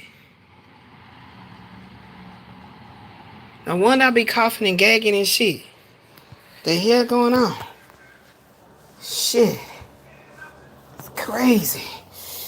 Oh, my legs hurt me so bad. So bad. Y'all, I like how my shelf all lit up over there. The bottom don't have nothing down there. I don't want too much stuff on it. I'm going to give me another one and put it over there. Put it right there. But every time I tell my daughter, she be like, Mom, it's time to be in our new house. So I know, baby. I know. I know. Mama know. Mama know. Mama know. Y'all be looking so pale, so peaked. I took some new photographs, so of what I'm looking like right now today. Right now. Right now. Right now. I need to clean my phone out. It got a lot of shit in it. I need to clean my phone out. It got a lot of stuff in it. It need to be cleaned. Cleaned out. Cleaned out. Let's see. Oh my God, my body hurts. Just walking was so freaking painful. Me and my daughter went out on our mother-daughter night. This was us. We went out on our mother-daughter night just recently. Yesterday. No, yeah, Wednesday. It's Friday now. So that's a new picture of us. Me and my baby. Me and my baby. She's so beautiful. She's so beautiful. Me and my baby. Me and my baby. Yep. That's me and my beautiful, lovely daughter. Me and my beautiful, lovely daughter. Yes, indeed.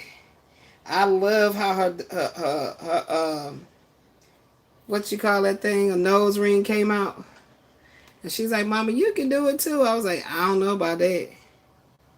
I don't know about that, girl. Mama can't handle that pain. She does her eyebrows so perfectly too. She be taking her time and get it right, girlfriend. She don't really like makeup like that though. As far as like wearing a full glam, she can, but she really don't. She really don't. So yeah, that's the latest picture I just took Wednesday. Not looking so bad for 51, huh? I'm loving my gray hair though, baby. I'm loving my gray hair. Shit, what? Hey, Shay. I'm loving my gray hair, baby. Ooh, child. Hold on, let me fix these pillars, child. That's always something I gotta do. You know what? When it comes to living in my new home space, y'all, this fucking fog is really crazy looking out here. When it comes to living in my new home space, I'm gonna make sure that I got the proper things for my king size bed, because I do not be liking all these bed issues that I be having with my pillows won't stay up. It's all kind of shit I gotta constantly deal with. That when I had my king size bed, I don't remember dealing with all this. Gotta push it up, push it, push it, push it, push it. Push it, push it, push it. Alright, let's get this kipper jump off set up. I'm not gonna put no words on it at all. It's just gonna have to jump off. So I'm so tired of watching this movie right here with Mike Wahlberg and them.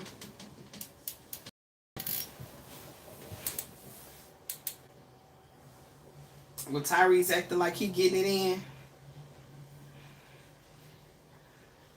With that bonito moneta.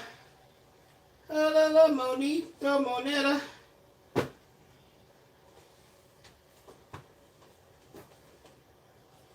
Where's the blue? Is it over there?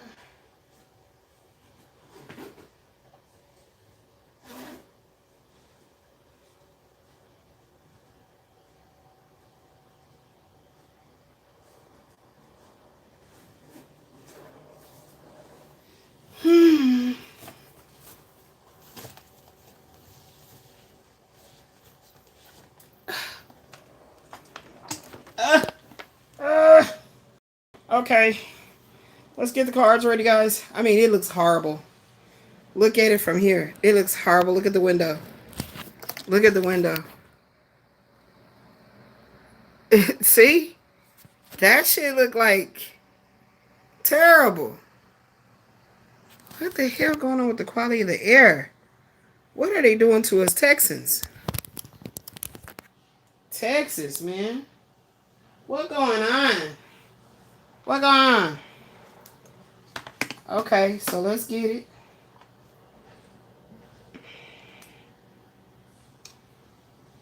Do I want to write with this pen? Oh, I got my black one right here hiding in the cut. This one about to go out too.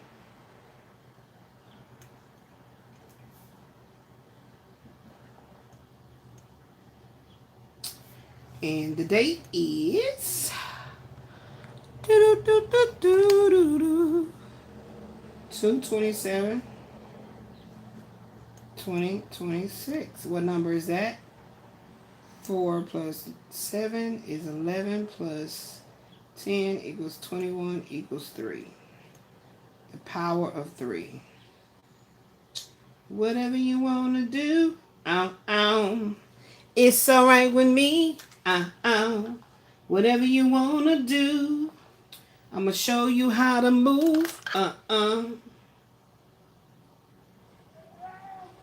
I like it when you move real close to me, baby.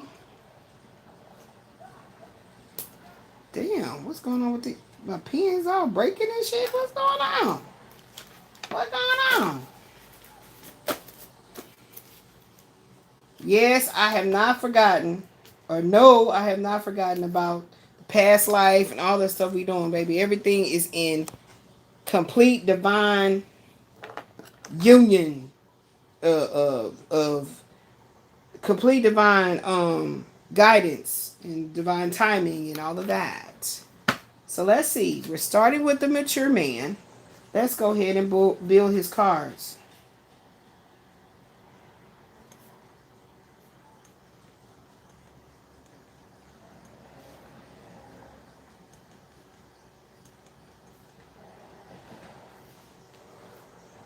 Let's go ahead and build it. All right. What do you want us to know about this mature man?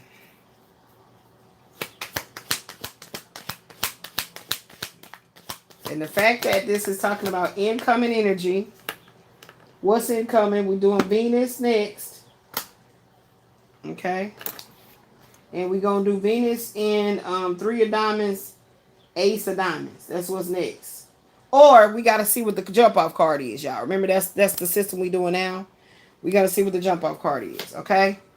So 35 pathway. Ooh, I like it. 35 pathway.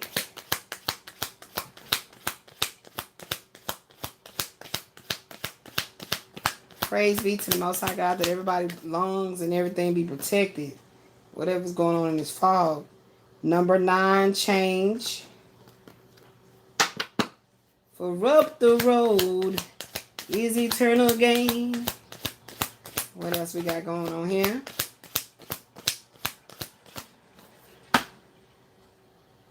Expectation.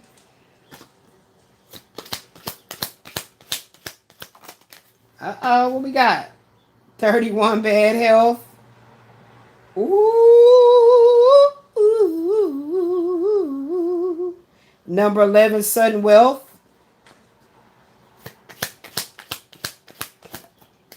Number 17, the gift.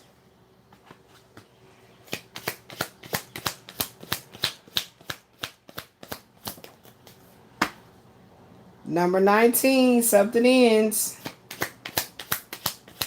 Out with the old, and when the out with the old, when finally we're out with the old, we can immediately begin with the new. That's what I'm hearing.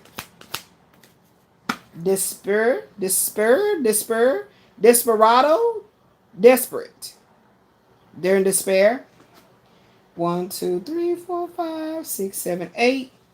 Give me one more.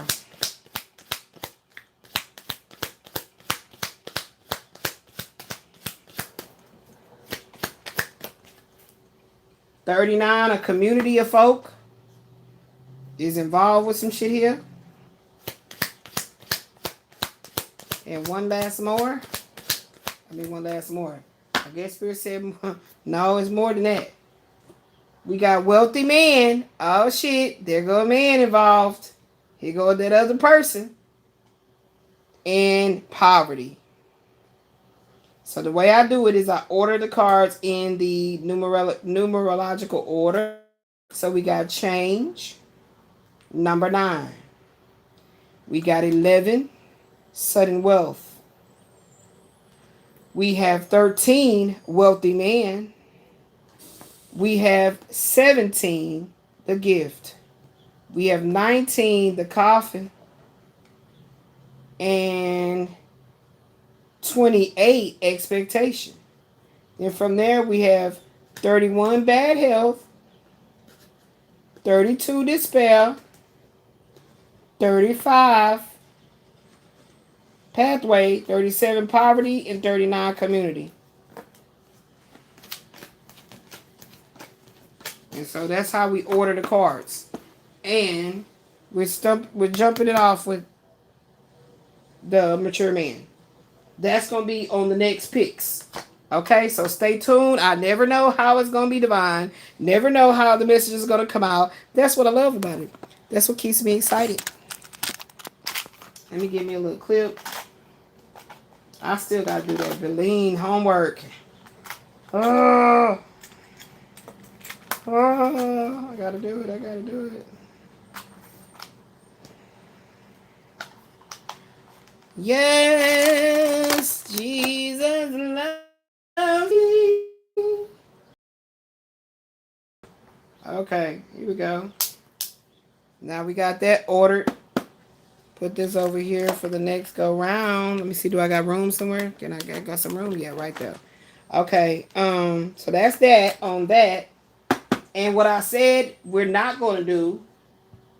Ooh, last time I really like how we did the ordering of the cards. How we divined it with these. The keywords. That's what we're going to do too. So again, we're going to go ahead and we're going to divine those cards with this Kipper book. We're going to get the keywords and whatever else comes out. So again, keep in mind, this is a build. This is a build. So we got mature man. I don't know how you want me to set this up. That's the thing. Every time I try to design stuff in my head, they're like, no. That's not how we want it. We wanted to go like this. So I must always show up to work completely, open. Not closed off, not feeling like I know which way I want to go. No. But let's go ahead and get a jump off. That might not, matter of fact, scratch that. That Kipper might not even be divine the next round. The next live. I don't know. But they definitely want me to get this to meditate on right here. That's what I'm feeling strongly. So we got the Cartomancy, cards of your destiny, diamond suit, 3 of diamonds. All my shit is over here. Okay, hold on, Sway. Okay, we got the Cartomancy, cards of your destiny, diamond suit of 3 of diamonds, Venus, ace of diamonds. What's coming right now? Or what's coming right now? Right now. So let's go ahead and get the jump off of that, and then I'm out. Finna go watch me some All About the Benjamins. Possibly try to warm up that spaghetti. I don't know if I want it. My mouth is like telling me, there you go, telling me no again. There you go. That's what my mouth is telling me. So I like for you guys to see what I be meditating on, how I do it, how I set it up, the whole 9. That's how I was guided to do it. Okay. All right, let's see. Give me the jump off card for this Venus. Ooh, temperance. So y'all know we already found out about temperance having to do with the sexual alchemy.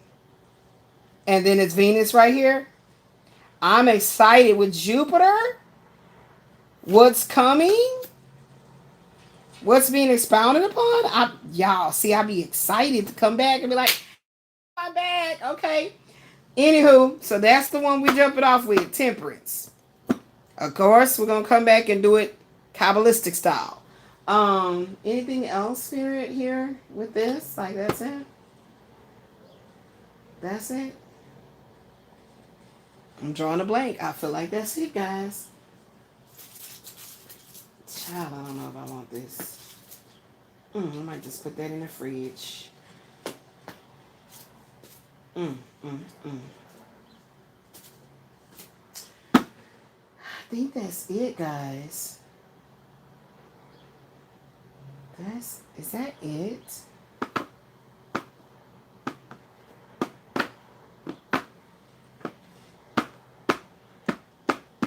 They're telling me something, y'all. Hold on. I don't hear it crystal clear.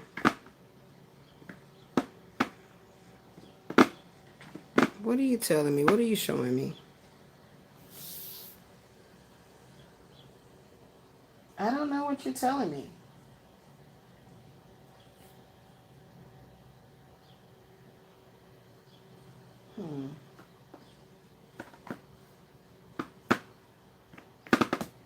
I'm hearing, I'm being, it's a conflict right here because I'm hearing this does not strictly have to do with money. That's what I'm hearing. And it's like they want me to see that it doesn't. It has something to do, but it's not about money. Strictly. Something is being balanced. Do you want me to do another tarot? What you want me to do? Oh, okay. Literally saying to me now, go in and go to your wheel. I created this wheel to tell me which oracle to go to. Because I don't think it's the Akashic, but if it is, they're wanting me to pull it on air. Hold on, where is it at?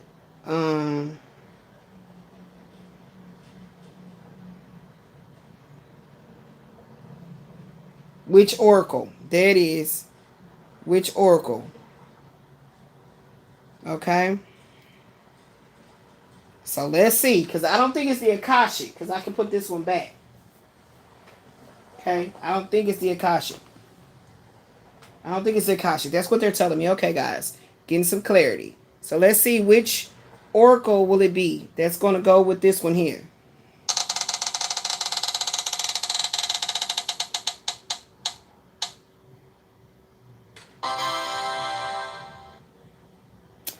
Oh, the pocket animal spirit. Y'all see that? The little pocket animal spirit. It's right here. I thought I'd have to get up and wobble and go get it. But it's right here. Okay. Cool beans. Let me pull it. I think that's probably why they wanted me to pull it, because I'm going to put it right back over here because it'd be holding up my charger. So we can put the Akashic back. You got to be receptive, baby. You have to be very receptive to hear. Higher self directly connected to source to tell you and guide you. So this is what we will be meditating on. We, as in me, will be meditating on behind the scenes. Okay, so let's pull right now. This is for this part right here. This is going with this. Okay. Yeah, so this kipper is done. This kipper, whenever it's time for this kipper, I don't know. They'll let me know. They just always want me to be ready. Be ready, baby.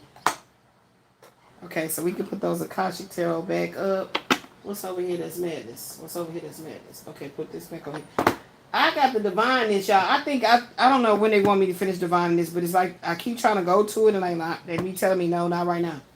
But it's these two cards they want me to keep right here. Because sometimes if I feel like a lot of conflict and energy, I'll just clear the energy. But they're not allowing me to, so they want me to keep that there. Which is cool. But I keep looking at it like, when am I going to finish this? I don't like to have unfinished business.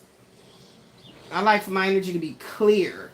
So let's say if I decided, oh, I'm diamond painting all day like I did the other day. I knew I could do that because I did all my other work.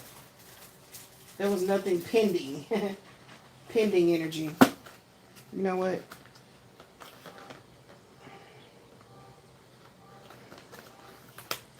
What the hell going on with this?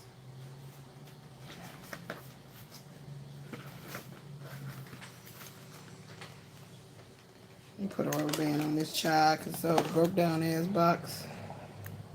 Oh me, oh me, oh my. I got me a whole bunch of new rubber bands, child. So I'm ready to go when they be trying to pop and getting all on my nerves and shit. Here go another one. Another one. Another one. Got me some brand new rubber bands. Rubber band banks. Nobody gonna be popping me and cards falling over everywhere. I keep up with my things. I take pride in my things, so I don't be wanting stuff to be messed up. I think we done with this one. Yeah, then I'm gonna be done. Okay, okay. They say, yeah. That's what we needed you to do. Yeah. That's what we needed you to do.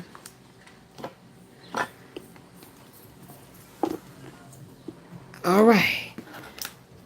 Woo. All right, this is the last thing to do. Spirit, give me the clear jumper that you... Ooh, these cards are hard to shuffle. Hold on, let me aerate them a little bit.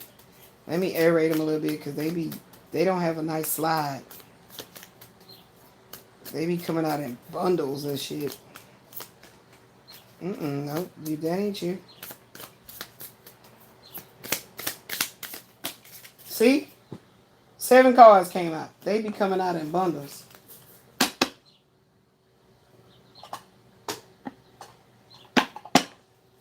Give me the clear jumper, Spirit, please, and thank you. Clear jumper, please, and thank you. I tried to teach my daughter the thumb shuffle technique. See, that's 3 cards. I need 1 clear jumper, they're telling me. 1 clear jumper. That's 2. No, it was actually 3. I wonder how the big cards would have been. And I created that spin wheel just in case I couldn't hear crystal clear what they're telling me of what oracle to use. Oh my gosh. See, I'm going to have to work for this energy. See what's coming in? I'm going to literally have to work for this energy. I can see it right now. Because it's not... it's not complying. Give me a clear jumper, please, and thank you. Is that it? I think that's the one, y'all. Oh, tiger energy. Cat family. All right. We got it. So we got the card out. And you guys wait for the next live on that. I can't wait to see how it's going to go together with whatever is going to come out. I'm excited. All right. So that's it. That's all. I love you guys. Until the next live stream, go ahead and like, share, subscribe. I love you. If you want to donate to the ministry, my PayPal is in the description. Love you guys. Peace.